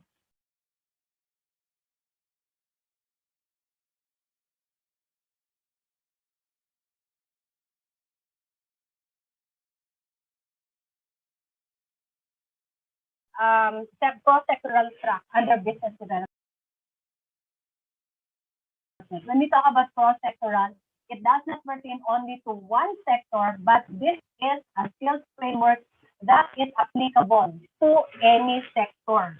Okay, any sector. Okay, here we go. Let's now let us now start navigating the Philippine skills framework. As I mentioned early on, if I were an HR looking at the organizational structure of my organization for supply chain and logistics, of course, what I will be seeing are the four tracks: warehousing, logistics and supply chain, freight forwarding, and logistics IT operation. Okay, I think we're having problem again with our audio. Do we have a problem with our audio? Maybe I can use the microphone instead. We'd like to apologize for the technical interference. We apologize for the technical problems you're experiencing. While we're waiting for our tech team to resolve the issues, I'd like to thank everyone again for being here with us today. And we'd also like to thank all our viewers from all around the country and also our international viewers. Thank you very much. There was one message here that I wasn't able to read earlier. Had a great time to watch and attend the PTTC-GMEA training on various skills, especially on digital and how to start a business. Again, for everyone who's interested to and is passionate in starting a business, the DTI has different programs, different training programs on how to start. You may also check out different loans, different financing options and programs for you to help start up your business, and a lot of foundational courses that you can learn, as well as webinars, as you can see on our DTI Facebook page, DTI Philippines, DTI e-commerce, DTI PTTC-GMEA. Maraming salamat po to all our viewers and to all our virtual audience here on Zoom. So while we wait, I'd like to ask for everybody. 1, 2. Hello, Alo. Am I back? Hello po, Edinelli. Yes, you're back po. Yeah, I'm sorry. Clear audio. I'm sorry. Sabi nga ni Asek Jin, di ba? It's really very challenging to do this live, but we have to do it. And we have to do it. No other way but doing it. Okay. Going back to the career map, as I was saying, if I will take on the persona of a human resource manager, this will really be very helpful. Why? Because all the positions, all the occupation, and the job roles are already in here. Looking at warehousing, different track in this year, underneath job role option. Okay? Building your organization actually difference for you to look at. Okay.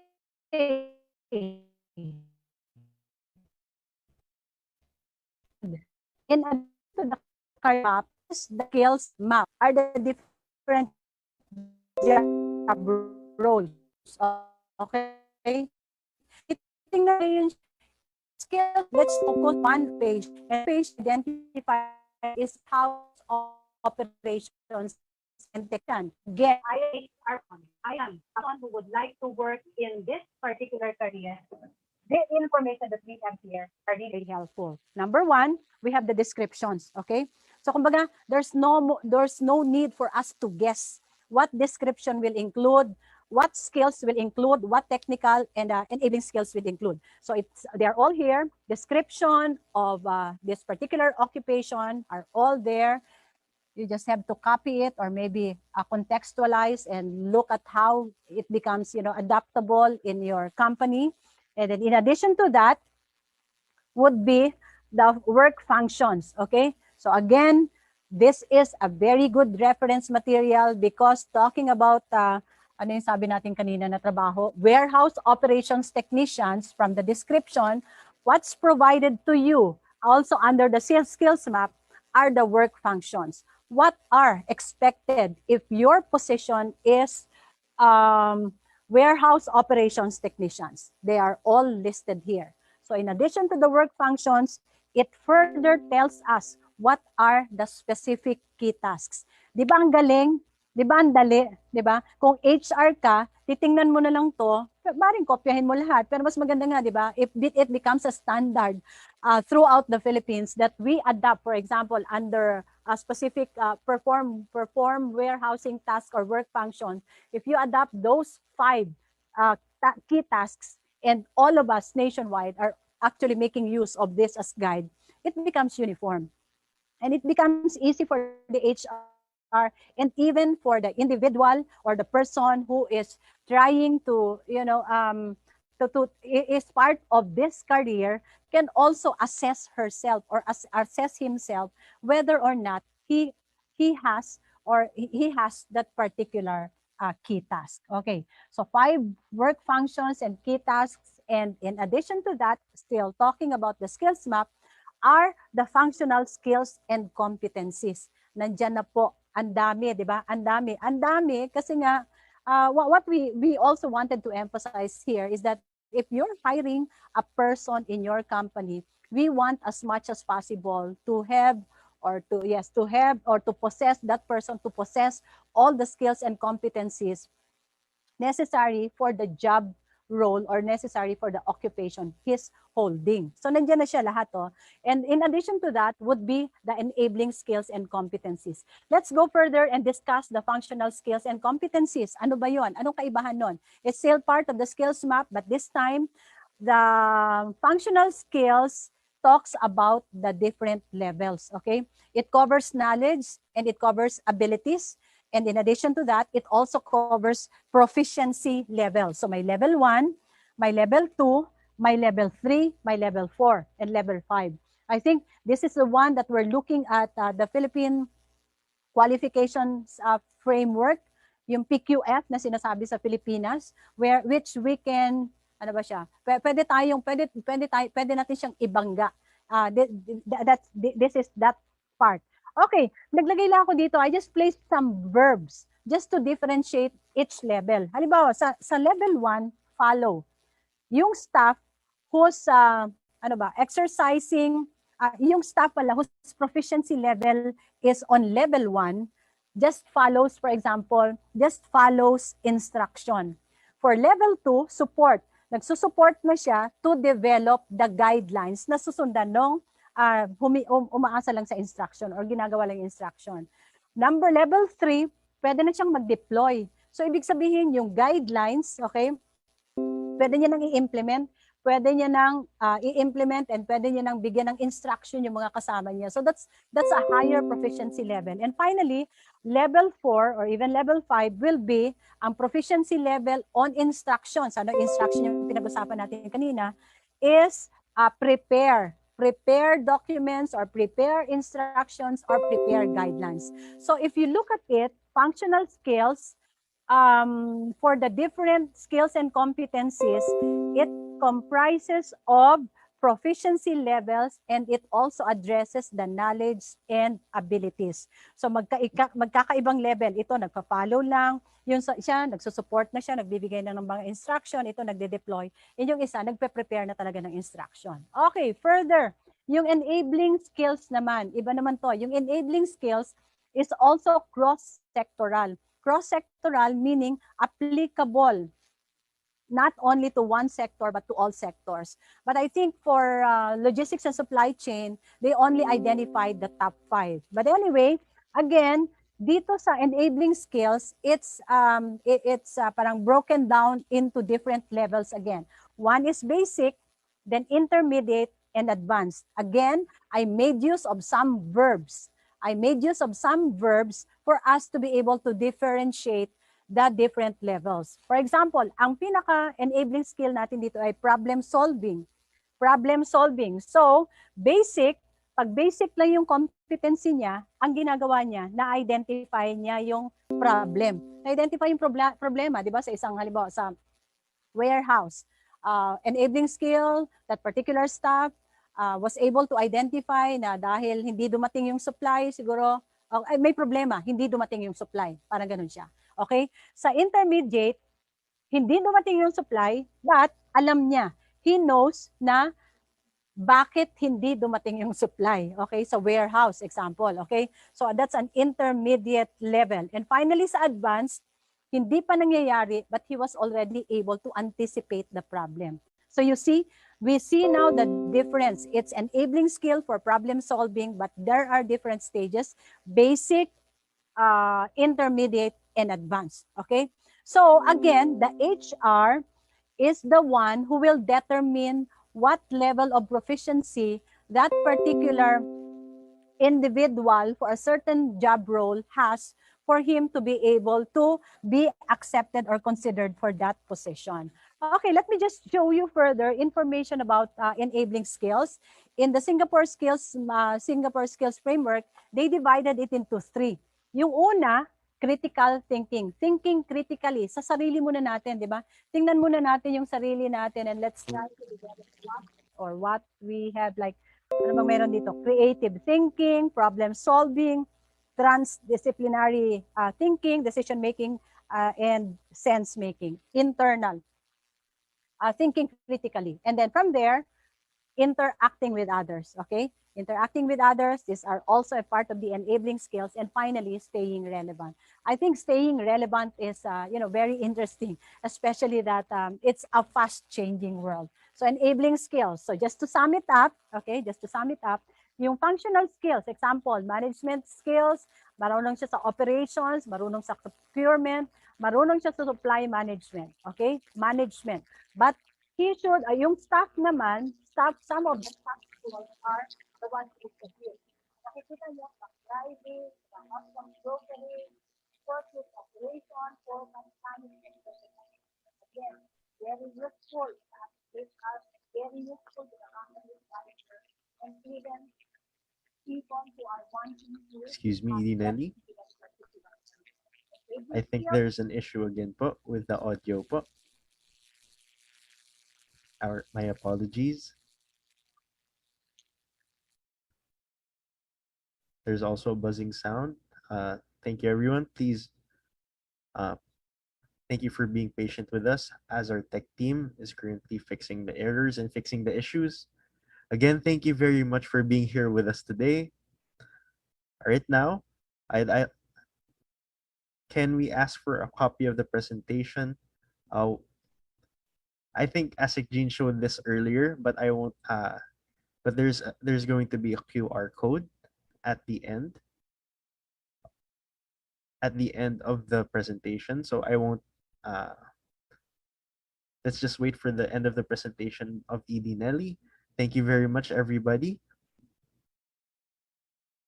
So again, I would like to ask everyone, if you could describe logistics in one word, what would that word be? And what are your thoughts on logistics? Thank you, everyone, for being interactive and super supportive. And also thank you to our representatives from the Logistics Services Philippines. Welcome back, Edinel. Hello, I'm sorry. I'm sorry, ladies and gentlemen. Please understand us. Okay. Wala tayong magagawa, no? But you have to understand me. Okay, I think I'm on my last 2 slides, okay? Nakuha ba ito kanina? Okay, kuha naman to kanina, no? We were already talking about functional enabling and emerging skills. So, kanina lang, just to backtrack a bit, yung functional skills, as we were saying, mayroong management level at mayroong ring staff skills. And it already identifies here what are the different skills necessary if you're at the managerial level. And what are the skills expected doon sa mga staff. They're all listed here. And if we're talking again about functional and enabling skills, there's also a corresponding proficiency level.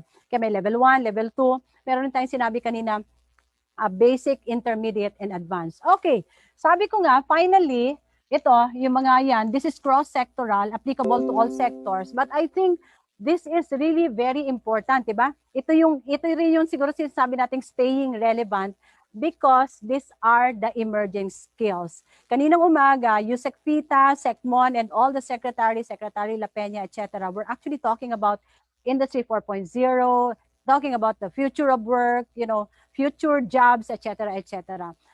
The World Economic Forum says the future jobs, hindi pa daw na-create, kumbaga hindi pa na-create, they are not yet ready. But sabi nga rin natin kanina sa proficiency level, we should be able to anticipate, di ba? That's why with technology here, okay, given all this, parang Singapore identified this and we tried also to adapt or identify which ones are applicable in our country. So robotics, artificial intelligence, Internet of Things, etc. Okay? So, actually na-identify pala siya ng TESDA rin, no? TESDA Logistics Survey, April 2020. That's why we just had to adapt it.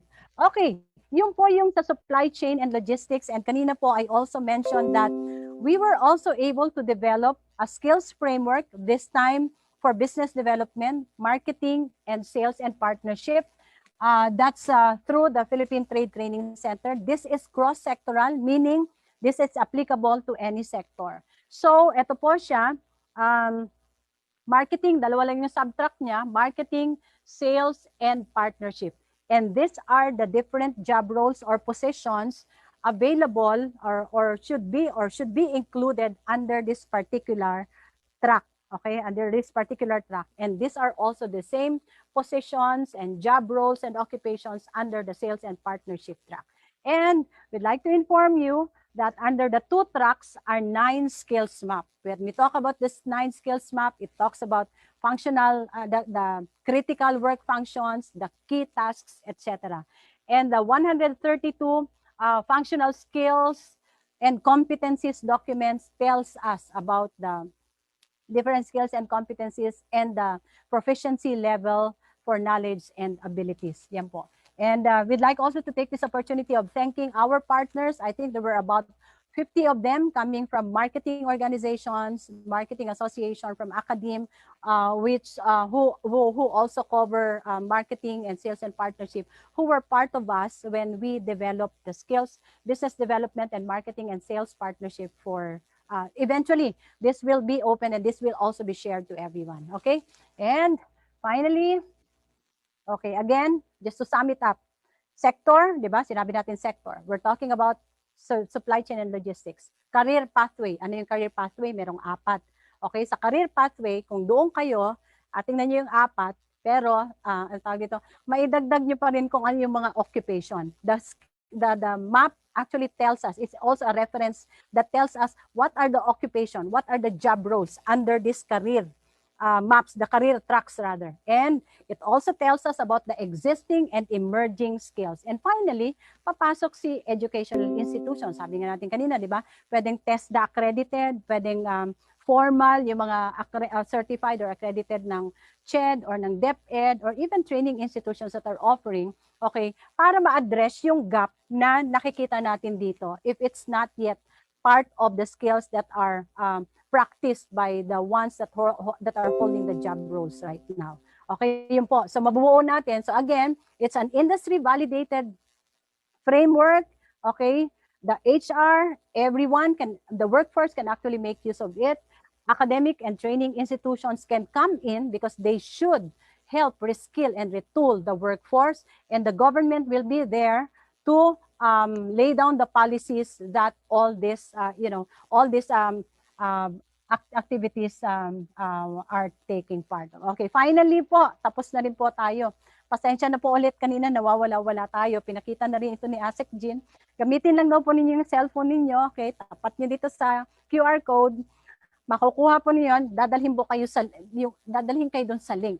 Doon sa link, you can now see the ebook of the supply chain and logistics. So lahat ng mga sinasabi po natin kanina can actually be downloaded. Pwede niyong kopyahin We prepared it for you. The validators prepared it for you. Maraming salamat po for this opportunity of allowing us to share the Philippine Skills Framework for Supply Chain and Logistics. Thank you very much. Alo, back to you. Thank you very much, Edie Nelly, for explaining the Philippine Skills Framework for Supply Chain and Logistics. Again, now let's move on to our next speaker. Ms. Rosalina S. Constantino is the Executive Director of Planning Office of the Technical Education and Skills Development Authority, or TESDA.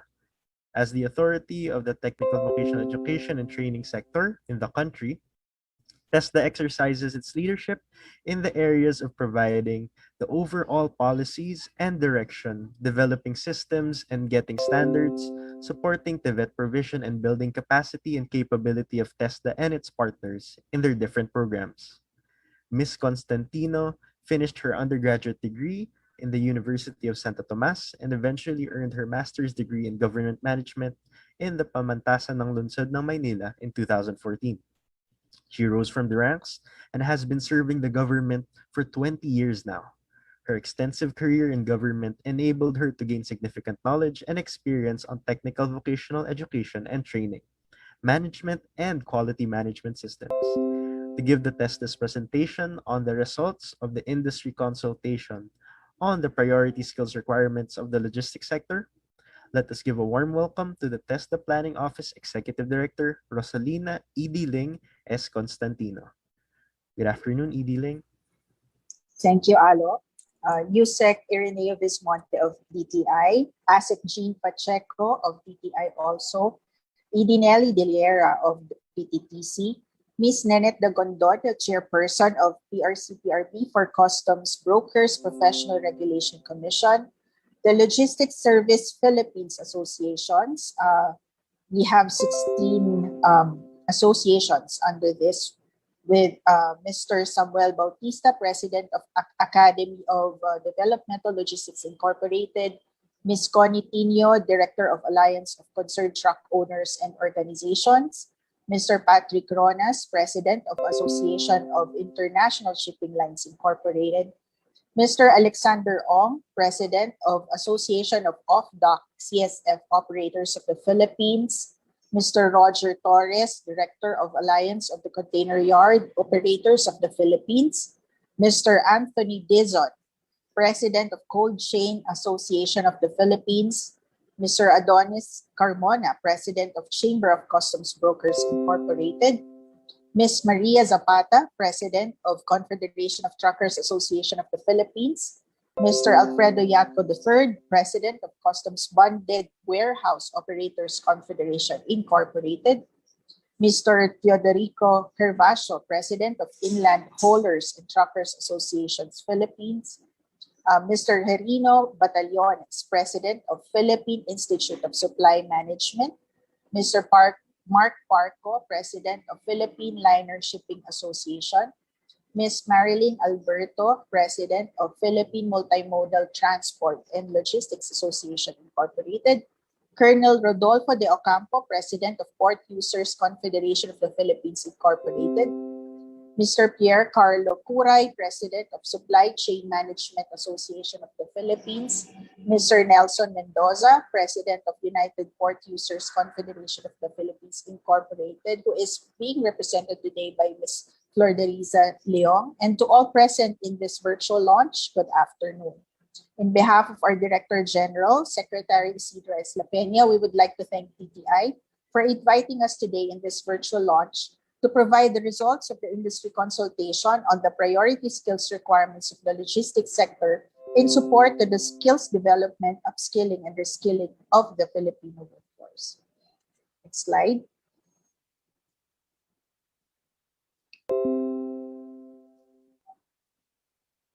The logistics sector has been identified as one of the priority industries of the Philippine government as key in providing decent employment and promoting entrepreneurship for millions of Filipinos, as well as its important role in economic development.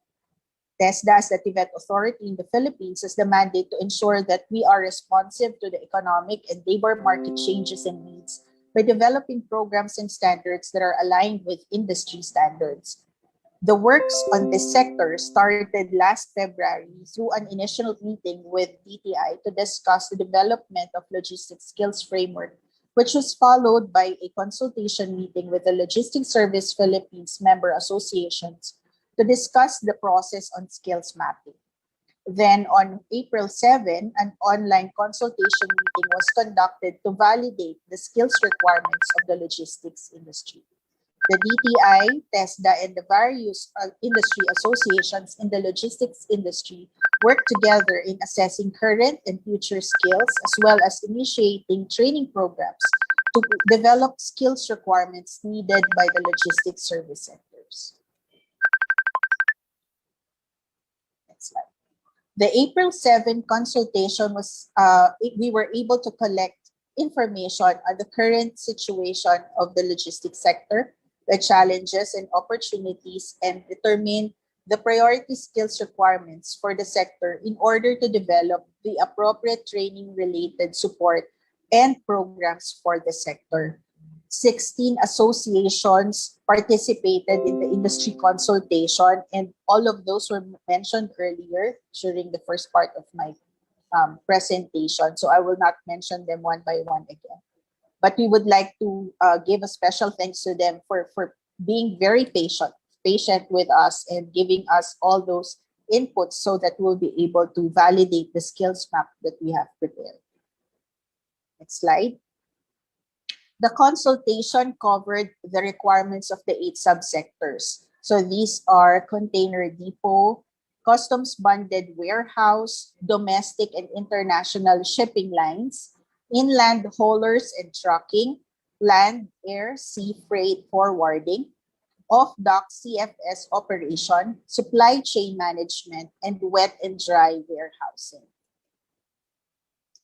So during the consultation, the following opportunities were provided. First, on employment opportunities, the in-demand positions in the logistics industry are crane operators, slingman, welders, warehouse checkers, accountants, container freezer, reefer technicians, riggers, crane mechanics, container surveyors, container control clerks, container inspectors, truck drivers, helpers, and trained personnel in online transactions.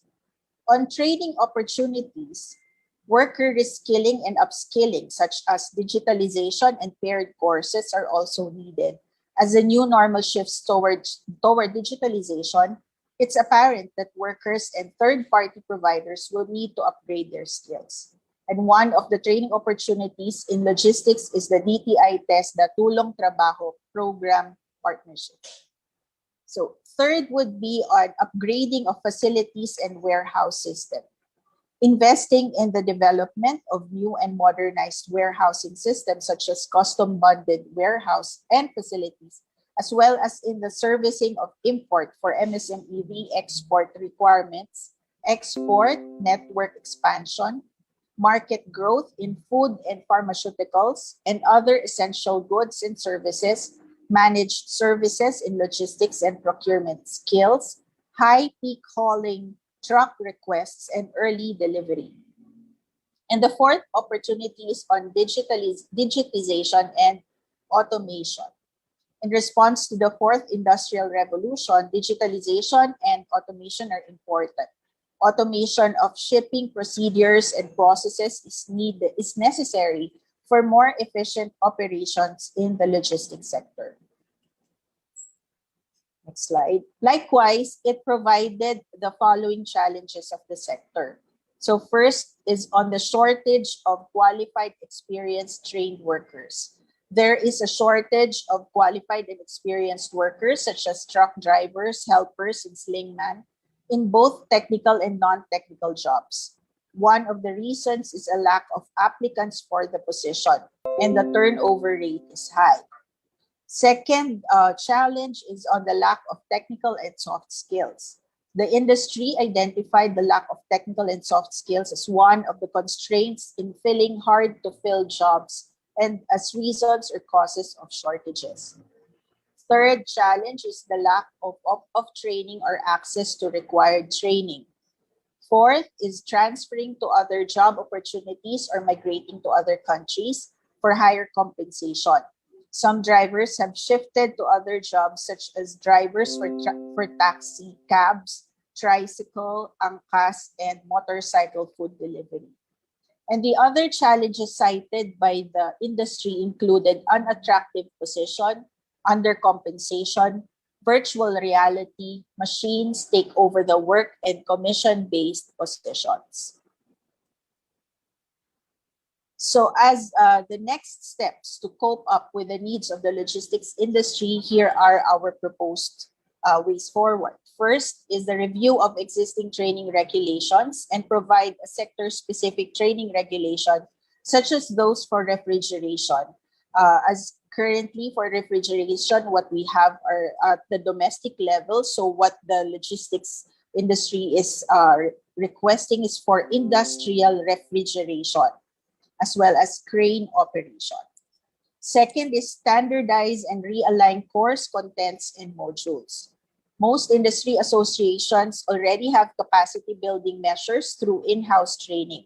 What will be considered is providing a standardized platform for the realignment and standardization of course contents and modules.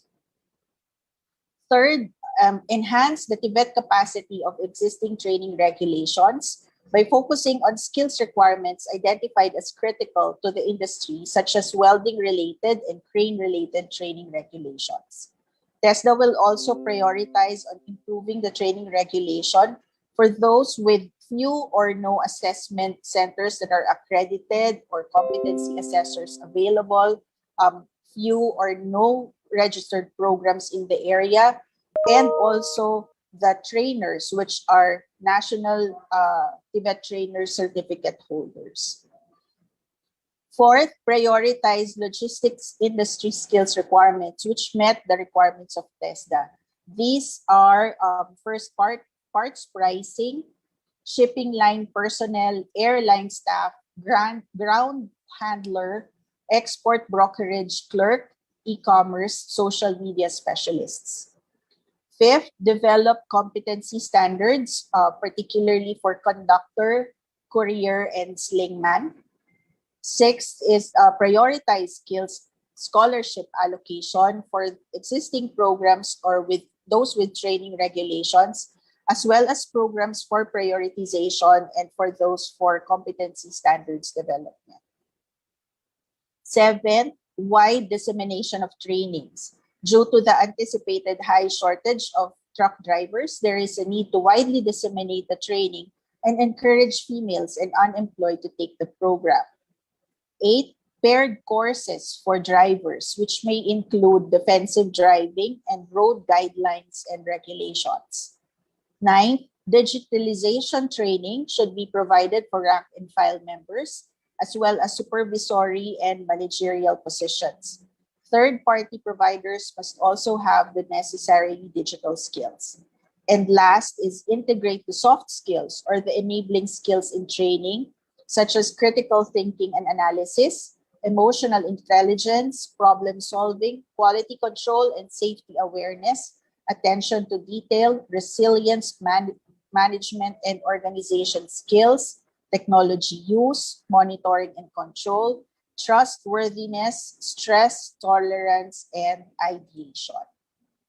In closing and to encapsulate my entire presentation, TVET has and will always be a crucial input in providing decent employment and livelihood opportunities to our clientele. Whether to meet the skills needs of the fourth industrial revolution or to address the unique challenges brought by the COVID-19 pandemic, TVET will remain a viable answer as long as it is demand-driven and as long as it continues to provide relevant, efficient, accessible, and high-quality technical education and skills development opportunities for those that need it. Thank you very much and good afternoon once again. Thank you very much, ED Ling, for that very informative presentation.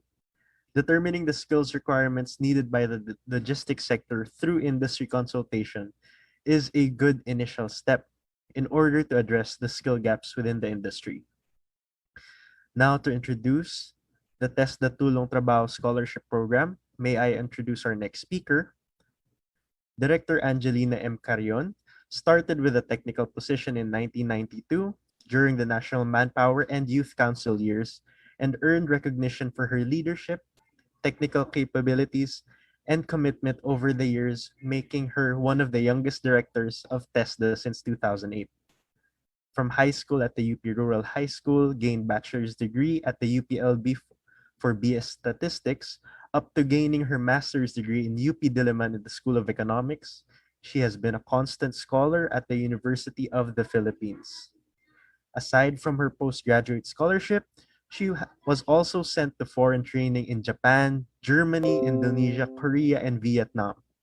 Just recently, she presented a paper during the International Tibet Forum in Bangladesh. Currently, she is now assigned as a director in charge of the Regional Operations Management Office, which also handles the Scholarships Management Division and the Management Information Technology Division. She has shown a renewed inspiration and commitment facing the challenges of her new assignment. Let's give a warm welcome to the TESDA Regional Operations Management Office Director, Angelina M. Carrion. Thank you, Alonso. And magandang hapon po sa ating lahat. Thank you for inviting me and congratulations to all of us actually for the launching of this Philippine Skills Future and applying this to the logistics and supply chain. My role for this afternoon is provide you some details and information about the Tulong Trabaho Scholarship Program. As you know, TESDA has been implementing a lot of scholarship programs, and this is our newest baby in our agency, the Tulong Trabaho Scholarship Program.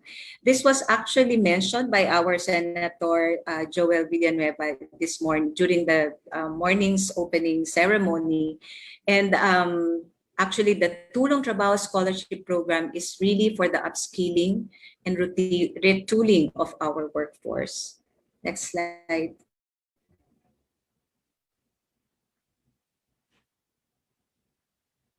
Okay. The Tulong Trabaho Act, or the RA 11230, was signed into law in February 2019, and it is an act instituting a Philippine labor force competencies competitiveness to Tibet.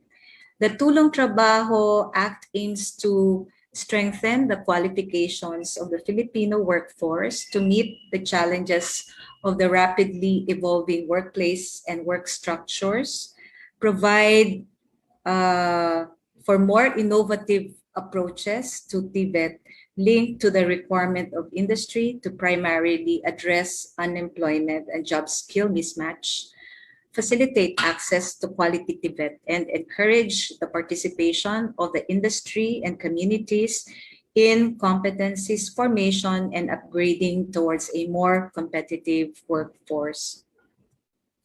We also aim to package the implementation of the Tulong Trabaho as a form of assistance to the industries, especially the MSMEs, to upskill your existing workers to enhance their productivity or be responsive to their skills needs.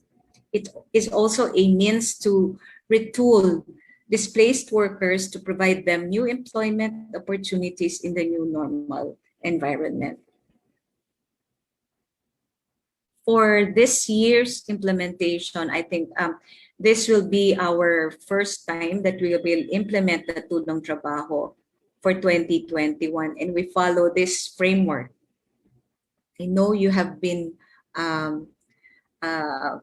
listening to a lot of frameworks, but for our scholarship framework, we follow the seek, find, train, assess, and certify, and of course, the employment status of all our scholars.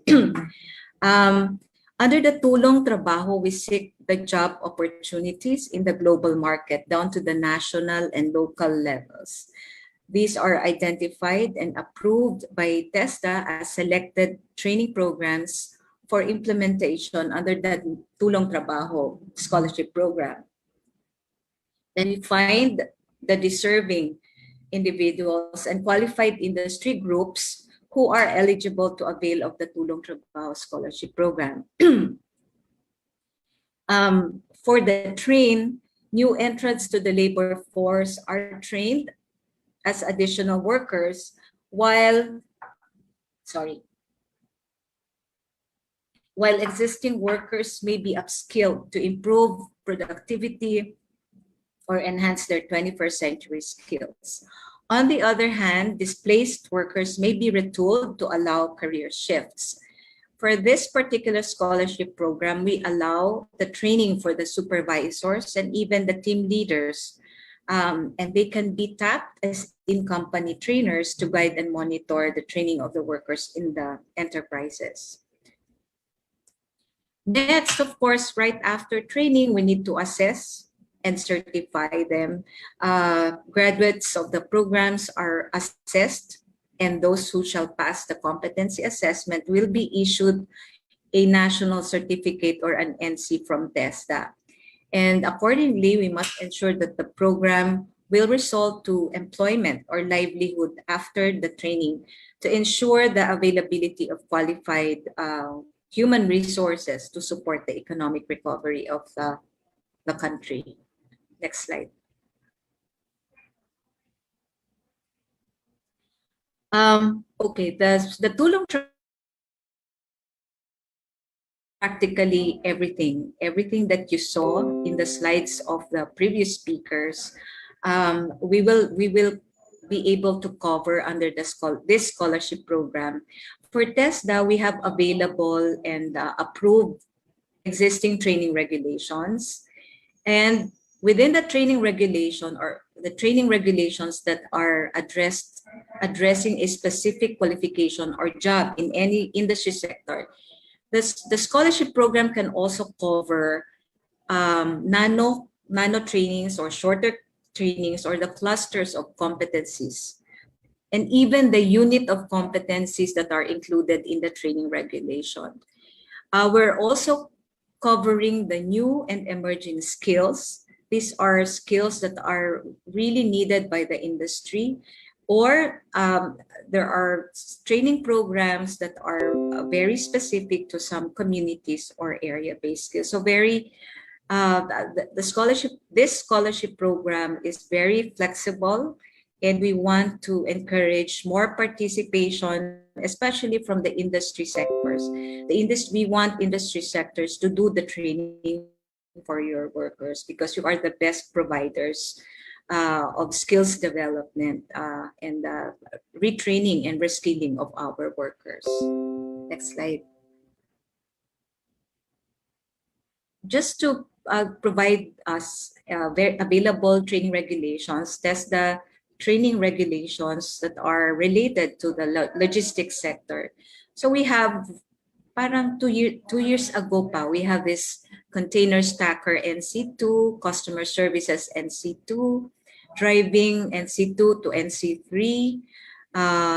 For articulated vehicle NC3, we also have passenger bus, straight truck, forklift, all the heavy equipment operation, the multimodal transport operation and logistics. Well, it has from NC2 to NC4 levels na, and warehousing NC2 to NC4. But if you look at the institutions with registered programs for these qualifications, there are a few only. Especially, we would need more registered programs sana with your sector to register the programs that can be part of this scholarship program, especially for the warehousing, the multimodal transport operation. We have some for heavy equipment operation and even the higher levels for driving. I don't think we have a registered program for container stacker.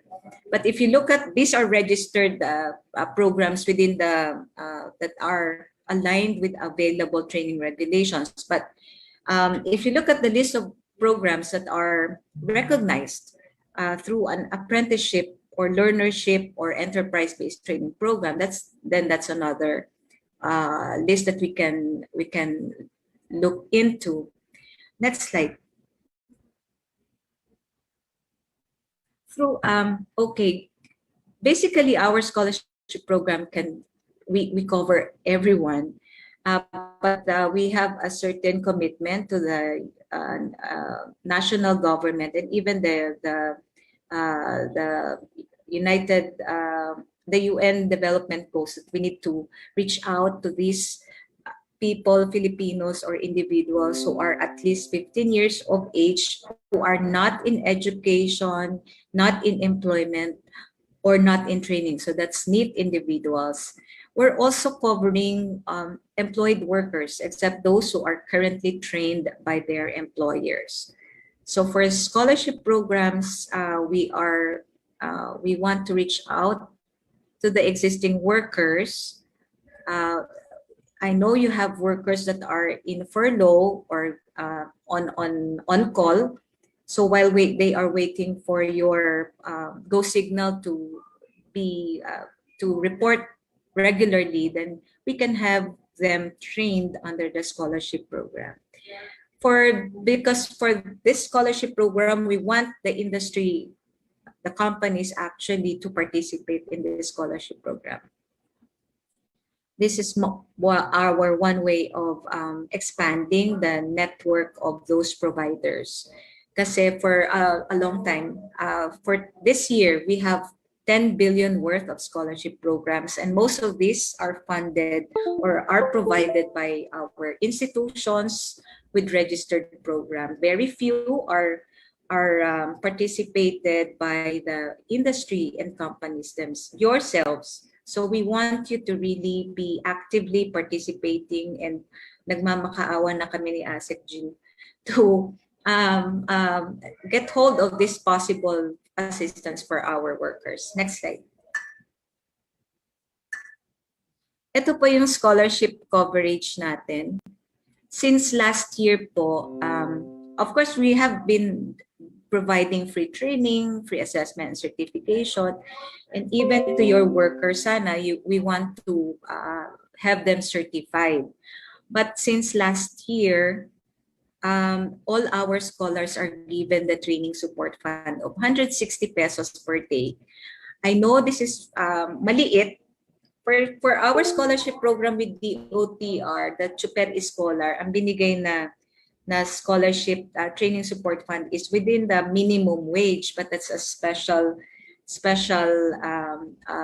scholarship program in coordination with DOTR, and it's the DOTR which provides us the scholarship funds. But for TESDA, all TESDA scholarship program, it's really 160 pesos per day, and all the scholars are given learning materials allowance and a one-time health-related or COVID-related allowance namin na 1,000 per scholar per training. Next slide. And of course, we have the 1-year accident insurance coverage. This is also very important. While this is a non-cash incentive for all our scholars. Next slide. So naka-highlight po yung last bullet, conducted entirely by a company, MSMEs and industry group. Kasi we want you, although there's an option that you can partner with an institution, but I'm telling you, it's better for some of you, the companies here listening to this virtual Zoom, to get hold of this possible assistance for our workers. Next slide. Of course, you need to register the program that you want to be covered or participated into the scholarship program. We need to recognize and register your program. We promise that it's going to be very simple registration procedure and application for just to provide us some basis for the funding, so that we have a qualification map, or you can also give us project proposals, and then of course the implementation. And you need to follow certain guidelines. implementing the scholarship program of TESDA. Next slide. Very few list of requirements. I assure you this is the simplest recognition of programs for the companies. Very minimal letter of intent application, the business registration, you have that. The CBC, the competency-based curriculum or the training plan, and of course the list and profile of trainers and supervisors. Next slide. Okay, next slide. I know we have participants coming from the different regions. This is as part of our planning and budgeting. We make sure that the funds are equitably distributed among the regions, and we base the distribution, regional distribution based on the affected MSMEs. For 2021, we have available of 1 billion. We're supposed to produce an output of 41,263 target beneficiaries. This is based on the 24,000 per capita cost. And ang basis po namin dito is on the 2019 Philippine MSME statistics data. So we make sure that every region is given some funding for this tulong trabaho. Next slide. And I know the industry associations here you have your sites everywhere in different regions. Next slide, Lawrence. Last February, I was able to converse and dialogue with some of you here, and thank you for ADLI, for ACOP, for PLSA, and PISM for providing us some initial information as to your requirements, skills training requirements for your workers and your existing employees, of course. So for those I mentioned na industry associations, you have targeted 7,000, and it's good you have 50 qualified trainers, so we can use this 50 qualified trainers to do training for the scholarship program. Next slide. And based on the initial survey, we've mapped out to your right is the available training regulation of TESDA, and those in pink colored fonts, those are the requirements of your industry companies, existing companies. We hope po today is Friday, and next week we will have July. We will start with the July month, and we hope, ASEC Jean, we have project proposals for this sector sana. So this time we will have to have some coaching so that you can avail of the scholarship funds. Kayo po ang priority for this. Coaching in terms of we will have to evaluate kung how do we go about this? Do we need to recognize and assist you in registering your programs? Next slide. And please, we have an online application through our TESDA website, www.tesda.gov.ph. You can take a look at we have a lot of information in the website. You have the scholarship, you have the how to go about applying for the scholarship. But for this one, we have an online application, and once you apply successfully, your names will be automatically routed to the region where you reside in. So hopefully po we can cover all the requirements, not just for tulong trabaho, because baka po sa inyo you might want to avail of any available scholarship slot right now. So ang problema na po ng ating mga provincial offices, they want to entice, hindi vaccination, but entice some scholars and learners to fill up the available scholarship slots. So you can get all those information through our TESDA website. Lawrence, we just make sure that all the available scholarship programs are available in our website. Aside from the national TESDA website, there are also regional TESDA websites where you can get more detailed information about the available scholarship slots. I think that's my last slide. Maraming salamat po. Maraming salamat po. Thank you so much, Director Lenny, for that presentation. Indeed, TESDA has a lot of training programs and scholarships to offer to our industry. Lalo na po sa ating supply chain and logistics sector at meron pong for free. Before we move on, I'd like to acknowledge po the presence of the DTI's Chief of Staff and Undersecretary for the Management Services Group, Yusek Ireneo Boyvives Monte. Thank you for being with us here today, sir. Now, I would like to call on Mr. Joel Santos, President of Thames International Business School, to open and to moderate our panel discussion on the Philippine Skills Framework for Supply Chain and Logistics and the initiatives for upskilling and reskilling the supply chain and logistics industry workforce. Thank you, Alo. Good afternoon, Music Boy. Nice to see you joining us. I'd like to call on the panelists for today. I know we're a bit late given the schedule, but as you can see, all of the presentations were actually very, very useful, especially it would help us all in implementing the Philippine Skills Framework. So I'd like to ask ED Ling Constantino to join us from TESDA and Director Angelina Carrion also from TESDA, because after your presentations, hot na hot for sure people to ask you. We'd like to call on our two Singapore partners, Anderson Tan of Accelerator Singapore, Mr. Roger Lee of Singapore Institute of Materials Management. Okay.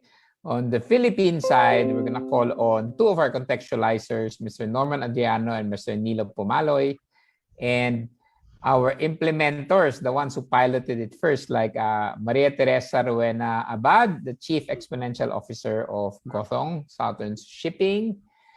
Now, from the PRC side, Chairperson Nanette Dagondon, who will be the PRC-PRV for Customs Brokers, and Mr. Sam Bautista, the President and Chief Learning Officer of Academy of Development Logistics. So I'm Joel Santos, President of Thames International. I'll be your moderator today. Okay, so I'm going to ask, except for ED Ling and Director Angelina, they don't need to introduce themselves anymore. I'm going to ask all the others to introduce themselves very briefly and the role they played in the development of the Philippine Skills Framework. Okay, so Mr. Anderson Tan, hello. Quick intro and your role in the Philippine Skills Framework for Supply Chain and Logistics. Okay, good afternoon, everyone.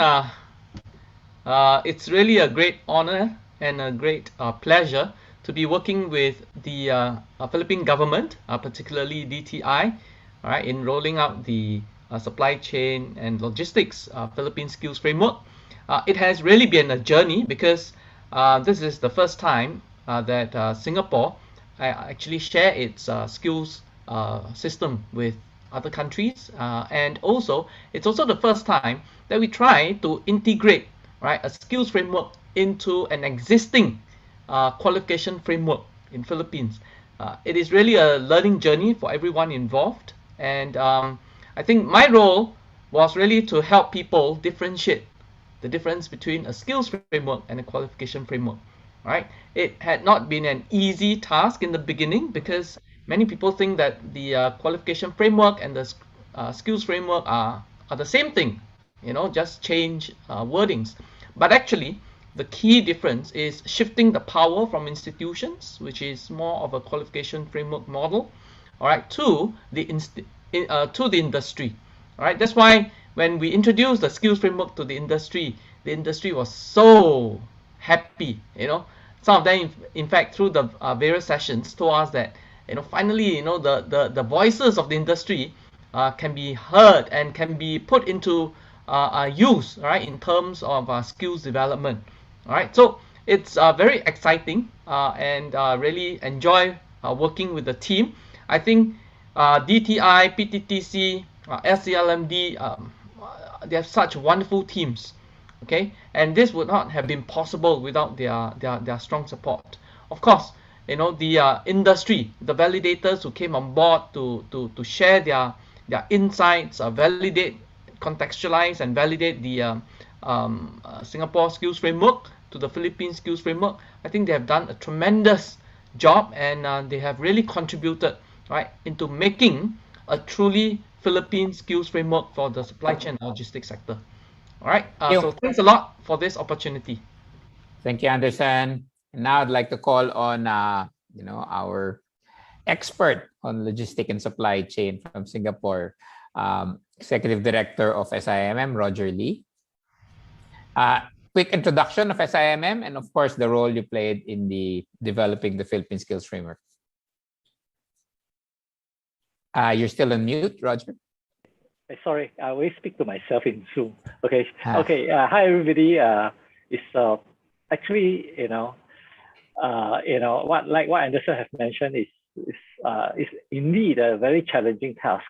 As what ASEC Jean mentioned, that the Singapore framework took a long time, and we took up the challenge because we thought 6 months is almost impossible. Really, really difficult. However, we manage it. And I guess it's not just one party. It's all the stakeholders that are involved. The motivation of the stakeholders. Especially the validators, the contextualizers. And of course our partner in Thames. DTI, TESTA. Everybody. That come in. I think we only have one goal. All right. The goal is to make it happen. All right. And it's a very powerful force. And I've done a lot of validation. And the validators are actually in the Philippines. They have a very strong domain knowledge. Very, very strong indeed. And my initial worry when I spoke to Anderson and ASEC, is that we are actually having very short lead time. In logistics especially, lead time is critical. All right, the success, making or break of success is actually on time. The timing is actually very critical. So the validation process sometimes can extend because different stakeholders have got different agenda, different associations have got different needs. It's very, very difficult to really put everything together. However, the validators are very, very, I would say, very conducive, agreeing to disagree, that we want to move on, and of course, it finally happened that we managed to get the first 4 tracks of the logistics and supply chain. And during the introduction, there are actually, I find that we have introduced a lot of input, which is not in Singapore, but rather in the Philippines context. So I personally also pick up a lot of domain knowledge about the sector in Philippines. So therefore, right now, we really hope to be able to implement, all right, the framework, and make it a successful one.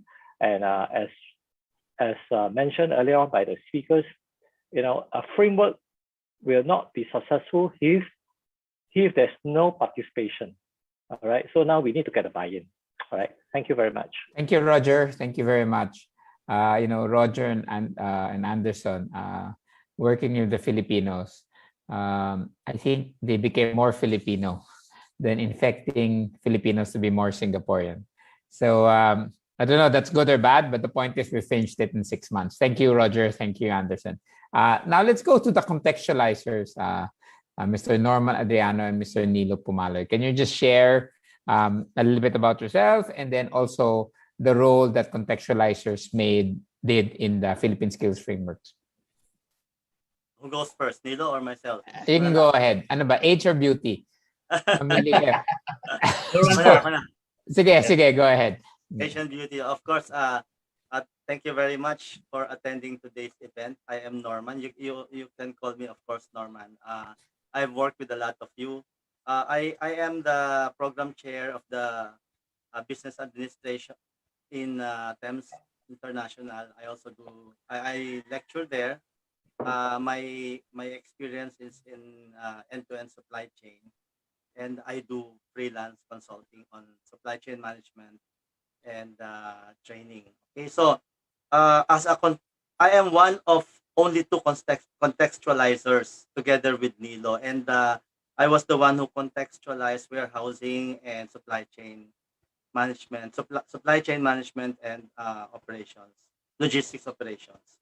So it was fun working with Anderson and Roger. We worked until actually until evenings, no weekends, because we were beating a deadline so that we can come up with contextualized documents that will be validated by the validators that we chose or that participated. It was very challenging, very educational for us. Okay, we were able to Philippinize Anderson and Roger, but they were not successful in making us Singaporean. So sorry, Anderson and Roger. Don't worry, there'll be a phase 2. All right. Thank you, Norman. Yeah, that's it. Thank you. Thank you. Sir Nilo? Okay. On my part, I just like to make mention that even during the Holy Week, Norman and myself were working. Actually, there's no holiday for us, no Good Friday, no Easter Sunday. We both of us even have to connect online just to be calibrated. So I was the one responsible for the two tracks, the freight forwarding and the IT logistics sub-track. And happy to have the opportunity to work with the validators. It was fun, and I also learned along the journey. Thank you, Joel. Thank you, Sir Nilo. I would like to ask Ma'am Teresa Abad, the Chief Exponential Officer of Gothong, to actually talk about the role that Gothong played in the whole Philippine Skills Framework. Yeah, thank you. Thank you for this opportunity. As you can see, the title Exponential, well, I've been tasked by the management to bring forward the company to its exponential growth. And the exponential growth that we're seeing is to transform our containerized shipping business into a fully integrated logistics company. And the PSF gives value in setting up our organization according to the international standards at the onset of the implementation, and therefore shall make our people, process, and business operations competitive with industry experts here and abroad. Implementing the PSF to a T is no walk in the park. But of course, we can only appreciate that if everything is in place, over a maturity of the organization. And the long-term benefit that we can see achieving is the end goal in mind, is to be the preferred choice in the supply chain management in the Philippines. So therefore, it's very timely that this PSF is being rolled out here in the Philippines, because we are starting to transform our company into a supply chain company. Thank you, Ma'am Teresa. Actually, I love the title of Chief Exponential Officer. Diba? That's we want growth that's not just by percentages, but exponential. And we know that digitization is one of those. Essentially, yes. So we'll go back to that. Exactly. And I'm sure a lot of our guests would be interested in that. Now, going to our Chair Nanette Dagondon. TRC is a major part of this whole Philippine Skills Framework. And so maybe you could introduce yourself first and the role of PRC in implementing the Skills Framework. Hi, Chair. Thank you, Sir Joel. Good afternoon, ladies and gentlemen. I am Nanette Dagondon, and I'm currently the chairperson of the Professional Regulatory Board for Customs Brokers under the Professional Regulation Commission. Thank you. And then lastly, but not the least, I will ask Mr. Sam Bautista to introduce himself.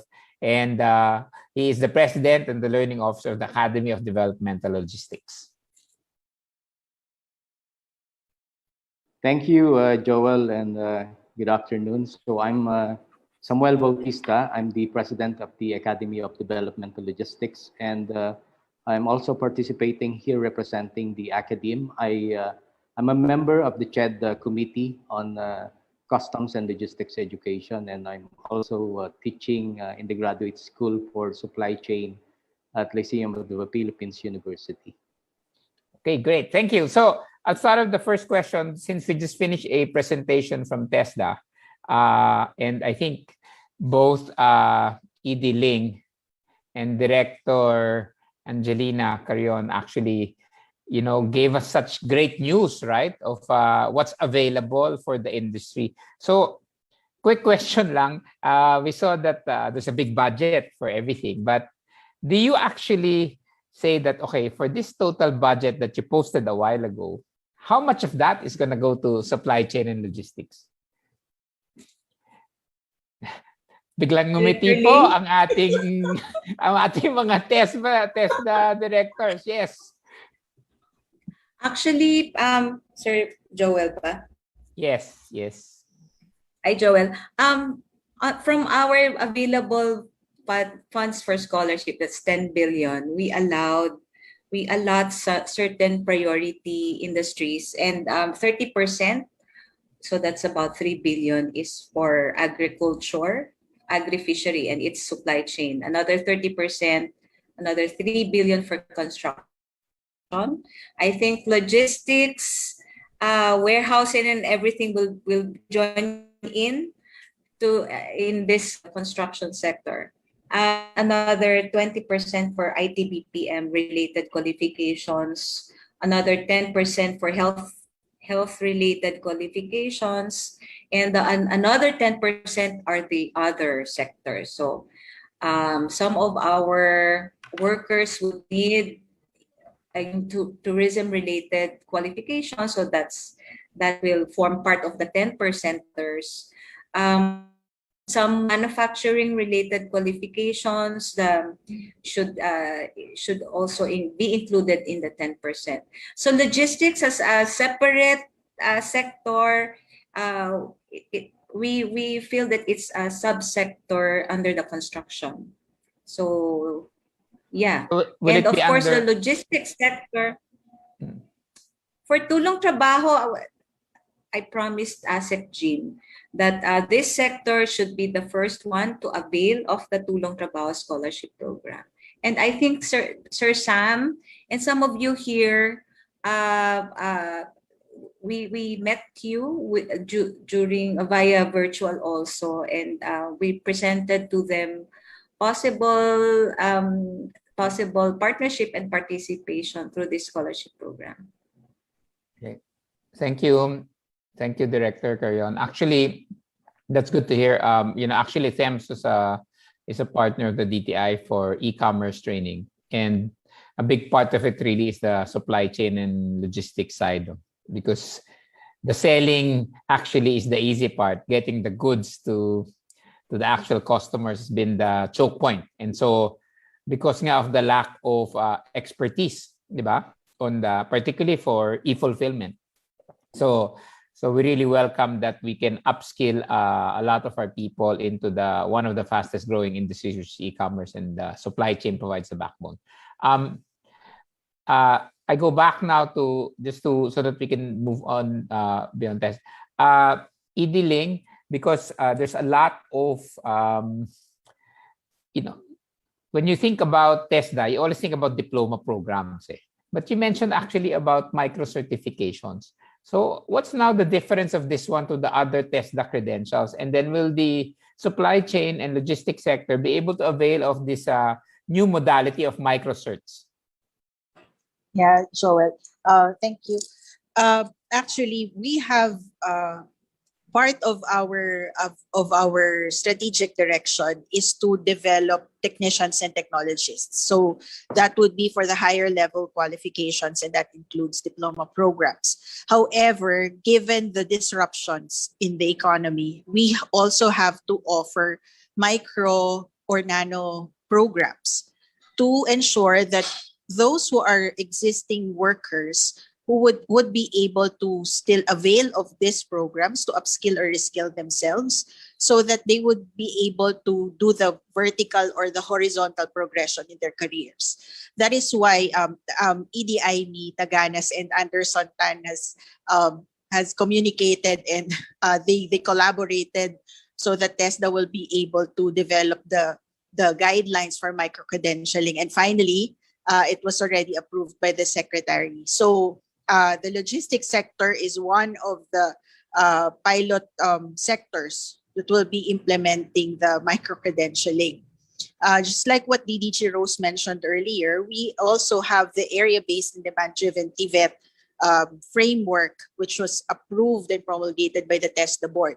With that, it is actually aligned with the PSF initiative because if the PSF is developed by the industry for the industry, that is where TESDA will come in, wherein what the industry would tell us that they need for the upskilling and the reskilling of their workers, that would be the programs that will be developed in the area. So it's actually hitting two birds with one stone. We are developing the workers based on the specific needs as indicated or as what the industry would dictate. And we would also be contributing to countryside development because we will be developing the skills and the sectors or the industry that is a priority in each locality. So yeah, it would be very helpful for us to get also from the different associations which areas would you like to develop the skills in each locality, so that the regional directors who are actually tuned in here would be able to coordinate with you so that we'll be able to develop such programs and that they would not need to go to different areas already to get their programs. So yeah.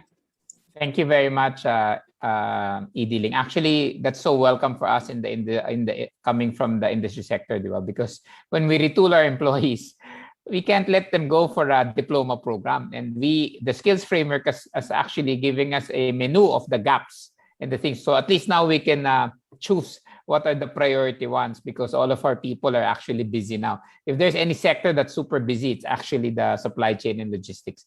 I was going to call on Roger, but then disappeared for. Oh, there you are, Roger. So they're actually, since we're talking about microsearch, let me go now to Roger of SIMM, because going through the Philippine Skills Framework, they identified about some 10 possible modules that are gaps inside the training in the Philippines. So Roger, can you just share the 10 that you saw that were gaps that were not yet offered in the Philippines? Because I think this would be the priority modules to be presented to TESDA. Sure. Do you mind if I share a PowerPoint or not necessary? No, you can.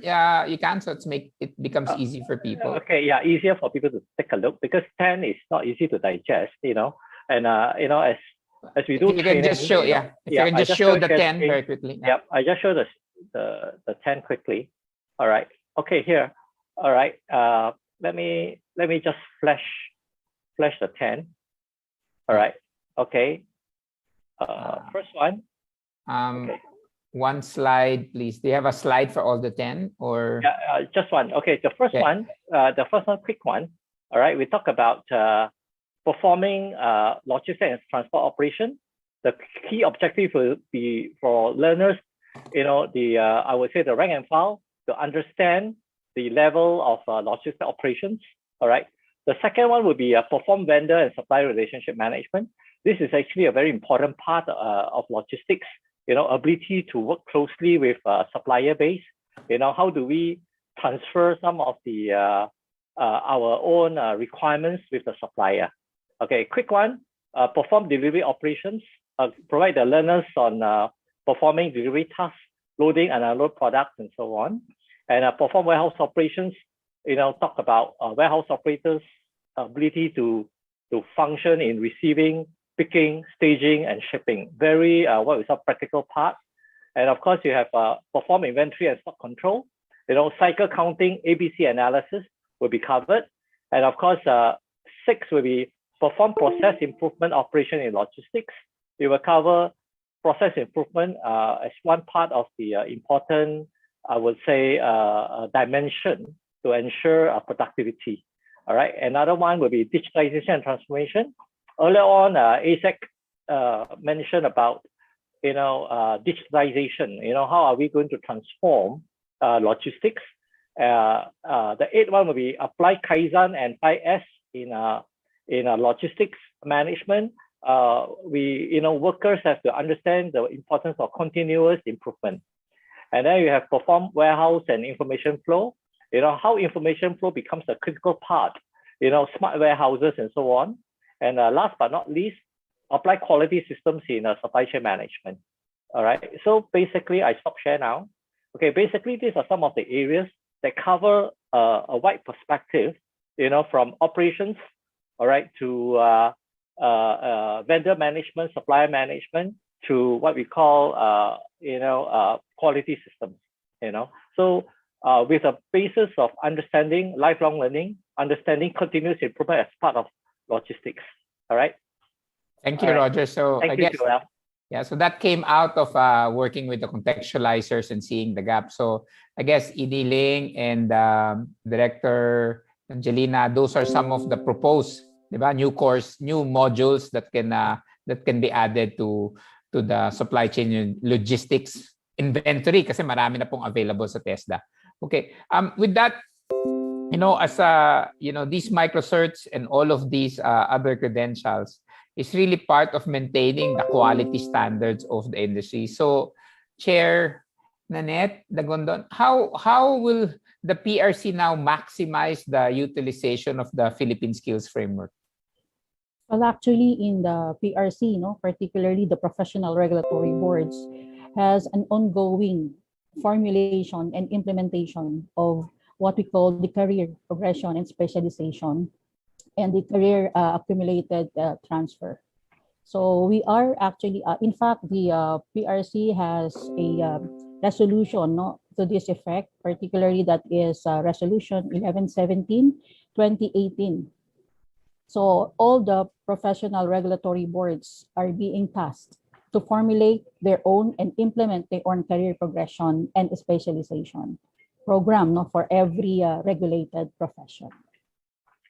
So that will now, because in the PRC, right, there's a lot of what we call annual requirements for CPD. Are you gonna increase the requirement of CPDs for the supply chain industry, given that you looked at the Philippines framework now, or will you maintain the minimum required or the maximum required CPDs for the industry?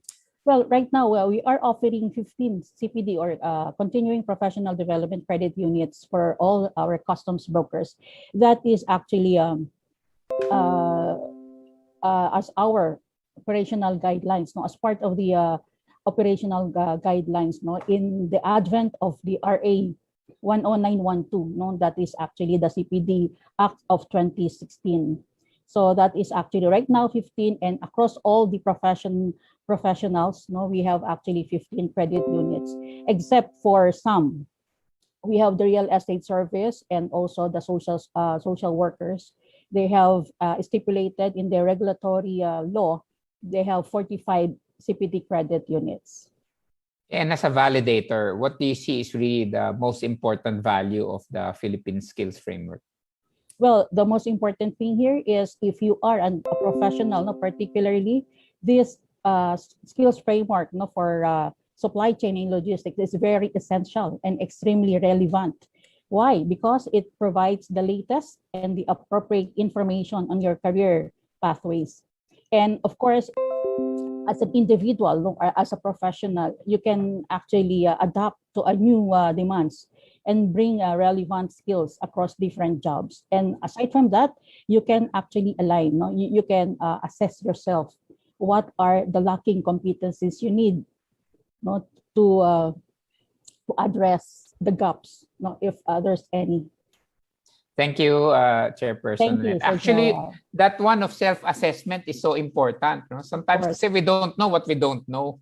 And so I'm gonna go now to our contextualizers, Norman and Nilo. So you saw what Singapore had, right? And then we had to do our own self-assessment as a industry, as the Philippine industry, diba? So what did you see when we were contextualizing it? The difference between first world and developing. So since Norman was first a while ago, I'll ask Nilo. So what was the biggest gap, diba, as we were contextualizing it? What is first world and what is developing? And I say that in the context that there's really opportunity for us to, with supply chain growing worldwide, no, there's really opportunity for us to add that to the export of workers. And so I'd like to really see and ask you guys, what was the difference in when you were contextualizing it? Nilo, you'd like to take that first?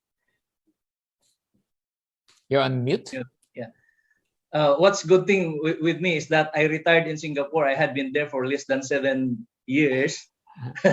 So physically and also in the how they work in the horizon, because part of my job was actually in the brand protection and supply chain program security in the region, but I was based in Singapore. So I know that Singapore is more the workforce in Singapore are more upskilled because of their education system, because of the support of the government. We have the WDA, which is I think equivalent to our TESDA, and that's where I came to have a acquaintance with Roger, who is the executive, who is the director of SIMN. And then when I was part of the contextualizer, I can see during the time of the validation the difference that we have to make some adjustments actually, because the terminologies in the Singapore versus here in the Philippines, we have to really make an adjustment. But of course, we have to adapt the Singapore model. That is the intention. But of course, it has got to be validated on the ground by the industry themselves. So there was some degree of adjustment, Joel. So I'd like to, sige, Norman, Nilo talked about the adjustments. What adjustments were these when you guys were contextualizing? Actually, it's not really major because but looking forward, while we were doing this contextualizing, I was thinking that now we have an opportunity in the Philippines to standardize, to have a common reference, so that when we talk about a certain job, a certain function, we are talking from the same page. I think that's the more important thing now, because that is what we want to do.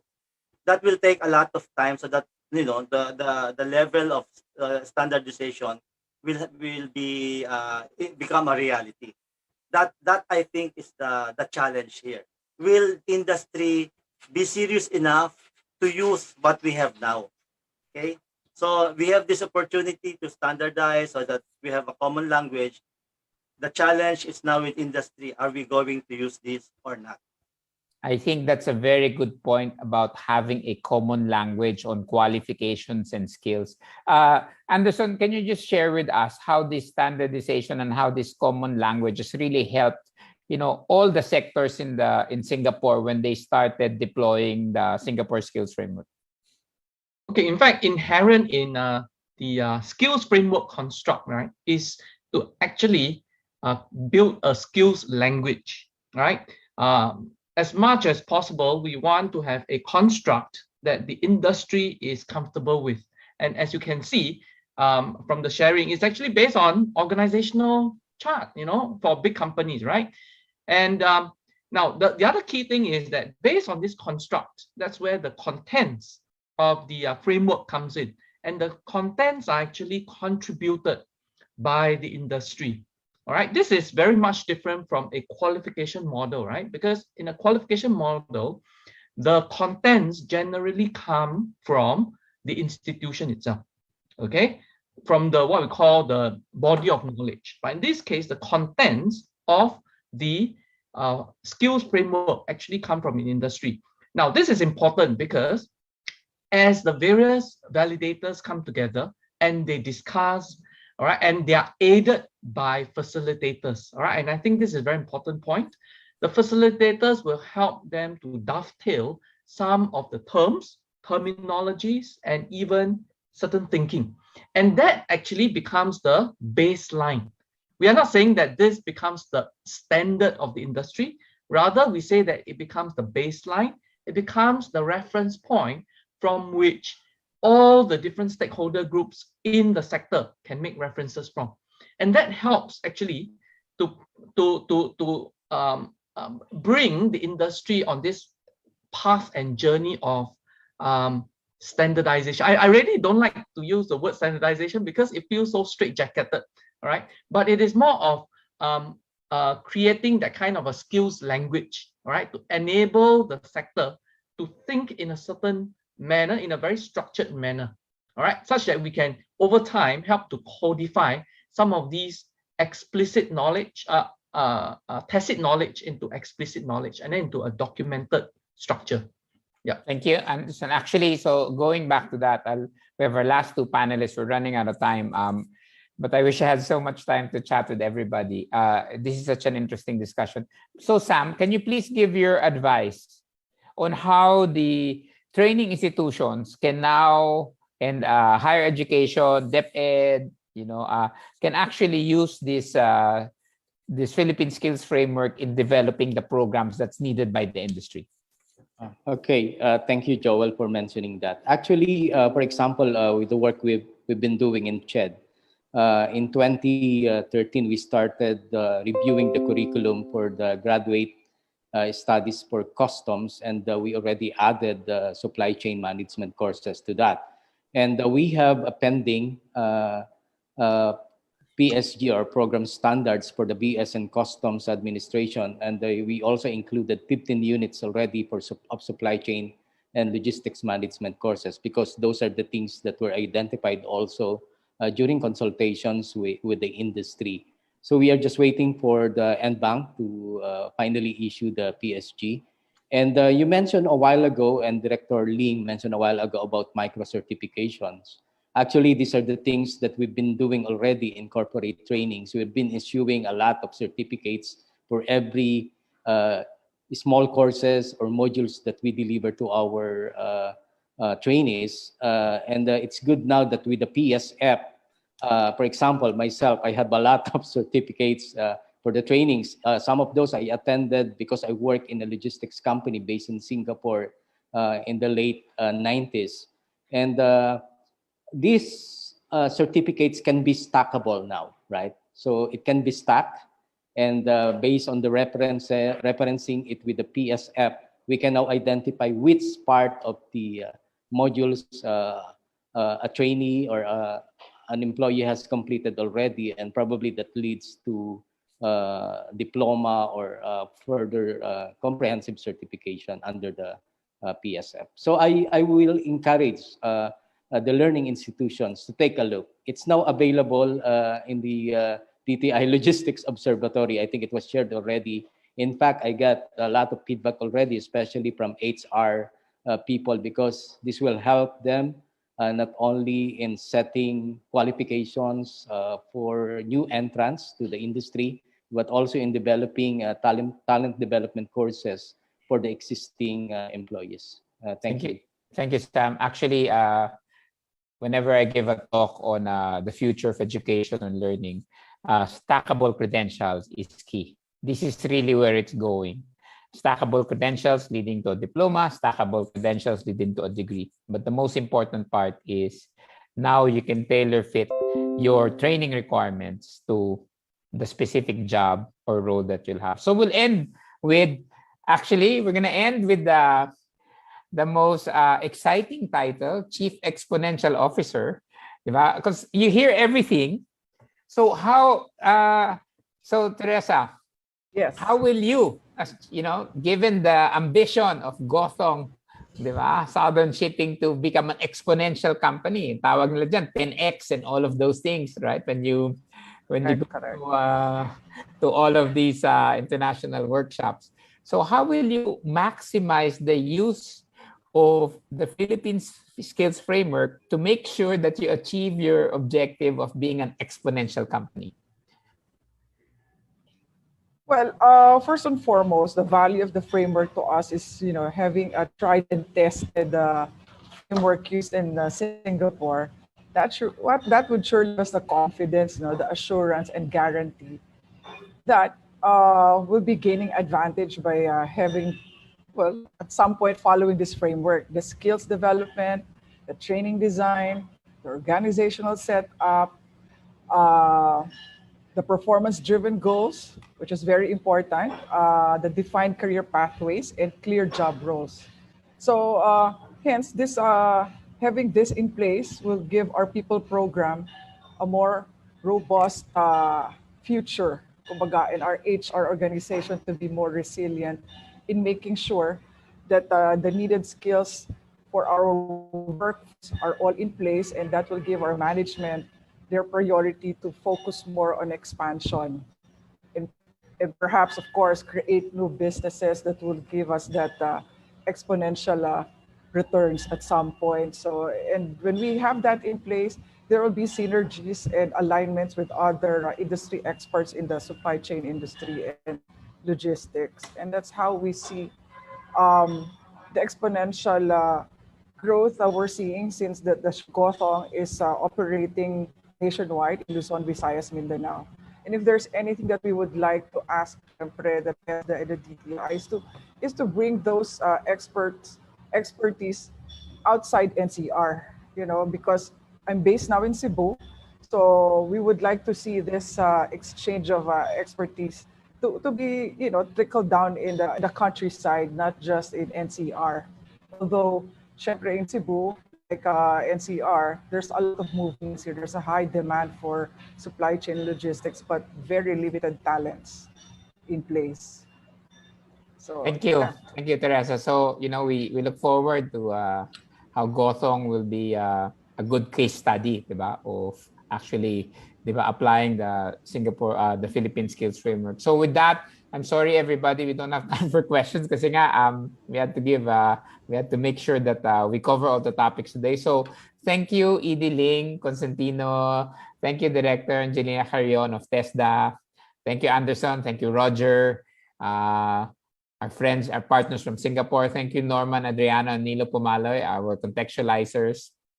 Thank you, Chairperson Nanette Dagondon of the PRC. Thank you, Sam Bautista, the President of Academy of Developmental Logistics. And thank you, the Chief Exponential Officer of Gothong, Teresa Abad. So this is Joel Santos, President of THEMS International Business School. Thank you for being given the opportunity to do this panel discussion with everybody today. Congratulations. Maraming pong salamat. Thank you. Thank you. Bye.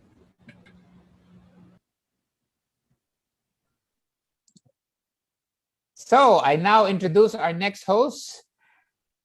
It will be Carlo Rivera, who will be taking over the hosting the hosting session. He's our chair for our communications program in THEMS International. So Carlo, welcome. You're now the host. All right. Thanks very much, Sir Joel. And thank you very, very much to all of our panelists. The amount of expertise on display here is staggering. And it merits the warmest of responses. So we have two respondents from the logistics services sector to deliver an answer to all of the wonderful things that have been shared so far.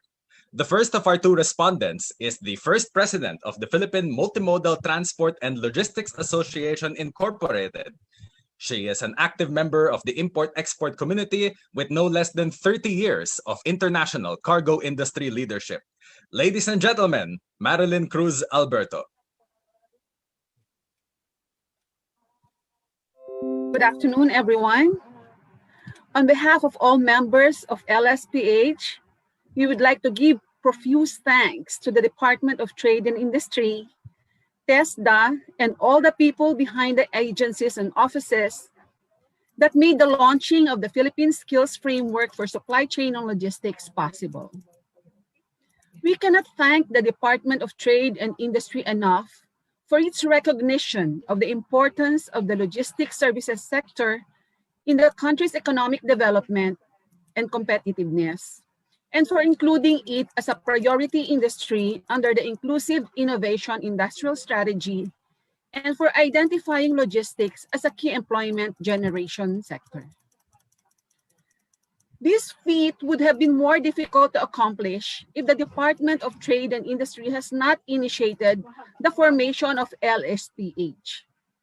Because of LSPH, what used to be a very fragmented business sector has been united and committed in pursuing initiatives that will help realize our vision of a globally competitive logistics services sector, one of which is the creation of a competitive and future-ready logistics workforce that can meet our sector's current and future needs. We give special thanks to the mother of LSPH, ASEC Jean. The Philippine Skills Framework for Supply Chain and Logistics will give value to our industry on many fronts. There is a dearth of comprehensive educational programs or courses offered on supply chain and logistics that are truly responsive to what the industry needs. What we have are short training programs, and most of the learnings are done on the job. Hence, when onboarded to a particular job, it takes much longer time for employees to significantly contribute to the company. The framework, once properly executed, will help maximize the productivity of newly onboarded employees and even reskilled employees. Once the framework is executed, the technical skills of the graduates that we will produce will be exactly what our companies need. Why? Because it has been validated and will continuously be developed by experts from the Philippine logistics industry. The education will be relevant and responsive because the curriculum will be industry-led. It will help professionalize and, yes, glamorize our sector and attract a much bigger number of potential workers as it provides valuable and useful information on sector and employment opportunities, career pathways, occupation and job roles, and skills and competencies. Gone will be the days when young people think of the logistics industry as the industry only for cargador and cargadoras. Further, the memorandum of agreement signed today also makes our logistics training programs accessible to more people due to TESDA's scholarship assistance. For trainers, course developers, and HR practitioners, the Philippine Skills Framework for Supply Chain and Logistics will be a big help since we do not have to totally reinvent the wheel. We just have to tweak and customize it to the Philippine setting. And the big bonus is that we are benchmarking from one of the world's top logistics hubs, Singapore. My association, the PMTLI, has been working with TESDA for the past years, and we already had our NC2, NC3, and NC4 programs for multimodal transport operations and logistics promulgated by TESDA. We are now in the process of program registration. As far as I know, the other LSPH associations are also in various stages of development of the training programs. As we participated in the validation of the Philippine Skills Framework, we are convinced that we are on the right track. We all know that we've only just begun. There's a lot more work to do, course development, training of trainers, a lot more. The work may be humongous, but since we will be guided by a very solid framework and with the strong support of DTI, TESDA, all LSPH members and other industry partners, we are confident that we can indeed help create a competitive and future-ready logistics workforce that can meet our sector's current and future needs, not just locally, but globally. Thank you very much and have a good day, everyone. Thank you very much, Ms. Marilyn Alberto, for those inspiring words. And now our second respondent, the CEO and co-founder of Insight SCS, He's a technology professional with 20 years of experience as an entrepreneur and 14 years of experience in logistics and supply chain management. Ladies and gentlemen, Pierre Carlo Cure. Good afternoon. First and foremost, I would like to thank DTI for inviting me to be part of this Philippine Skills Framework. I'm deeply honored. So I'm here as a reactor from the private sector.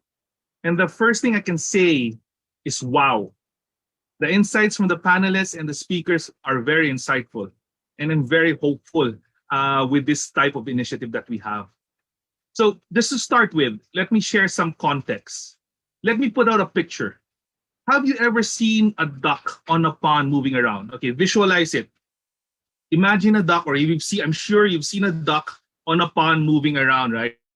On the surface, the duck looks calm and tranquil, moving around. However, but when you look under the water, there's a frantic pace of paddling to get to move from one point to another. Do you know that ducks are very agile? They can move very fast. They can change directions in an instant, even dive into the water and then magically appear somewhere else. This is what logistics is all about. Logistics practitioners have to be agile, move very fast, change directions in an instant, and even be magicians to magically appear where we are needed. On the surface, it looks easy, but the back end is a frantic pace of coordination with different stakeholders, checking inventories, managing timelines, executing plans. I'm sure all of our colleagues here from the LSPH understands this very, very well. And to be able to manage this kind of chaos, we need very skilled and technical workers. However, even more than 10 years ago, there was no national standards or integrated logistics training. There was no way of knowing if the hires have the necessary skills needed. We wouldn't know if an unassigned person is competent to complete the work needed. And up until now, there's still a lack of skilled workers, as validated by Ma'am Constantina of TESDA and our colleague just recently, Ma'am Marlene from PMPLI. Like I said earlier, logistics and supply chain requires a highly skilled workforce, from forklift operators, warehouse pickers, logistics planners, strategic managers, up to the management level that needs the technical know-how to manage different supply chain levers. So this has been a dream for us in SEMAP, a national standard for skills in logistics and supply chain industry. So let me share a story of our journey. Like I mentioned earlier, we at the station have been working towards this goal for more than 10 years now. Alongside PCCI, PMLTI, we were part of the scholars of an immersion to Japan, specifically to understand the Japanese logistics industry. During that time, Japan was part of the top 5 in terms of logistics. So we were very fortunate to be there and to understand how they do logistics. What struck us the most is their JIL certification, or the Japan Institute of Logistics System certification and accreditation. Having a set of skill standards for logistics practitioners allowed faster deployment. Like what Ma'am Marlene said earlier, without standards, it's very difficult. You have to retrain. You don't know if this workers has the capability. And then with the standards, it were able to deploy across different sectors faster. JILs had different levels of mastery, which is certified and recognized both locally and globally. This paved the way for the professionalization of their logistics workers to become at the level of other professionals from other fields, like in finance, in medicine, and all of that. So they consider the logistics workers at a similar level. And during that time, Japan was like I said earlier, was one of the leading experts in logistics. And we saw the value of having that kind of skills and standards and certifications. So after that, we partnered with TESDA to develop one component of skills training, which is the warehousing services. Working closely with Executive Director Aimee Taganas and our good friend Edwin Maglalang, and with the guidance of help of TESDA, we're able to develop the training regulations and have a national certificate 2, 3, and 4 warehousing services promulgated. This was a major milestone for us as it started our dream to have a national standard for logistics practitioners. And now comes DTI, specifically the group of ASIC Jean Pacheco, and the powerhouse team of the Logistics and Supply Chain Division. Plus with the partners and experts from Singapore accelerators, hopefully I said that correctly, and SIMS, the Philippines Skills Framework was conceived. As soon as it was shared, we immediately poured our full support, as this was our dream for the longest time. Seeing the full LSPH partners contribute to this initiative really encouraged us and see a very bright future for our industry and our country. Personally, what I appreciate the most on the Philippine Skills Framework is the inclusion of digitalization. I, for one, actually an advocate of digitalization in supply chain and logistics, having my own tech logistics startup that aims to disrupt supply chain. And I'm so much hopeful and thankful for this initiative. And this, we believe, is going to be a game changer to our industry. To push forward the Philippines, not only into the future, but exponentially into the future. We thank everybody who have supported and contributed to this effort, and we would like to continue to invite all our colleagues in the industry to support by sharing time, knowledge, and resources to the effort. It can be sharing your labor requirements or commitments to hire workers trained, and then to our government partners who are great comrades to nation building, especially in our industry. And I believe all of us in LSPH is very grateful and will continue to support our government in spearheading the development of our sector into the future. Thank you very much and good afternoon. Thank you so much, Sir Pierre, for your kind response. That's just really generous. Thank you. So, with that in mind, ladies and gentlemen, we move on to our closing remarks, and we have a very special speaker to round things off for today. With a career spanning nearly 4 decades of uncompromising public service, Undersecretary Ireneo V. Vismonte rose through the ranks from his start as a Trade and Industry Development Analyst to Chief of Staff for the Department of Trade and Industry. He now heads the DTI Management Services Group, supervising no less than 6 service offices. He'd like to be known as an ingenious and firm leader and is firmly committed to making sure that DTI innovates with the times to best deliver its own brand of serbisyong higit pa sa inaasahan. Ladies and gentlemen, Yusek Boy. Magandang hapon po sa ating lahat. Can you hear me? Loud and clear.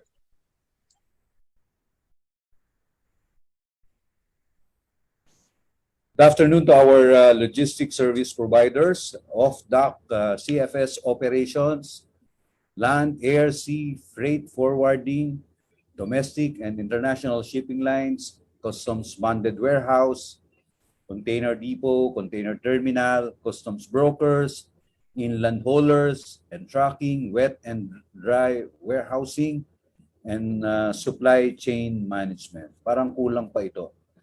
But anyway, good afternoon as well to our fellow workers in government, academe, and development partners. Today, we witness 2 important milestones for the logistics service sector. One is the signing of the MOA between the Department of Trade and Industry and TESDA and the Logistics Service Philippines associations, giving priority to logistics service workers in terms of access to training and skills development. This is, of course, in line with our shared vision of a future-ready and competitive workforce. And 2, launching of the Philippine Skills Framework for Supply Chain and Logistics, or PSF-SCL, which are useful tools for employers, training institutions, and logistic workers. The PSF-SCL is the first ever skills framework developed in the Philippines following the Memorandum of Understanding signed by the DTI, TESDA, and the Skills Future Singapore in 2019. It is designed to advance a competitive and future-ready logistics workforce that will address the current and future needs of the logistics service industry.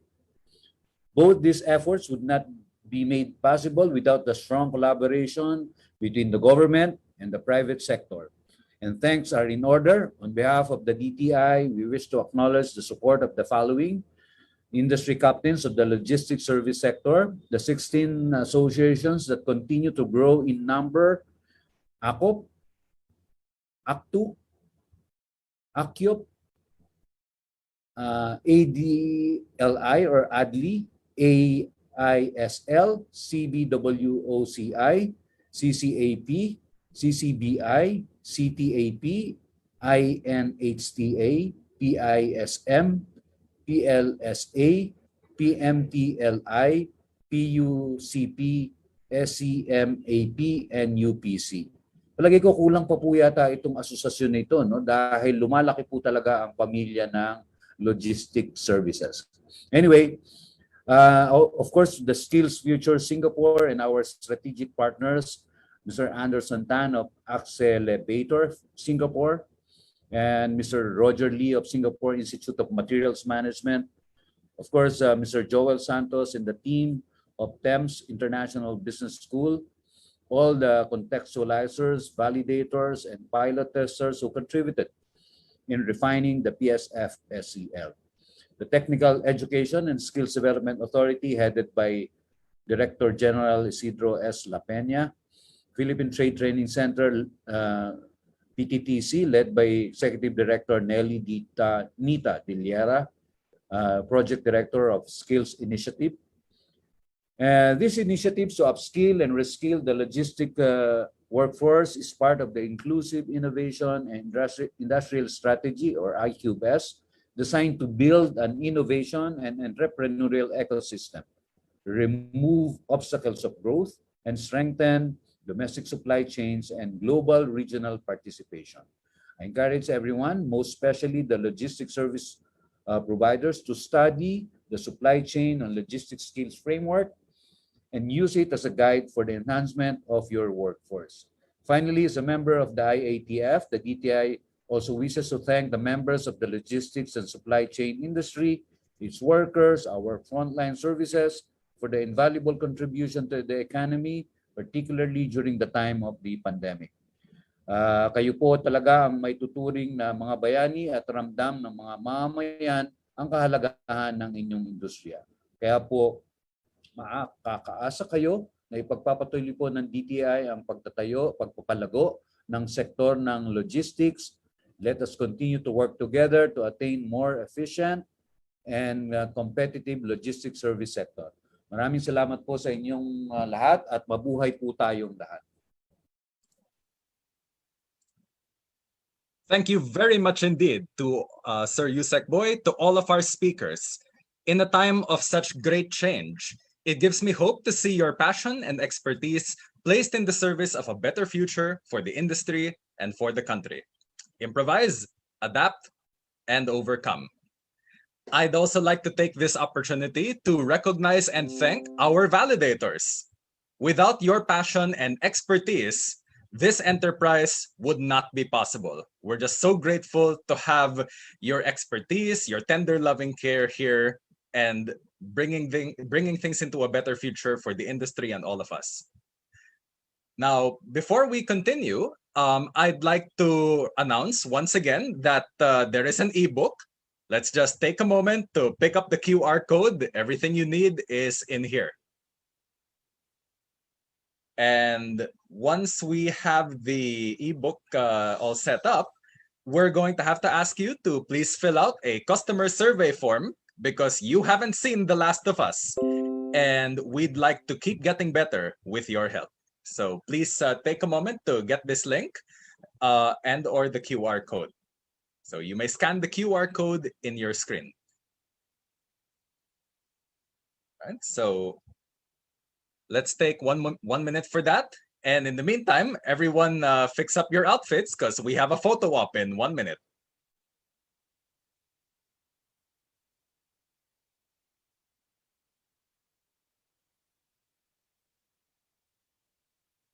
So please answer the customer survey form just as soon as you can. And I promise you, we will use it to get even better.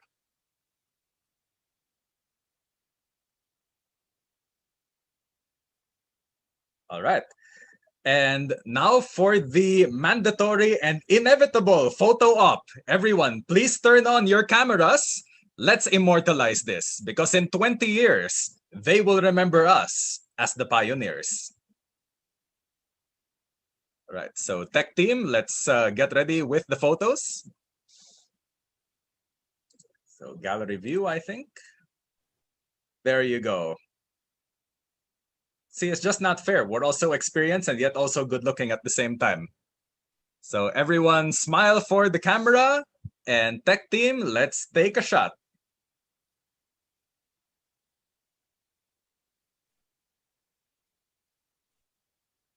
All right, tech team, just load up the slides again once you're done with the photo op. Thank you very much. All right, and that's it for the photo op. Now, with that, we'd like to thank everyone who joined us, both here in Zoom and on Facebook. Should you have any DTI-related concerns, you may reach us via email, our official Facebook page, and through our official website. Maraming salamat po. And please stay safe. You will hear more from us in the future. God bless and have a lovely, lovely weekend. Congratulations. Providers to study the supply chain and logistics skills framework and use it as a guide for the enhancement of your workforce.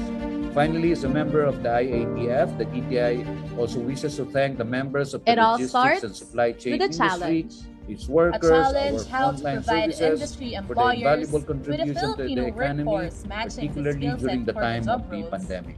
Kayo po talaga ang may tuturing na mga bayani at ramdam ng to jumpstart and progress in their career. A challenge, how education and training institutions develop appropriate contents for learners. A challenge, how the government and professional bodies provide a foundation in which necessary skill sets are developed and anchored on. A challenge to better prepare the economy for the future by preparing today. It was a challenge that opened doors, paved way for the opportunities, leading the way to a Philippine-Singapore partnership in reskilling and upskilling of the workforce for the future, giving birth to the Philippine Skills Framework.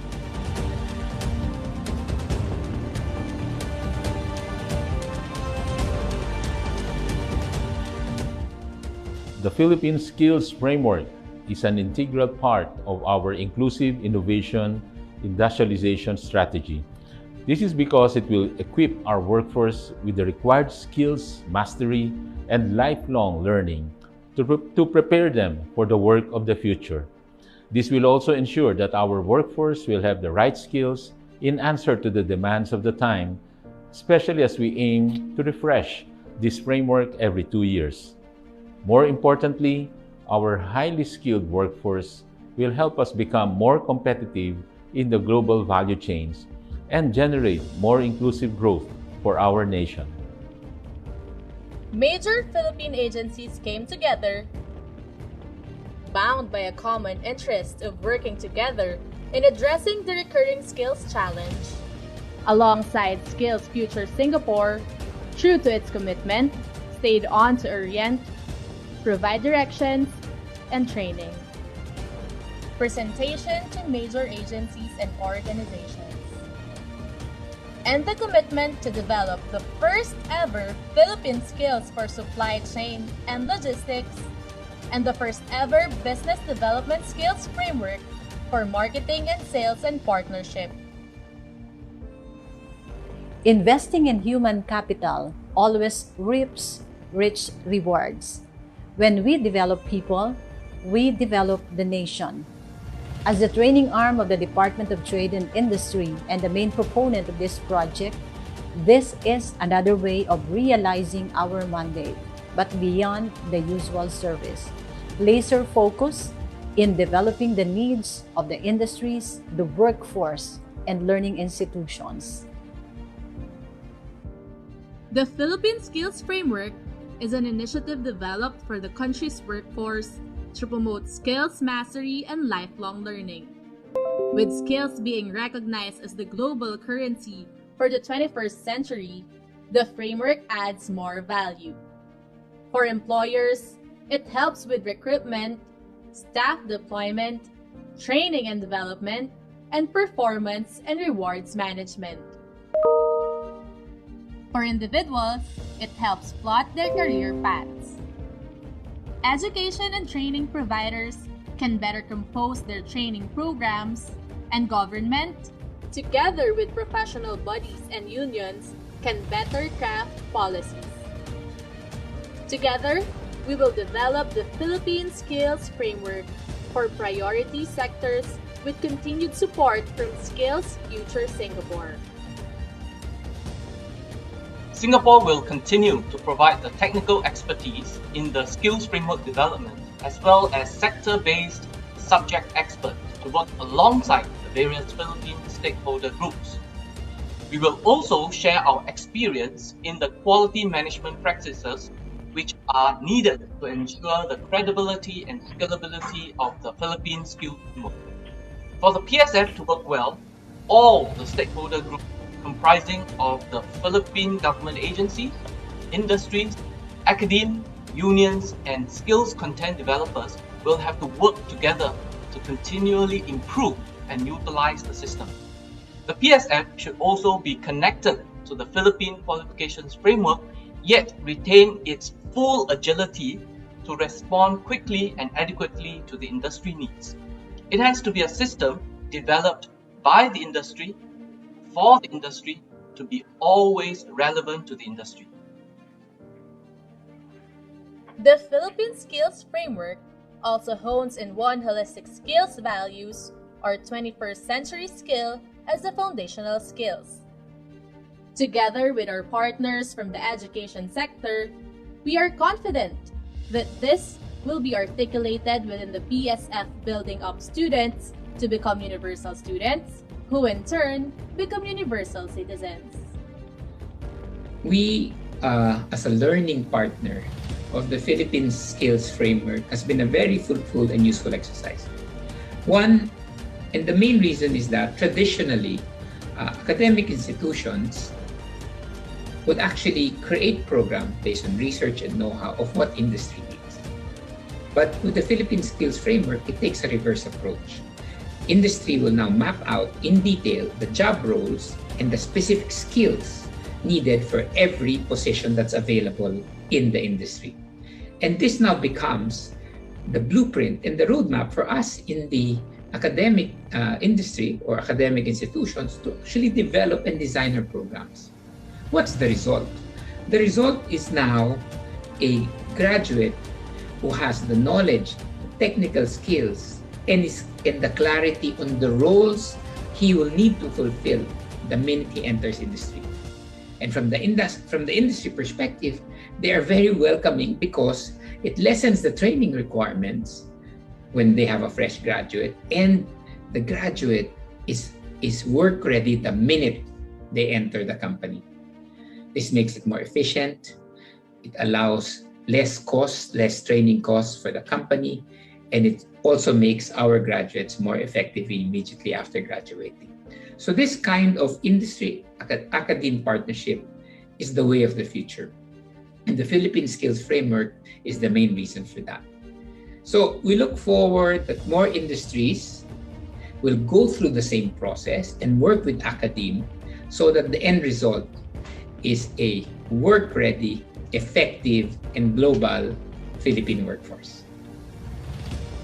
With a focus now on the human capital development, the Philippine Skills Framework has brought together the best minds, industry leaders, employers, education institutions, training providers, and the government to take a good, hard look at the country's situation and co-create a foundation to build up our manpower. We believe that every Filipino should be able to develop skills relevant to the future. This framework will require a whole-of-nation approach. To make this initiative meaningful and responsive to your needs, it needs your active participation in developing, using, and even sharing your observations and experiences about the framework to turn it into an evolving thing. And with the support of all stakeholders, the labor, industry, academe, and government, reskilling and upskilling our workforce will ensure their success in the 4 IR